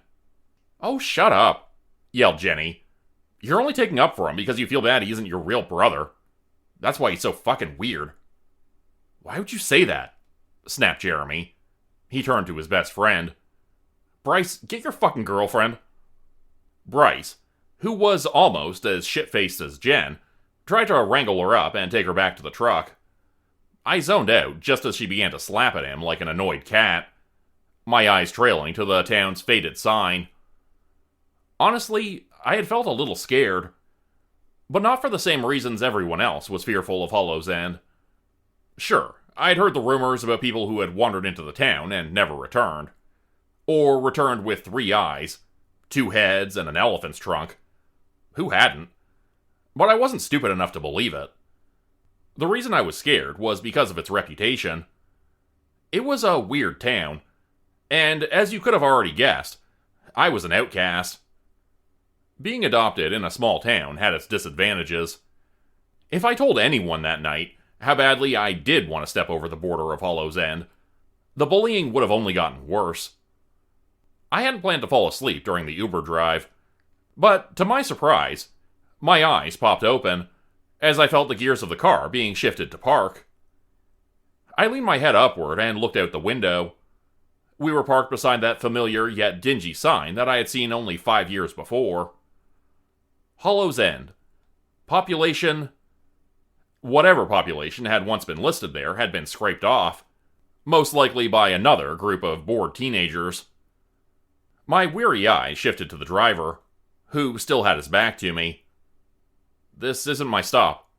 I'm going to the motel." "I'm sorry, man. This is as far as I go," he said, still facing forward. There was fear in his voice, and he was doing his best to avoid my reflection in the rearview mirror. "Then why accept the ride?" "I need money. but I don't need it enough to enter this place. With a sigh, I threw my backpack over my shoulder and opened the car door. Good luck, he shouted through the window after I had exited. He didn't wait for a response. Like a bat out of hell, he whipped the car around and zoomed back the way we had come. I watched him fly down the highway for a few seconds before continuing my journey. In the distance, I could see a cluster of buildings forming a downtown area. Even further out, scattered at random like orbital electrons, sat several other buildings. Businesses, homes, and the like.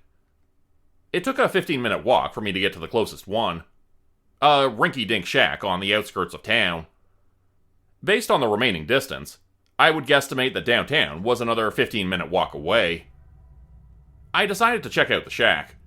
Because, why not? I love abandoned places. And it's not like I had anything else to do. Today was about going with the flow. It was a simple square of a building. Roughly 8 by 8 feet with 2 windows. One on the front and one on the back. The front one was boarded up, preventing me from seeing inside. Thick vinery ringed the doorway, and branched out over the exterior walls. A quick tug on the door handle told me it was locked, despite clearly not having the hardware for it. Unless someone locked it from the inside. A shiver traveled down my spine, but I shrugged it off. No one would be living this far out, especially in a structure as run down as this one. Its wooden boards were so beaten and battered that it looked one gust of wind from toppling. For peace of mind, as I trailed down the building's length to get to the back window, I delicately knocked my knuckles against the wall. No sounds returned from inside, which was reassuring enough to calm me. I pulled a leafy tendril away from the window to peer through the grimy glass. A quick scan of the small interior showed a dusty table with 2 chairs and a couple of boxes of unknown items. In a flash, a pair of eyes filled the pane, and I jolted backward.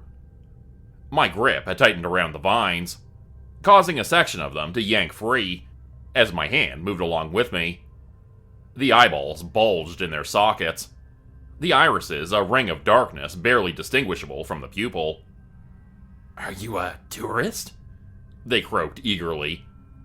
The voice was inhuman, a mixture of hisses and groans, jumbled together to form just coherent syllables. I pictured a jaw with sharp teeth stretching into a smile, and above it, the eyes that were currently locked upon me. No. I live here." Not exactly a lie, but not entirely true. This answer seemed adequate to them, causing their eyes to narrow like they were disappointed. "Do you know any?" "Know any tourists?" "Yes," they hissed. I shook my head in an attempt to hide that I had begun to shake. Not once during this entire encounter had the eyes blinked. And for some reason, that made me uncomfortable more than anything else about this mysterious specter. Instead of responding, they backed away from the window, and I did as well. Moving as quickly as my feet would allow, I fled the area and headed towards downtown. My feet ached by the time I arrived, but the amusing sight awaiting me made it better. Splayed out like a starfish in the middle of the road was a man wearing only a pair of aviator shades and boxers. The cotton fabric was white with red hearts polka dotting it. A coffee cup reading "Number 1 Sheriff" sat on the blacktop beside him. The sight made me snort, which made his eyes pop open. A smirk spread across his slightly stubbled face.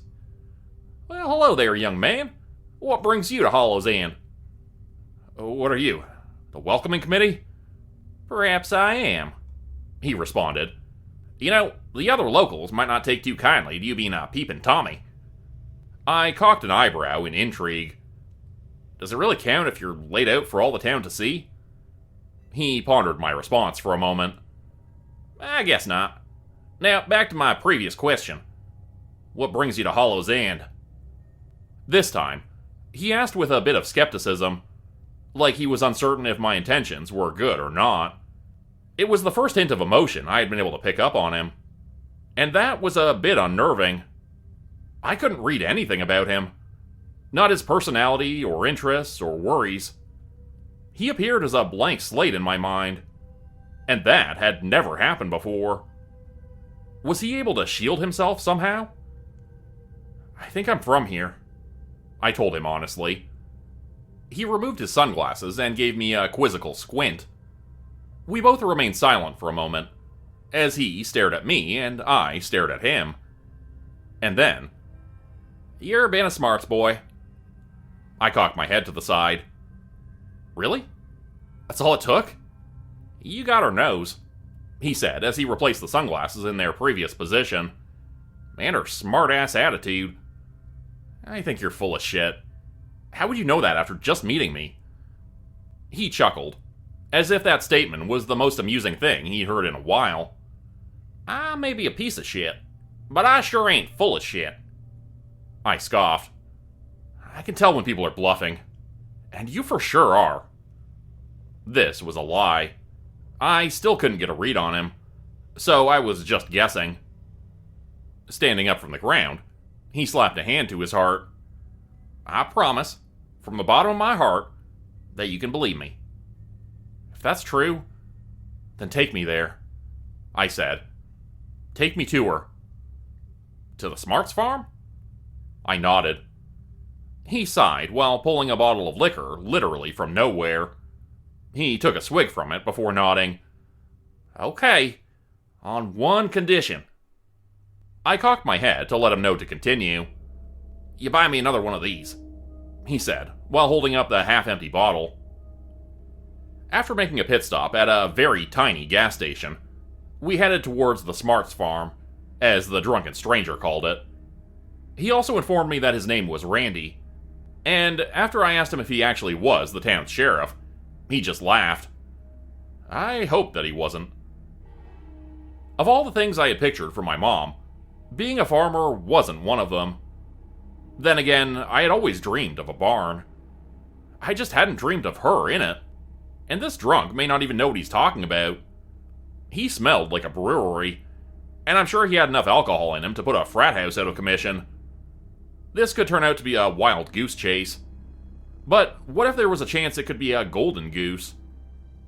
"You know," he began as we walked down an overgrown sidewalk. Every word he said unleashed the odor of liquor into the air. "What if I had been busy?" "I think the only thing you have on today's schedule is becoming roadkill," I remarked. "For your information, I was actually taking one of my afternoon naps," he countered. "With a schedule as busy as mine, you gotta get your beauty rest where you can." "How far do we have to walk?" He shrugged and took a sip from his brown bag bottle before responding. "Maybe 5 or 10 minutes." "And you don't have a car?" I had done a lot of walking today, and I was regretting making a pair of Converse my go-to footwear. He laughed again, but didn't answer the question.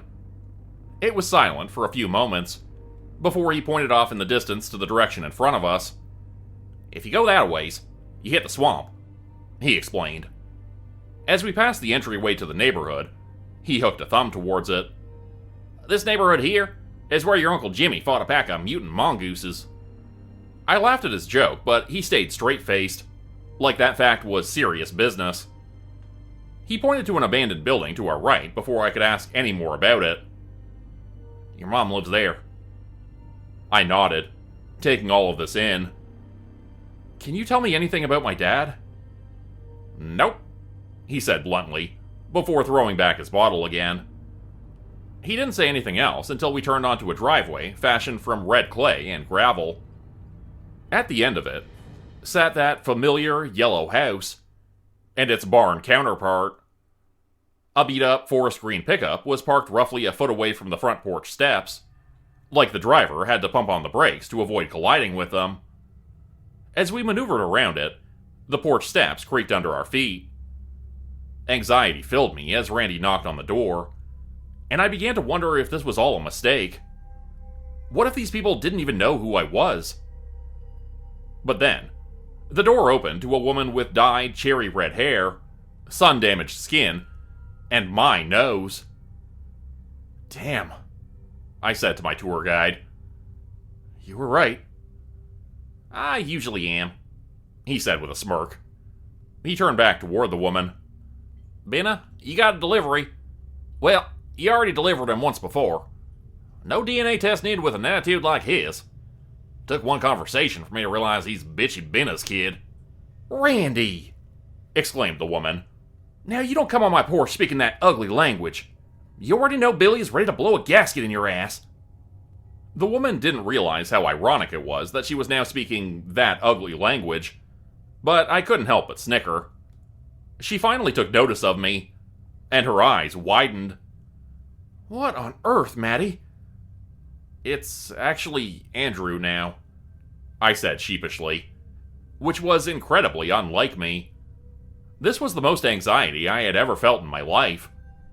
I'm sorry for showing up randomly. Oh, no, sugar, she responded with a wide smile, before ushering me inside. I knew you'd come. I just wasn't sure when. Randy tried to follow me, but she quickly blocked him. Not a chance in hell, Randy. Not after you unleashed them geese in our yard. My eyes widened, but I said nothing. Hey, they were golden geese, he argued. They shit gold. They ain't shit nothing but blanks, Randy, she yelled before slamming the door. She turned to me, and her grin returned once more. Would you like something to drink, hon? Maybe a glass of sweet tea or a Coke? No, thank you, I answered. You said you knew I was coming? I asked with intrigue. She sighed and motioned for me to have a seat on a floral love seat. Its colors were atrocious, but it was very plush underneath me. Have you ever known something would happen before it did? Or understood someone without truly knowing them? I shrugged. I know things about people, but I just figured I was an empath or something. Sure, it seemed weird, but I didn't think I had superpowers or anything. I could read people, but I'm sure anyone could with a bit of practice. Some were just born with it, and others had to work at it, just like any ability. She shook her head. It's similar to that, but not exactly. You see, before she could finish her train of thought, a pig burst through the front door. A pig with wings. As it let out oinks of panic, it zoomed around the large room, evading capture via a farmer who had run in behind it. Benna sighed before standing up from the couch, and grabbing a net I hadn't noticed before. Brandishing it, she quickly scooped up the escaped bovine. The unnamed farmer grabbed the squealing animal by its wings, and escorted it outdoors once more. Benna sat down beside me again and closed my mouth, which had been gaping open, with one hand. Was that my father? I asked after a moment of silence. Mm-hmm, she confirmed. It was. He's a bit busy, or I would have asked him to sit down and talk with us. I nodded. Did that pig have wings? An amused smile filled her face. Even the apples of her cheeks resembled mine. It felt strange to finally learn where my physical features had come from. You never heard about Hollow's End, have you? She asked. I shook my head. No, I have. I just didn't believe any of it. What have you heard? About a man with an elephant trunk? She laughed in amusement. Oh, Uncle Earl, he's a hoot. Or, should I say, a snort. I gave her joke a half-hearted smile. Is that an elephant joke? She frowned. Yeah, but it didn't land very well. Hopefully you got your sense of humor from your father. So, you guys see strange things every day? Like flying pigs? Oh, the pigs are intentional. My eyes widened. What type of farm is this if you're breeding flying pigs? Why, a flying pig farm, of course, she boasted enthusiastically. The best and only flying pig farm this side of the Mississippi. Would you like me to show you around? The tour began at the small garden behind the house. Plump tomato plants and gargantuan corn stalks took up the majority of the plots, along with cucumbers, squash, and jalapenos. Besides a small pen containing a couple goats, there wasn't much else to see in the yard, so we headed for the barn. Just like I had heard so many times in my dreams, growling could be heard from within. Concern furrowed my brow, but Binna seemed unfazed as we moved through the doorway. As soon as we entered, the stench of blood and shit began to overpower me. Pens lined either side of the barn, each containing 1 or 2 pigs each. To prevent them from fleeing, they had collars around their beefy necks. Chains were attached to a loop on the collars, allowing them to roam about their confinement but venture no further. A string of curses drew my attention toward the middle of the barn. Billy was standing there. In front of him was an absolute behemoth of a creature. To accommodate, its collar and chains were much larger. Its bulbous belly squirmed. The skin pulled taut as snouts and hooves poked and prodded below the surface. Although it was easily quadruple his size, my father stood behind the beast's hindquarters, yanking a bloody piglet free by its feet. "What the fuck?" I cried out, my voice cracking. "It's mating season," explained Binna, as if this sight were no big deal. I felt bile rising up in my throat, and I fled through the barn doors before it came up. I couldn't handle seeing any more. Binna quickly dashed after me. "Where are you going?" she called out. "I'm getting the hell out of this place," I yelled. "I should have never come here." "Oh, but honey, you can't leave now." A tinge of sadness had crept into her voice, and that's what made me stop dead in my tracks and turn to face her. "Why?" Her lips had stretched into a frown. "Why do you think I gave you up, hon?" she asked in a quiet voice. "Because this town is a hellhole?" I asked sarcastically. Her frown deepened. "I wanted you to be free. That's why, as soon as the nurses cleaned you up, I told them to take you away." "What do you mean, free?" She sighed, before taking a peek into the barn over her shoulder. Inside, Billy could still be heard cursing at the growling mother, ordering her not to kick him. "Once you've stayed here for too long, you can never leave." Hey everybody, it's me again, Jay, the monster delivery guy. If you're new to Hollow's End, no, I don't deliver monsters to people. I deliver stuff to monsters. Pizza, beer, Chinese food. You name it, we deliver it. In this town, we don't discriminate. At least, not against monsters. If you're part of that subterranean cult that lives in the forest, well, that's another story. But I'll get to them later. Things have been getting bad in town recently. And when I say bad, I mean worse than usual. Worst part of it all is, I was the one tasked with fixing it. Sorry, I'm getting ahead of myself. I should probably start from the beginning. Or at least from the beginning of this current chapter of madness. And that means I should start with Randy, the sheriff's deputy, and his visit to my house that fateful morning. Nothing could have properly prepared me for that visit. But a proper night's sleep would have helped. I didn't get that, though. As usual, my restless dreams were of subterranean tunnels, and torches chasing behind me in the distance, gaining on me, as my two small legs ran across uneven ground, and I searched for a pinprick of light that would grow bigger until it... The sun stung my eyes as I blinked them open, and swiped at the curtains. Too far out of reach. A dull throb in my temple hinted of an impending headache later in the day. Grumbling, I rolled out of bed, and stumbled into the bathroom to brush my teeth.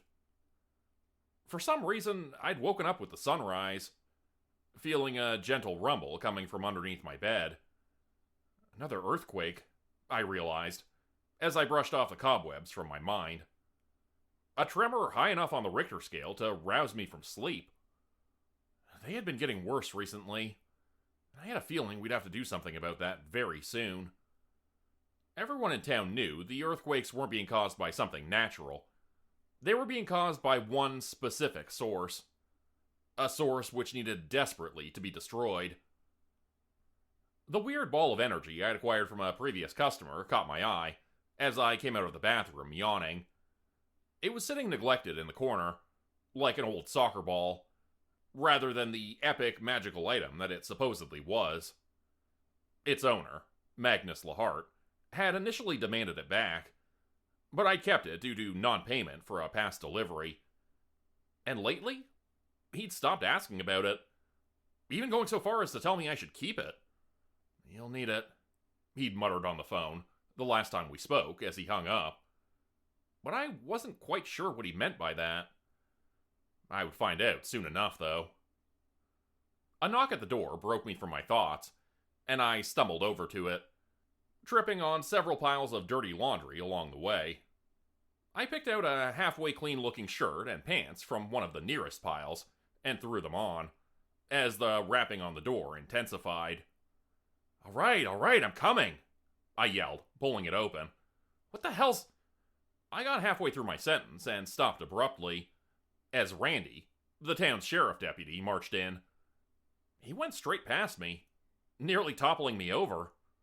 The usually drunken, stumbling buffoon of a man appeared sober as a sermon teller, and he also appeared to be on an important mission. I followed him as he went into my kitchen and began banging through cupboards, searching for something desperately. Where is it?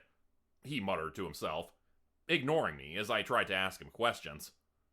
Pots and pans landed on the floor with loud crashes, clanks, and clatters, and then a blender lid flew past my head, like a frisbee, ricocheting off my TV before gliding down beneath the living room sofa, where I would never, ever find it again. "Can you stop for 1 second and tell me what the hell's going on?" I finally yelled, and he stopped. But not because of me. Aha! Here it is. He pulled out my dusty old coffee machine and plugged it in. "You got cream and sugar? The two of us are gonna have a little chat." 2 cups of terrible coffee later, Randy was almost done giving me the lowdown on what was happening in Hollow's End. And it wasn't good. And the worst part of it was, he wanted my help. "Your grandma seems to think you're the one to solve this mess. She kept telling us to get our asses over here to see you. And she is like 100 frickin' years old, so she'd probably know." "She's not 100. She's like 80-something. But, yeah, unfortunately, she's probably right. That lady is always right. About everything. It's like she can see the damn future. Tell me about it." I took another sip of my coffee and winced at the taste of it. The bag of beans was probably as old as I was, and smelled like ass. I was pretty sure the milk had expired at least 2 weeks prior. Little flecks of white were floating at the top of my cup, and I kept picking them out with my finger, wiping them on my pants. Why am I still drinking this? "So, can you explain to me again what that archivist guy told you?" I'm still kind of confused on that part. "Yeah, that makes 2 of us. But the gist of it is, this thing comes back every 30 years or so. And it causes havoc and tries to destroy the planet and eat everybody. Yada yada yada. And basically there's like a chosen warrior type who gets selected to stop it. I didn't fully understand it all neither, but I guess you're the guy." "What? Why me?" I had totally missed that part the first time. It was a good thing I asked him to repeat himself. "Something about the hollow and the light and how you were chosen by the keeper of the sacred relic, I think." I looked over at the ball of white light energy sitting in the corner of the room and did a double take. "What, this thing? It's not even mine. Look, see? Here, you take it." I picked it up, and the ball of energy reformed to make a sword in my hands. The white light began to spread and surround me, creating a strange tingling feeling in my skin. I tried to throw it over to Randy, and it zoomed right back to my hand like a boomerang. Okay, that's new. Randy rolled his eyes. See? You're totally the frickin' chosen one, dude. Just deal with it. Now, come on. Let's go see the sheriff. He's rounding up the rest of our crew. We're doing an Ocean's 11 type of a thing. So we're robbing a casino now? Don't get too bogged down in the details. Just follow me. Onward, wayward soldier. He was out the door 2 seconds later, taking my coffee cup with him. The fuck? I muttered to myself, and then chased after him. We went quickly over to the archives, where I was told the sheriff would be meeting us. I drove, since Randy is perpetually drunk, and I didn't trust him to do so. But he told me he was actually sober for once. Still, I didn't completely believe him. And there was a faint odor of stale alcohol on his breath, though that could have been from the night prior. The old gray stone building stood looming over us, one of the few century-old structures in town which hadn't been destroyed by a catastrophe at some point, as if there were a protective spell holding it safely upright. Actually, I realized the building looked a lot more than a century old. It resembled the Gothic architecture of a building half a millennia old or more. But there was no date on the cornerstone to confirm my suspicions. Just a series of words written in a strange language and alphabet I didn't recognize. Randy and I entered through the wide front doors and were greeted by a pair of men wearing gray robes. It appeared as if they'd been standing there waiting for us.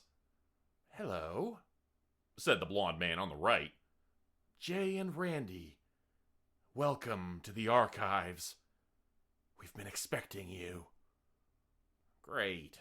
That's not creepy at all," Randy muttered to me under his breath. "Nice to meet you," I said, ignoring him. "And you are?" "We are acolytes of the archivist." "I am termed for. And this is Nazrazio," said the black-haired man on the left. "We will take you to him. This way." They both turned on their heels at the exact same time, spinning in opposite directions and marching away from us. It was perfectly timed, as if choreographed. "Fuck, dude. We're gonna die here, aren't we?" Randy said, and I elbowed him in the ribs. "It's fine. They're just excited about their work." "Yeah, like a couple of serial killers get excited about..."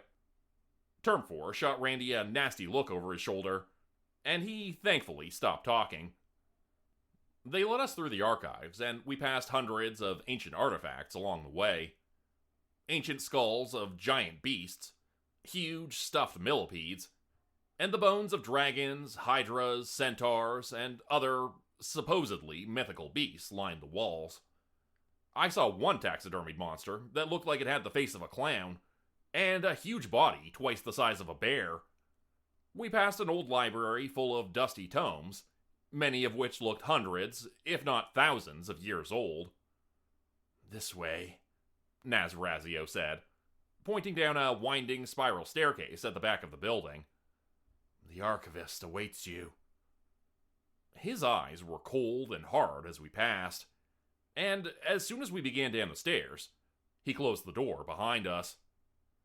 We were plunged into darkness for a moment, before torches along the wall lit up by themselves with a collective whoosh. "Down here," called a gravelly voice from below, and we continued downward, into a basement with gray stone walls and floors. Despite my initial impressions, the lower level of the building was clean and the air felt dry. It was dark, but several torches lit up the room, which was filled with books and a large table with over a dozen chairs. There was a man standing in front of a roaring fire, and he was alone. "What the hell is this place?" I muttered to myself, and Randy whispered back a reply. "This place holds the collective wisdom of the town and its inhabitants since the lost days of yore. Artifacts and knowledge kept entrusted in the hands of the archivist and his acolytes, and protected for millennia." I was stunned to silence for a few seconds, then asked, "How the hell do you know all that?" "It was on one of them memorial plaques in the lobby. I got bored earlier." "Oh." "Do not be afraid," the man called, He was wearing deep blue robes, his long hair and beard white with age. He looked like an ancient wizard, as he held an old book in his hands, standing before the roaring fire. "Welcome back, Randy," he said, putting the book down on a table beside an easy chair. "Ah, and you must be Jay. I've heard a lot about you. And I've read a lot about you as well." I shook his hand, muttering an uneasy, "Hi." "I am the archivist. I keep the town's records and artifacts safe. But I also have another sworn duty. One that I do not speak about with just anyone." He pulled a chain out from around his neck, which had been tucked under his robe. Attached to it was a crystal, with an intense blue color. It reminded me of the sky on a warm summer day. I'd never seen a gem that looked like it before. Not only was its color unique, but it was large, nearly the size of my fist. "What is that thing?" Randy asked in a whisper. Oh shit!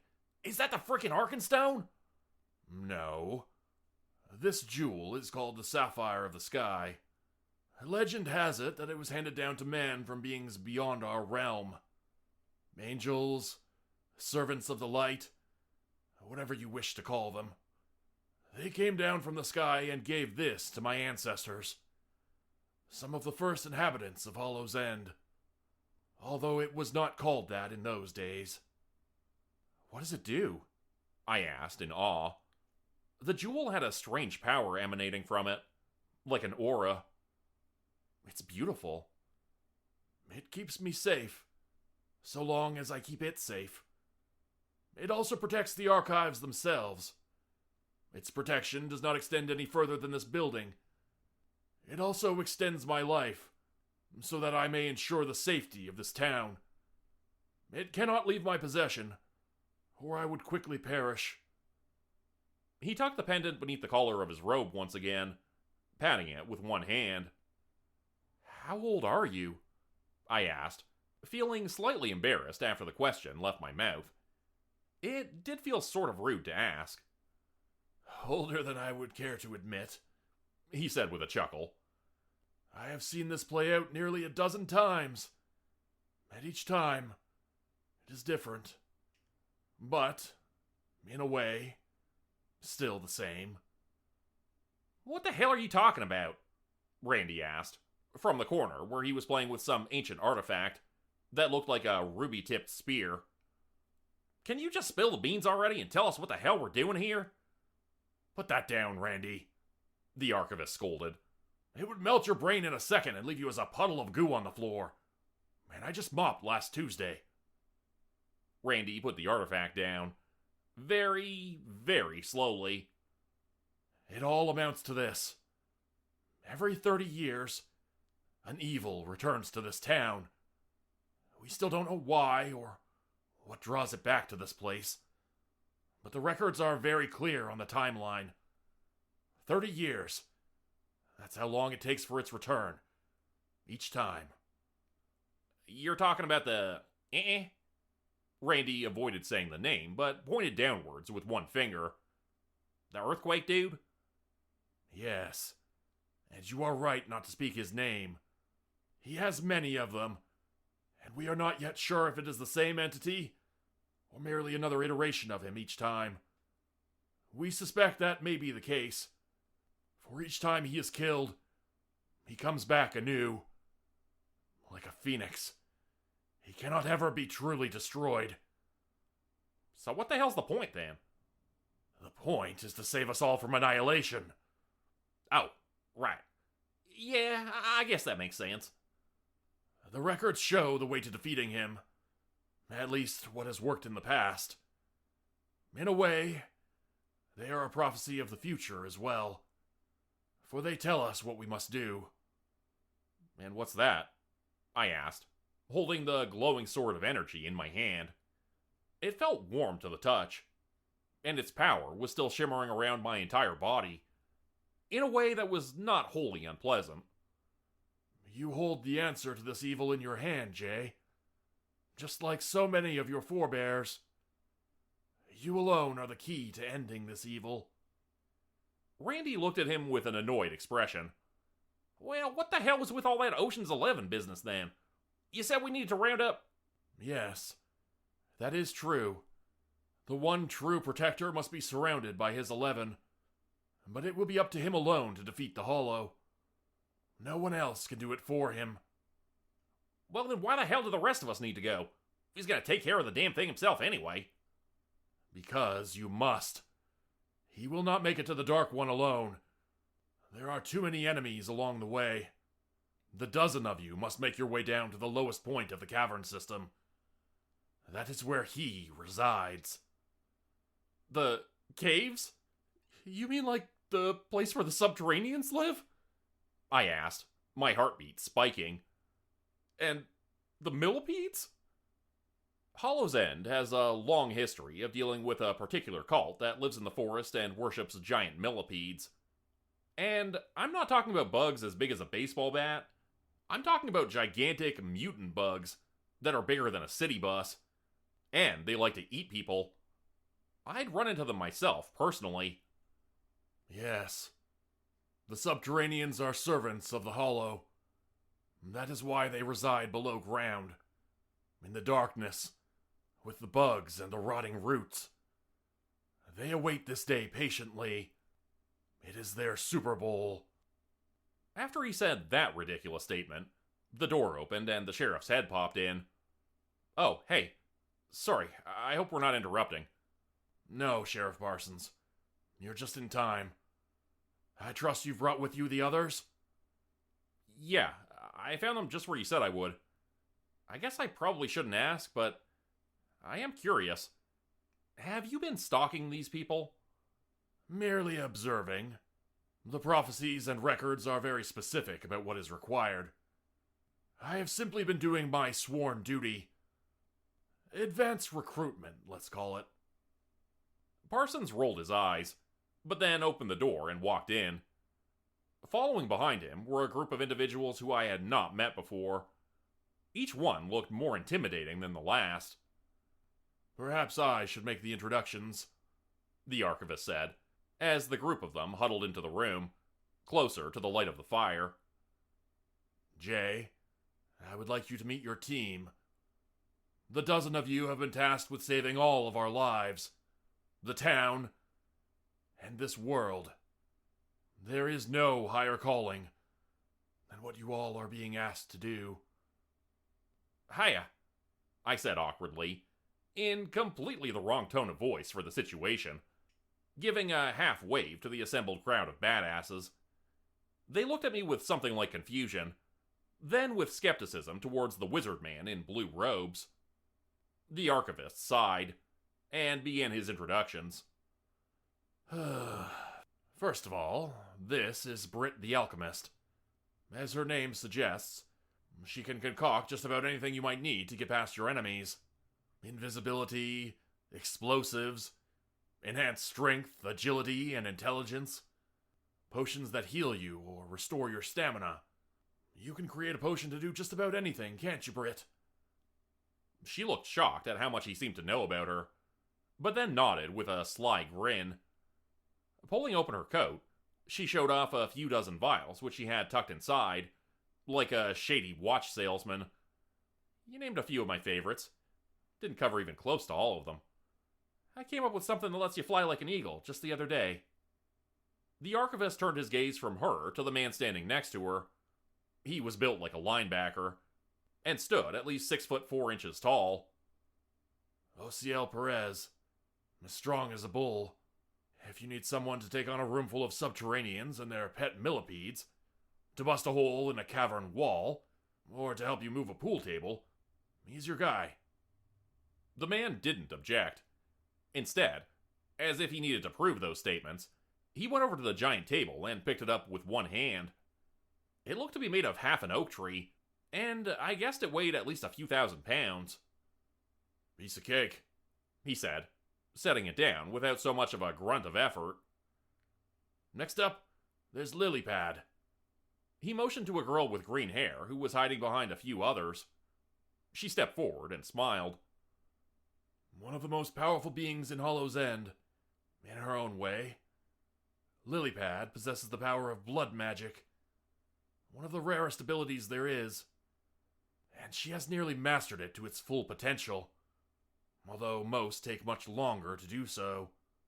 I won't demonstrate on any of you, she said, grinning. I'll save it for the caverns and the subterraneans.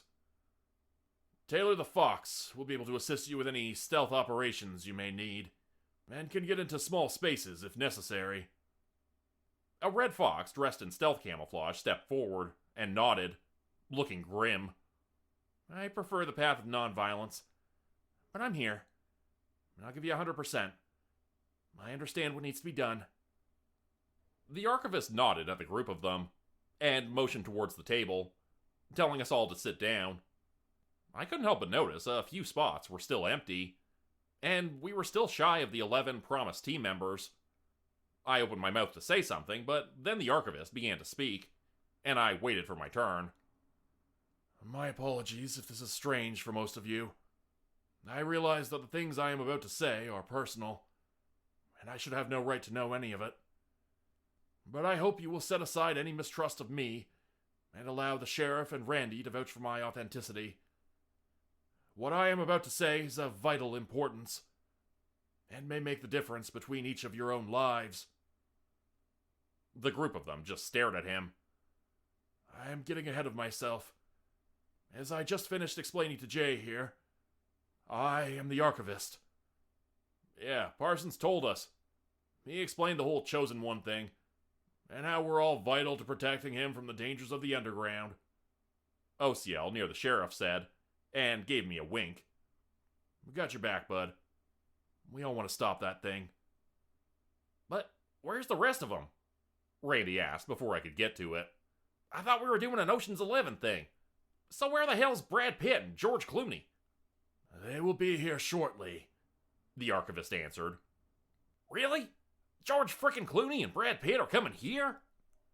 The archivist put his face in his hands and sighed deeply. No. The door opened again with a soft knock, and someone very familiar entered. My grandmother, of all people. Muriel was one of the oldest and wisest citizens of Hollow's End, and I was starting to suspect that she knew a lot more about what was going on lately than she was admitting.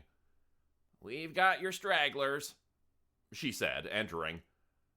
I noticed, not for the first time, that the woman didn't seem to age a day. Despite her wrinkles and old lady perm, she was still quick and strong and didn't miss a beat mentally. I thought about the crystal pendant hanging from the archivist's neck, and wondered if maybe she didn't have something like that of her own. And if she did that mean that she was even older than she claimed? The archivist's deep baritone broke me from my thoughts, as the remaining 4 individuals entered the room. Thank you, Muriel. You have been of great help once again. She simply nodded and took a seat at the table near me. She looked over at me and gave me an almost imperceptible nod, her eyes glassy with tears. Words passed between us, unspoken. She apologized for not telling me sooner, and I forgave her. The 11 is now complete, the archivist said with finality. May I introduce Serena and Jesse? He pointed with a long, wrinkled finger to a man and a woman. Their powers are some of the strongest in town. If you find yourselves in a situation with no hope of escape, they will be your only chance. But what the hell are their powers? Randy interrupted. You didn't say. Jesse spoke up quietly, in a timid voice. We can manipulate thoughts, Serena finished for him. Between the two of us, we have the ability of mind control, but it exhausts us both quickly. If you need to use this ability, we will be doing it at great risk to ourselves. Not only can it leave us vulnerable and defenseless, it takes a ton of energy. The two of us could be pretty much comatose afterwards, depending on how much you need us to do. I will protect you, OCL said. Just let me know, and I will carry you both on my back for the rest of the journey, if that is what's required. Hopefully, it will not come to that, the archivist said gravely. so long as they do not need to tax themselves to their fullest extent. They should be able to continue on. Just remember, you must only use their abilities as a last resort. All right, who's next? Randy asked. I'm starting to get into this. I kind of want to guess what the next superpower is going to be. Let's say super speed? $10, Parsons? Not a frickin' chance, Randy. I am Wolfcat, a creature said from the other end of the table. As the name suggested, they appeared to be half wolf and half leopard, but stood on two legs and walked like a person. My appearance can change based on my thoughts. I suppose the common nomenclature would be shapeshifter, but I find that term a bit reductive. In an instant, they transformed themselves into an eagle, then a king cobra, then a badger, and finally a squirrel, before changing back into their original form. Just don't ask me to turn into a bumblebee. That damn buzzing drives me nuts. And finally, last but not least, the archivist said, Diego Rodriguez. A man with sunglasses and a beanie hat on his head stepped forward, nodding silently. He is a man of few words, but his skill set is second to none. What does he do? Randy asked nervously. Like Magneto type shit? No. He has the ability to communicate with animals, to overpower their minds, to control their will. He will be essential to your journey as you attempt to make your way through an army of giant millipedes. I couldn't help but count the number of people around the table and noticed we were still missing one person. That's 10. Where's the 11th one? I asked. Don't tell me you're making my grandma go with us. She's like 80 years old. I can handle myself, Jay. But no, it isn't me. The archivist motioned with his hand as one of the acolytes from upstairs sat down at the final empty seat. Term 4 will be the final member of your team. He will guide you through the labyrinth of underground tunnels and bring you to your destination, the birthing pod. The birthing pod? Yes. Your journey will take you far below ground, to the very epicenter of the town. There, you will find the one you have been searching for. Sheriff Parsons began to speak, softly, quietly, almost as if in a trance. It's a big empty space, a huge cavern, tunnels converging on all sides, and in the middle of it all there's this big, pendulous black sack. It's hanging there at the center of it all, like a fat raindrop ready to fall, just hanging on by a thread. We all stared at him silently, and he finally shook his head and looked around, realizing we were all watching him. I saw it. In a dream. A nightmare, really. As have I, said the archivist. And what Sheriff Parsons is describing is accurate. When that final, tenuous strand is broken, and the black teardrop falls, that is when it will be too late. If he is birthed, we are doomed. No one will be able to stop him then.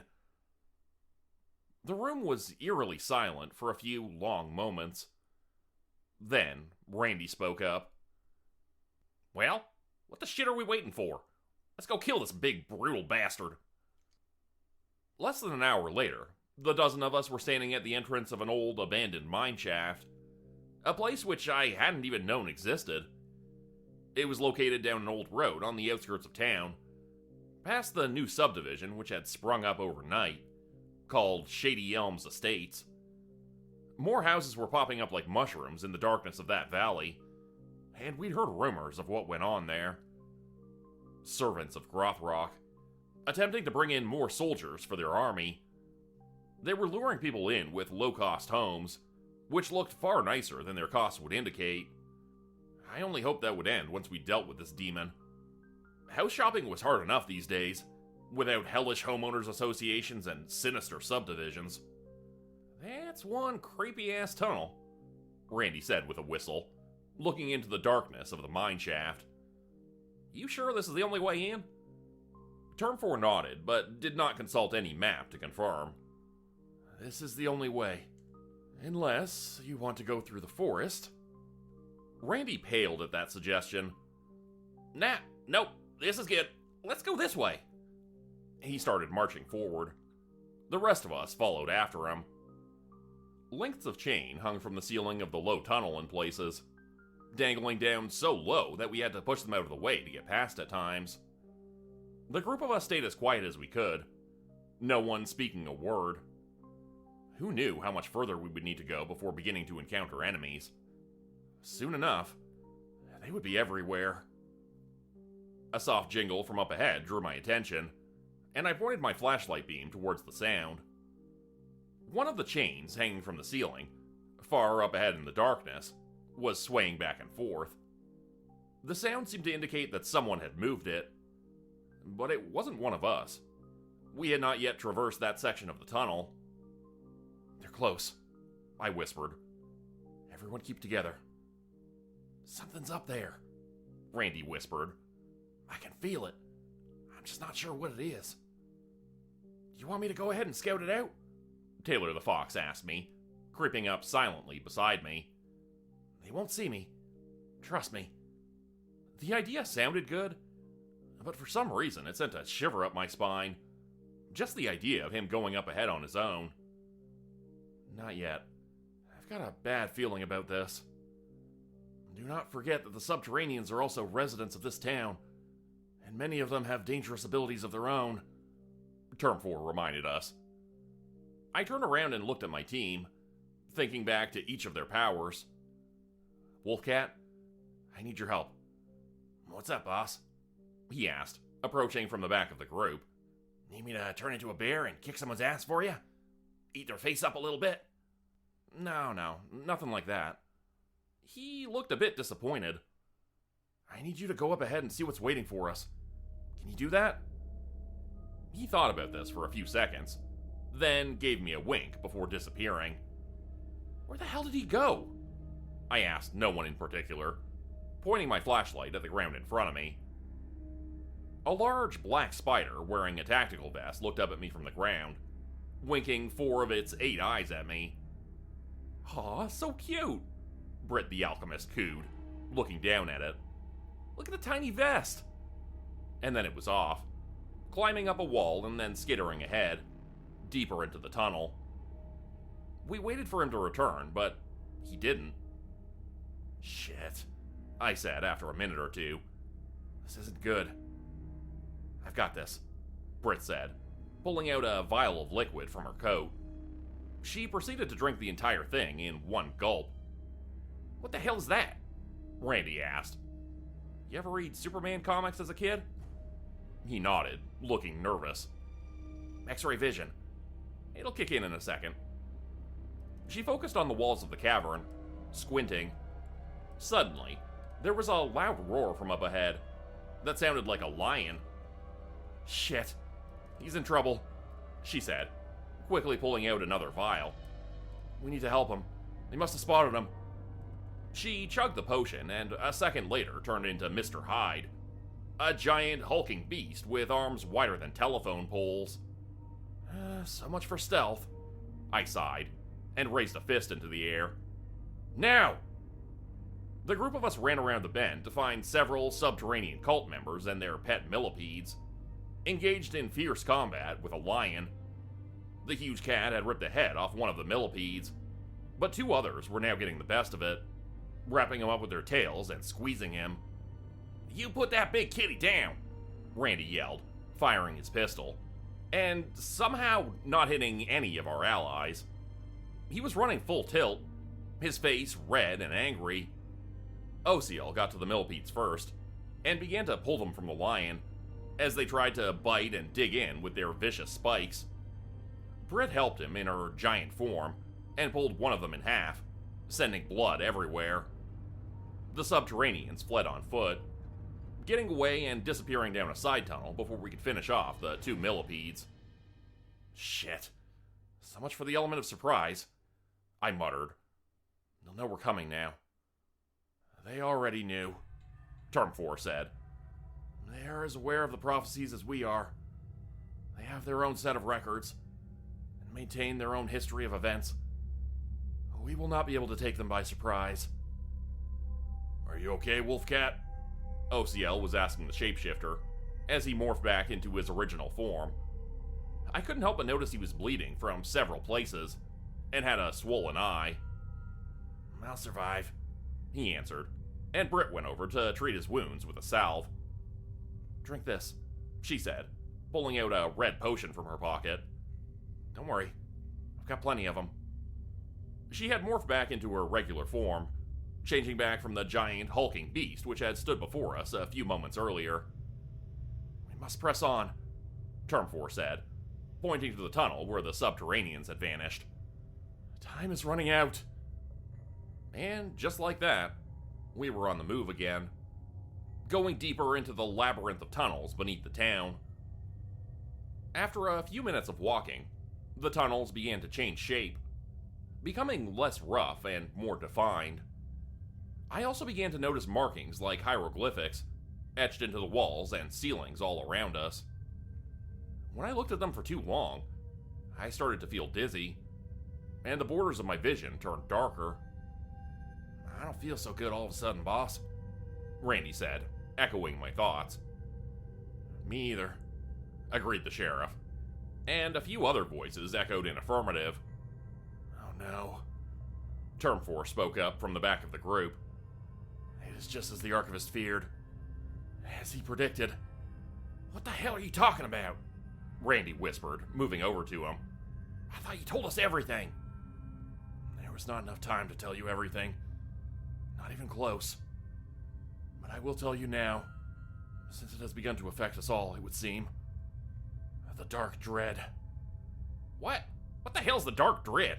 Get on with it already. We need to get moving. The Dark One is always listening. We only please him more by speaking of him, and of his doings. There is a manifestation of him that is able to cloud our minds, to make us lose our sense of self, using these runes, the markings on the walls. Do your best not to look at them for too long. How the hell are we supposed to do that? They're frickin' everywhere. Just do your best. He sighed. We need to keep moving. Come on. Everyone, try not to look at the markings on the walls. If you start to feel funny, let us know. I'm already feeling funny, Wolfcat said, shaking his head. This place is doing something to me. Here. Britt took a vial from her coat and handed it to him. This should help you focus. He took a sip and perked up immediately. Hey, not bad. Kinda tastes like pineapple. Thanks. I do my best to make my potions palatable as well as functional. I have one that tastes like Diet Coke. Ugh, Randy said. Why not just make it taste like regular Coke? I'm not a miracle worker, Randy. Please, Term 4 whispered urgently. Keep your chatter to a minimum. We are in their domain now. We may come across more of them at any minute. Sorry, Britt apologized. I get a little caught up when people ask me about my work. I looked down at my own feet and tried to ignore the runes on the walls throughout all of this, but it didn't seem to help. My eyes started drifting upwards again. The harder I tried not to look at the hieroglyphics on the walls, the more I found myself staring at them. They were beautiful, in a way, and I could tell they were ancient, carved with a steady hand, using the tools available at the time. Jay! Randy was shaking me, and I realized I'd been standing still for a while, not walking, not doing anything at all. Term 4 came over and looked me in the eye, seeming concerned.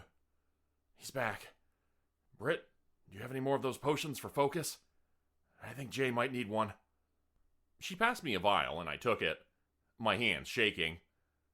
How long was I out for? Only a minute or two, Parsons said, surveying the rest of the group. But that's more than long enough to get yourself killed in a place like this. We need to keep looking at each other or the ground or whatever else you can find. As long as it's not the markings on the walls, Term 4 added, then said to me directly, For you, lay your gaze on the glowing sword in your hands, Jay. It is made up of the opposite magic of the hollow, and it will give you peace and focus. I did what he said, and a few seconds later, I told him I was ready. All right, let's get moving again. I've got this. We've got this. The 11 men, women, and creatures surrounding me nodded. We got your back. Lilypad winked at me. I'm still waiting for a chance to unleash a little blood magic. I'm itching for it. We proceeded down the dark tunnel, only the glowing sword in my hand lighting the way. Actually, he was all around me, I realized, making me glow like a radioactive fish out of water. As we turned another corner, I caught the first glimpse of movement up ahead. It looked like a procession of people wearing dark, hooded robes. They were carrying torches and marching along a tunnel running perpendicular to us. I ducked back behind the corner, hoping I hadn't given us away. Peeking my head around the bend again, I saw they were gone. But their low, chanting voices could be heard droning through the tunnels, echoing with an unpleasant melody that made the early morning headache return. Okay, they're gone. Let's keep moving. But be ready for anything, I said, feeling a strange conviction in my voice that I'd never felt before. A charisma and leadership that I'd always worried I would be cursed to live without. The group followed me without question. And when I blacked out again, or whited out, I should say, they continued to follow me, even though I have no recollection of what I did during that span of time. The whiteout happened as we came across a set of stairs leading up to our right. An old door was at the top of it, and with it were memories. Memories I had suppressed and forgotten. Nightmares that were real. Of being trapped in these tunnels as a kid. Ned. Fucking Ned. Another kid from town who we'd met in the forest. He'd cried and said he was lonely, rejected, an outcast, and we had taken him in as a friend for the day. In return, he had lured us to these tunnels, and we'd nearly been killed by those monsters in robes and their millipede pets. Then, as those memories faded, other memories took their place. But these flashbacks were not my own, I realized. They belonged to someone else. And I had no idea why I was seeing them. At least, not yet. As my mind imagined a scene beginning in a sheriff's station, my body continued to march forward. According to the others, the glowing white light surrounding me became even brighter, and my eyes became the same, losing their color, turning into twin torches of white fire. To me, it felt like I was falling into someone else's memories. Randall was the one who told me about the convoy. He's always been the observant one, and luckily he was there when the line of army trucks started rolling into town. At least, we thought at first that they were army trucks, due to the distinctive green paint and the words Army written in block capital letters everywhere. Randall slammed the door open before taking a half step inside, and yelled at me to get out there ASAP.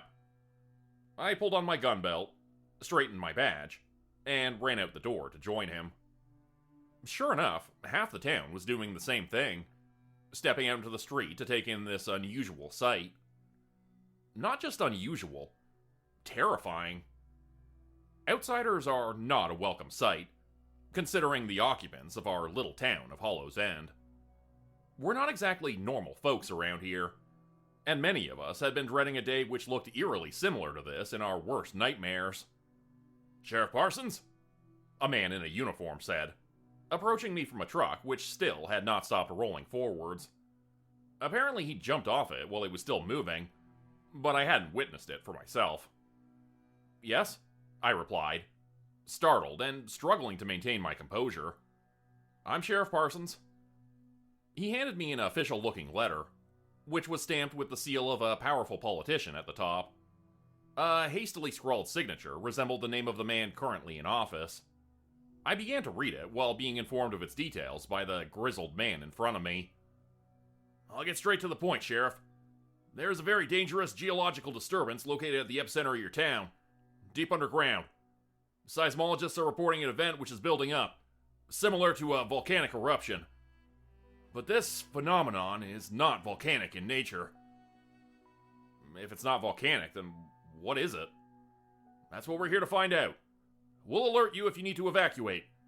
But for now, we need your full cooperation. Can I expect that from you and your citizens, Sheriff? A loaded question, if I'd ever heard one.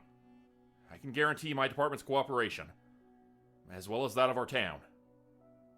What choice did we have, after all? They were the ones with all the guns. But the citizens of our town were more formidable than most. Thank you, Sheriff. Hopefully we'll be out of your hair in just a few days' time. Here's my card, in case you have any questions. I nodded, and he was gone. Back onto a different truck, which didn't stop to pick him up. There was a long line of them rolling in, the end of the convoy fading off into a dusty haze in the distance. Randall and I stood there, along with most of the residents of Hollow's End. We watched them roll down Main Street one after another, kicking up clouds of dust until we were choking on it. Finally, my deputy and I retreated inside. Through the closed door, I could still hear them rolling through town for hours after that, until finally it stopped. What the hell are they all here for? Randall asked, sitting on a chair beside my desk. He was going through his notes, recalling everything the guy had said.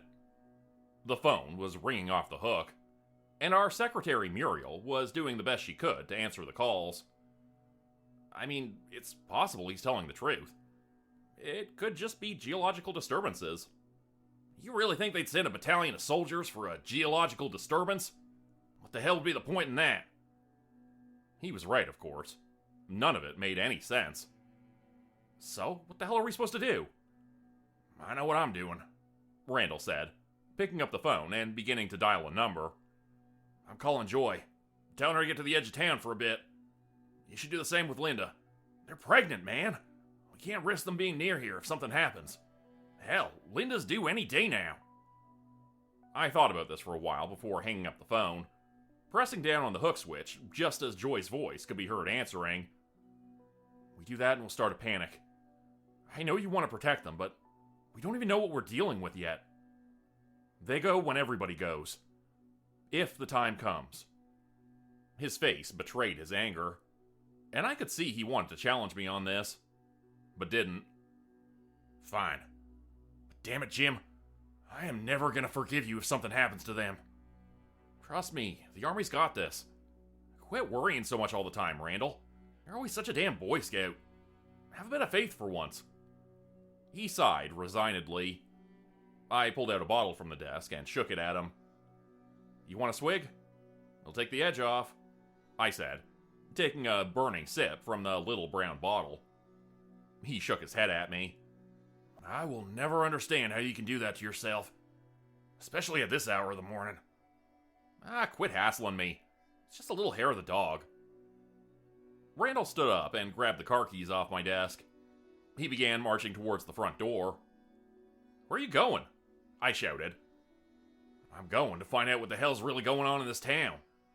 Are you coming with me or not? Even though I didn't want to, I did. And, of course, as always, he was right. We ended up parked outside an old building near the center of town. Beyond it, there was yellow caution tape being put up for blocks in every direction. The military-looking people were ushering civilians out of their homes and directing them beyond the caution tape. Strangely, the military folks didn't seem to notice or care that a lot of our civilians were non-humans. Kamisha Coffin, a young vampire woman who lived in the clock tower, was speaking to them calmly, her long fangs clearly showing. They provided her with an umbrella to block the sun, and she got into her truck and turned on some metal music. I walked over to her as Randall went to speak with some of the others. Hey, Kamisha, I said as she rolled down the window. I'm trying to figure out what the hell's going on. But those dudes won't tell us much other than it's a geological disturbance. Whatever that is. Yeah, they told me the same thing. At least they were being nice about it. But I got the feeling if I said no, they'd stop being so nice. Same here. Hey, weird question, but did you put a glamour on him or anything? I'm just wondering because they don't seem to care about the non-humans around here. It's weird, right? No glamour. It's weird for sure. Unless they already know about us somehow. Still, you think they'd be worried the curse would get them if they stuck around for too long. If they end up spending the night, we might have a lot of new neighbors by tomorrow. I nodded, thinking about that for the first time. A little quirk of Hollow's End. People who stayed here for too long couldn't leave. It was like the town was a magnet, and it stuffed you with iron filings every minute you breathed in the local air. If they stayed for too long, they'd be stuck here. Unless they knew some trick that I didn't. It's definitely got something to do with all those earthquakes recently. We'll try to get it all sorted out before nightfall. If these folks know about you guys, they might already know about the local curse, too. True. I'll be sitting right here. If I see anything interesting, I'll hit a payphone and let you guys know about it. Muriel's still at the station, right? Yeah, but she's looking more swamped than swampy. The phone's ringing off the hook. Everyone's calling in non-stop about these military folks, and the earthquake's getting worse. And we've got nothing to tell them. Parsons! Randall was waving me over, and I excused myself. Thanks, Kamisha, I said, patting the roof of her truck before I walked off. I'll catch up with you later. This guy here says he knows what's going on, Randall said as I walked up to him, seeing he was talking with an old man in a long blue robe. He had a long white beard and looked a bit like a wizard. Oh, good. You know why the army's here? I asked. To my surprise, he shook his head. That is not the army, Sheriff. And the reason they are here is the same reason why I must speak to you immediately. Those men are in grave danger. Only you can save them. And all of us. The survival of the entire town is up to you. Okay, Jay the delivery guy again here. Sorry, I get how this flashback stuff must be a bit confusing. But I'm trying to convey things in exactly the way they happened to me. And this is what I saw while the whole group of us were marching through the tunnels. These flashbacks of Randy and the sheriff. Except it wasn't really Randy and the sheriff. Not as I knew them. It was their fathers, I realized, based on the similarities in their facial features. Except that didn't totally make sense either. Because the sheriff had just come to town in the last couple of years. And he said he didn't have any family here. Still, the resemblance to the man in my visions was uncanny. It had to be Parsons' father. Even the names matched somehow. I was decapitating millipedes with my energy sword, and Randy was shooting a bunch of them in the face with his gun, as I came back to the present, and immediately stumbled and fell over. Shit, you're back, Parsons said, helping me to my feet. The others rallied around us to protect us, as I took a moment to recover. Lilypad used her blood magic to cause several millipedes to attack their subterranean masters, who fled from the tunnel screaming. Meanwhile, Diego was using his animal mind control to cause several others to burrow away from us, causing a hole to open up beneath a group of cult members running toward us from an adjacent tunnel. They fell screaming to their deaths. We need to move, Term 4 yelled. We are close to the central chamber. They will be coming from all angles. Which way? I yelled back. I have no idea where we are.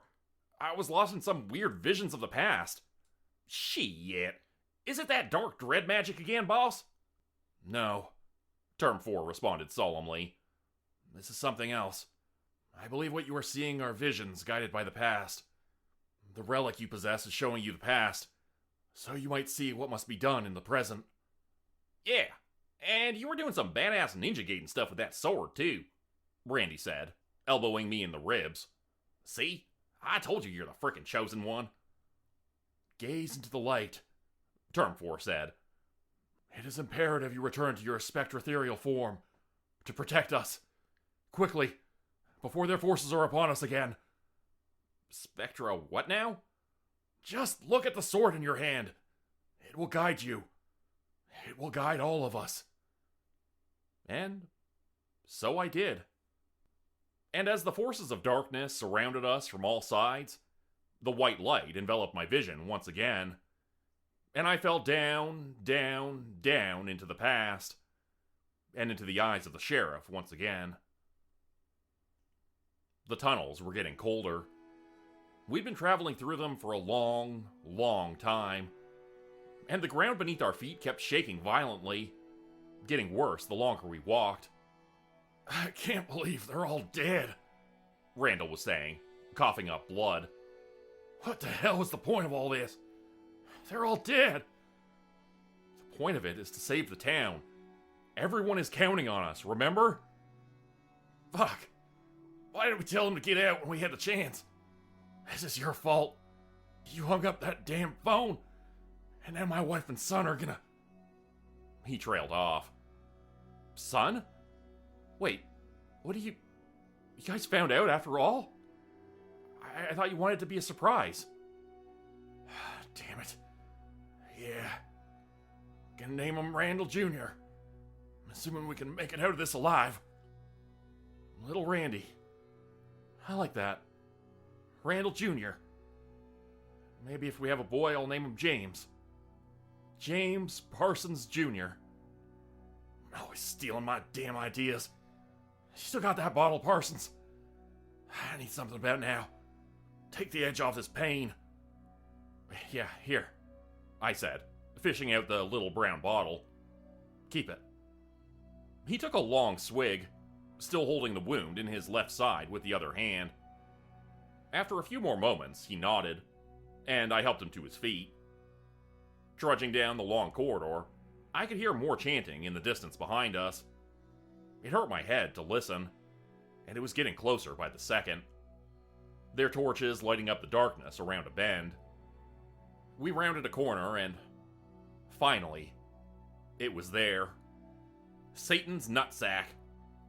At least, that's what I'd been calling it, after hearing descriptions from the archivist. And it kinda made sense, considering it was gonna birth an evil abomination which would destroy the town and kill all of us. Let me get a sip of that, I said, taking the bottle back from Randy. I get the feeling this is gonna suck ass. The two of us charged into the massive chamber, running towards the pendulous sack hanging from the ceiling at the center. It took me several moments to realize the two of us were howling a war cry as we ran, some primal part of our brains unleashed without our knowledge. I imagined our ancient ancestors charging through fields with spears, towards predators and prey alike. Because if we did not fight, if we did not win, we would become the prey. Eat or be eaten.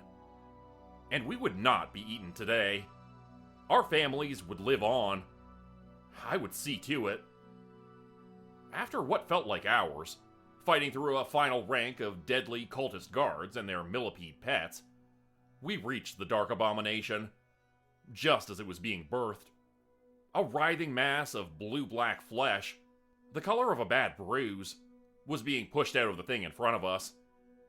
I saw huge wings, a horned back, and razor-sharp teeth. Its eyes were still closed, its physical form not yet aware of its surroundings. And as it was being pushed out into our world, to be followed by an army of monsters, I saw its heart, a beating, glowing purple organ beneath its flesh.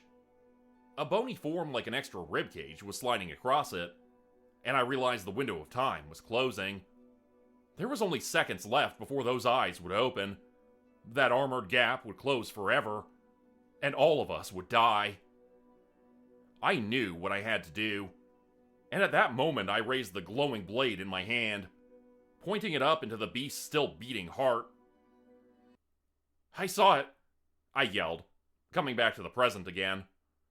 Coming back to the 11 all around me, in our time once again.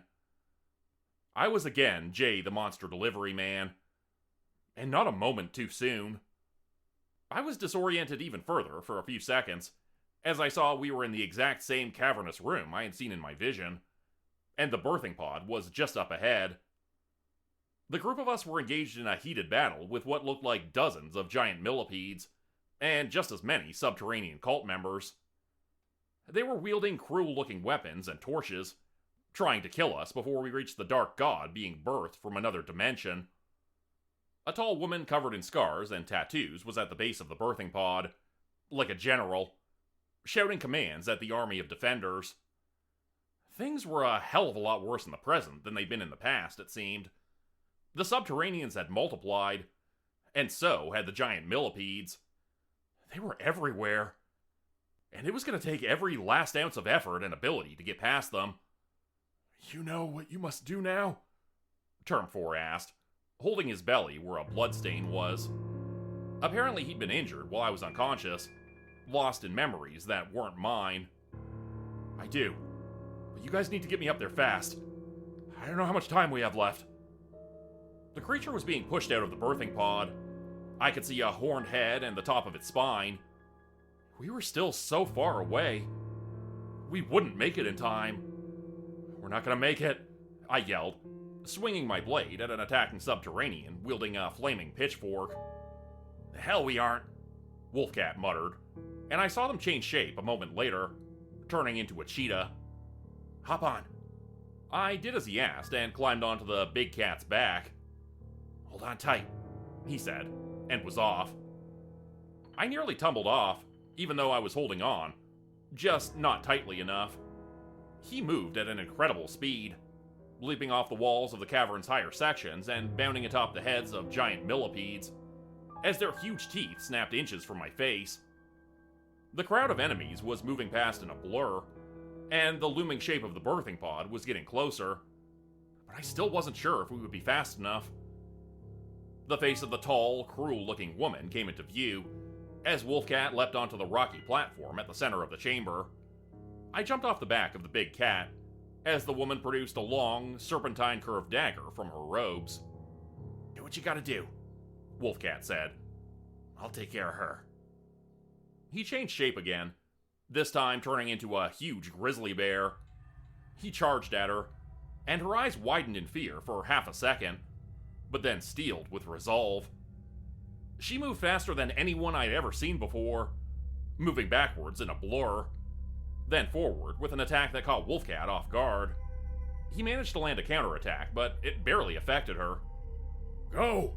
He roared, seeing I was watching him struggle with her. I tore my eyes away from the battle, and went to do what I had to do. I made my way over to the thing hanging from the ceiling, the giant, pendulous sack of dark flesh, birthing something that looked like the deformed love child of the devil and a dragon. I had no doubt it would do untold damage if I did not stop it. Just as in my vision, I saw its heart beating, glowing from beneath its skin, and that second bony layer of protection sliding across to cover it. I raised my blade, reaching up higher with it to pierce the flesh of the beast. The tip of the blade was only a half-inch away from the beating heart.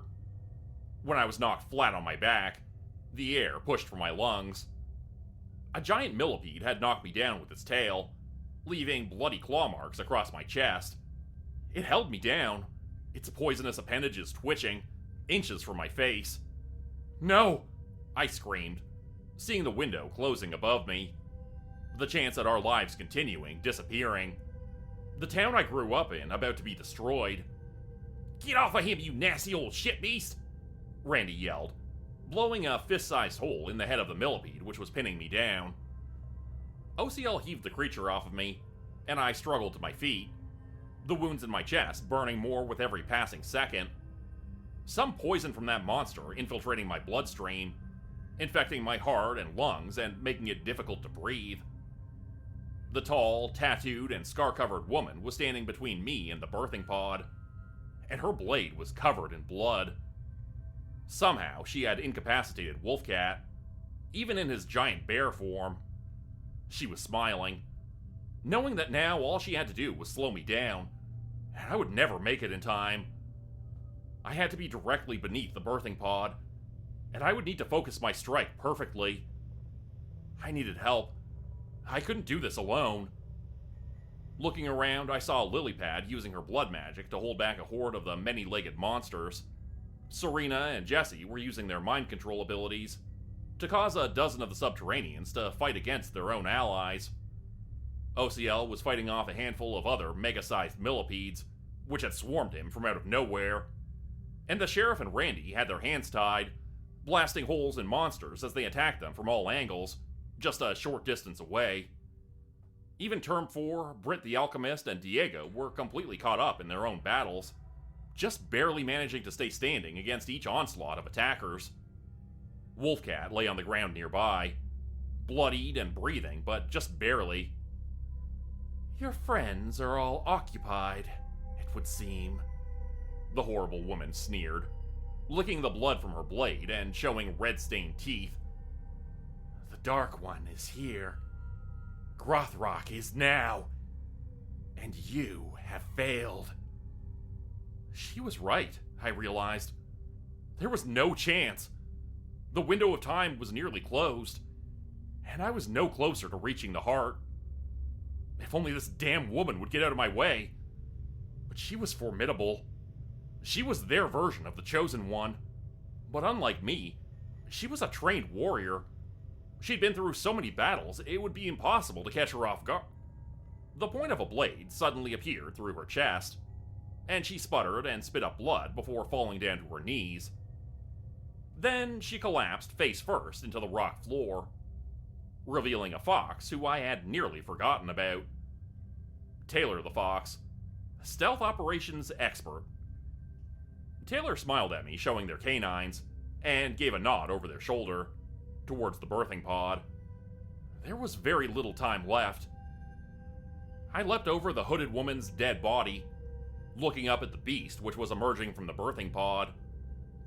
It looked just like the thing I'd seen in my vision, only so much worse in real life. My heart was pounding as I positioned myself underneath the beast. Looking up, I saw its eyes darting back and forth beneath closed lids, lost in some dream of destroying the world.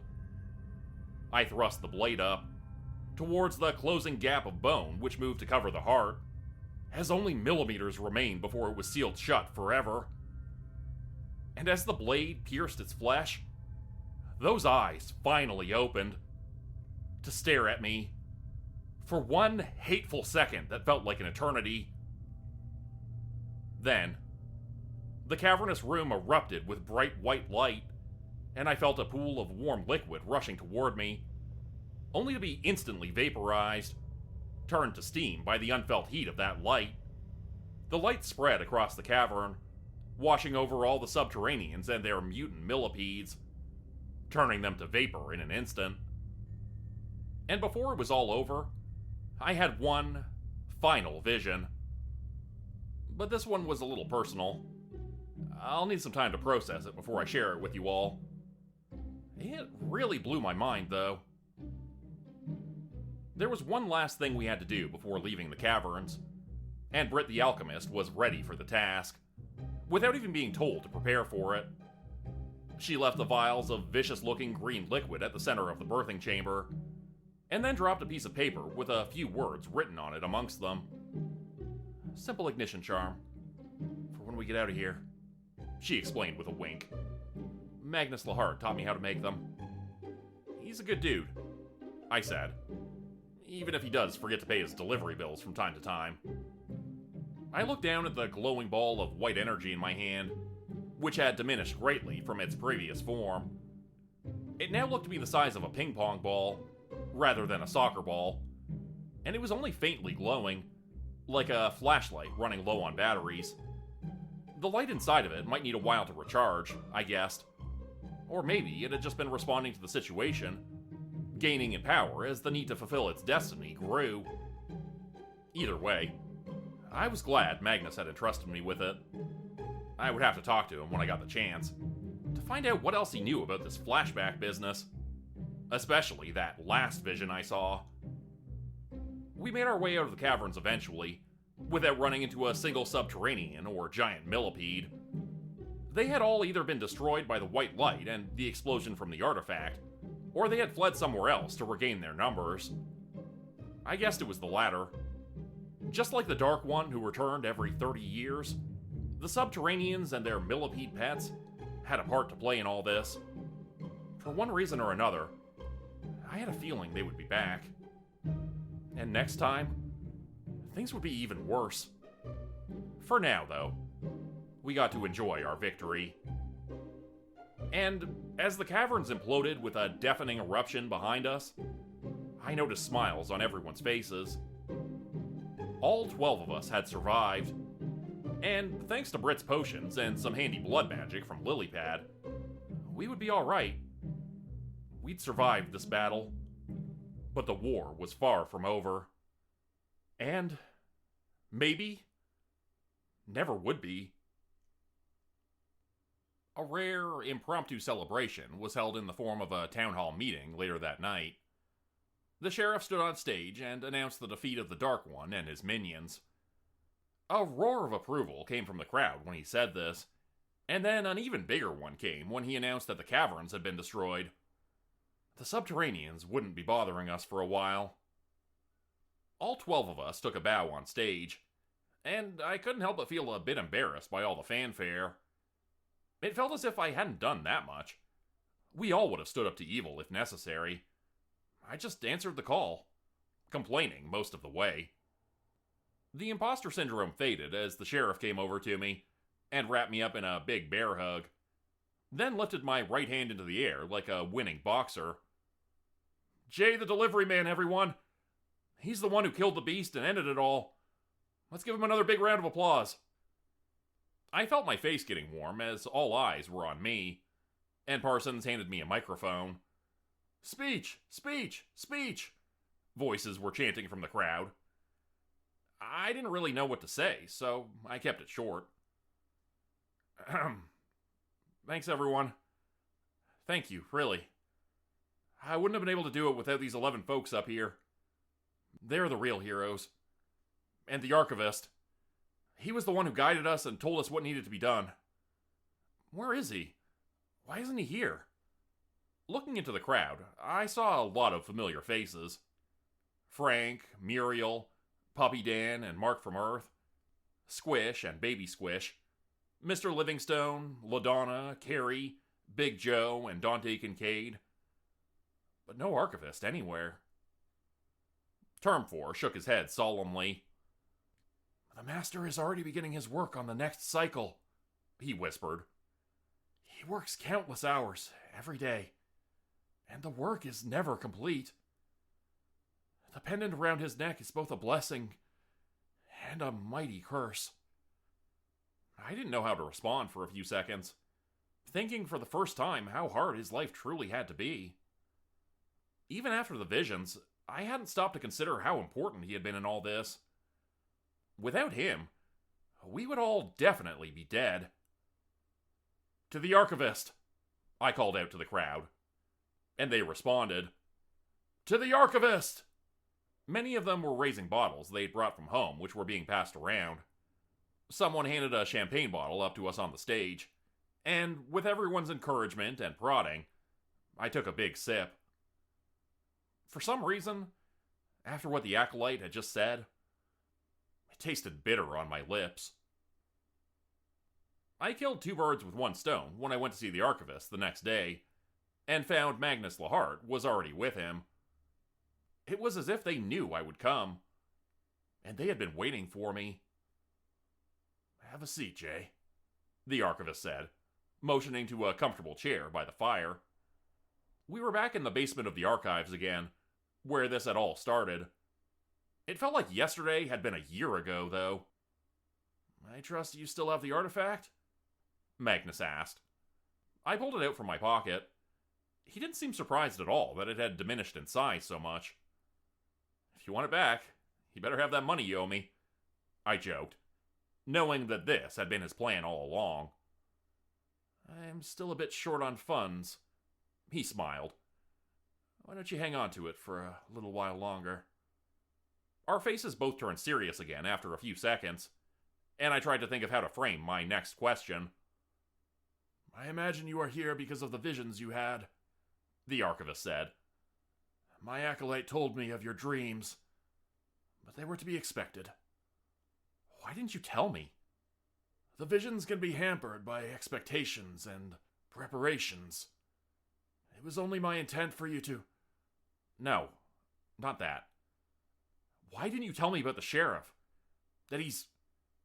Your brother? Yeah. And about my parents? A knock at the door interrupted my thoughts. It was Muriel, my grandmother. She came in timidly, with her hands behind her back, not feeling strong enough to look at me. He knows, the archivist said simply. He remembers. I must have blocked it out of my memory somehow. Them leaving that night to kill the bastards who kidnapped me? The badge on my dad's uniform. My dad was the sheriff. And he and my mom died that night because of them. Because of the subterraneans. It's a lot to process, the archivist said. I'm sorry you had to find it all out this way. So, Parsons really is my long-lost brother? Yes, Muriel nodded, her eyes teary. They sent him away the night he was born. The same night your father killed the Dark One, 30 years ago. They said he had a medical condition, needed to be treated in the big city. Your mother, God bless her soul, thought she was doing him a favor by putting him up for adoption after that. She thought she could free him of the town's curse. Let him make up his own mind if he wanted to live here or not. But sure enough, he made his way back here eventually. He must have gained some resistance to the town, being so close to the artifact and all of its magic at such a young age. When your parents died, the relic was entrusted to Magnus Lahart to watch over it until you were ready. So, are you... I started, looking at Muriel. Are you my... I wasn't sure how to finish. Your real grandmother? After a few long seconds, she shook her head. You were all alone, and I just wanted to protect you. It was all too much for me to hear at once. I was feeling dizzy and lightheaded. The room was starting to spin. I need to go. I need to be alone for a little while, I said, and made my way to the door. I climbed up the stairs as the three of them called after me.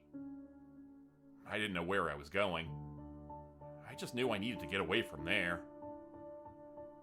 Half a block away, a police car pulled to a stop beside me, and the passenger side window rolled down. It was Sheriff Parsons, and he was alone. Hey, buddy. You alright? You don't look so good. Yeah, I'm okay. I think. Need a ride somewhere? It's a hot one out. Yeah, I could use a ride. I actually needed to talk to you about something. I climbed into the passenger seat and looked over at my long-lost brother, who still didn't know he was my brother. I guess he was the younger one, from what the archivist had told me. I had a brother. I had a younger brother. I wasn't an only child after all. What's with that weird look on your face? He asked, putting the car into drive. I put my hand on his shoulder and stopped him. You might want to put it back into park for a minute while I tell you this. I found out something important. And it's gonna change both of our lives. Forever.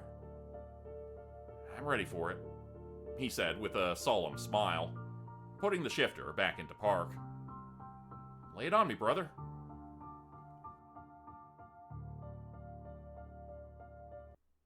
Oh boy, that one sure was a doozy. Did you folks see that shit with Jane Parsons coming at the end there? Because I sure as hell didn't. Kinda figures, though.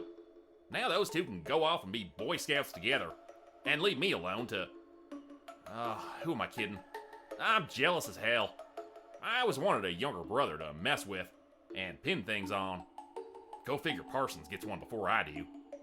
Anyways, where was I? Oh yeah, We got rid of that evil bastard Rothrock finally, so thank goodness for that. We still have a few issues to deal with around town, like that mad scientist kidnapping people and locking them up in their underground maze. That shit's still happening. So we ain't quite out of the woods yet, but we're getting there, with a bit of help from the town. Now, for those of you who don't know, this story was made possible with the help of these real nice folks from Hollow's End. If you want to help support the town and defend it from evil for yourself, check out patreon.com/Jordan Group Horror, and you can have your name featured in a story as a citizen of Hollow's End yourself, just like the Hollow's End 11 you can find on the list below. Now, don't forget to leave a comment down below, and subscribe to the channel so we can attract more tourists to Hollow's End. For the local economy. Yeah, that's it. Thanks everybody for watching, and see you again next time, right here in Hollow's End. Lengths of chain hung from the ceiling of... Lengths of chain... Lengths of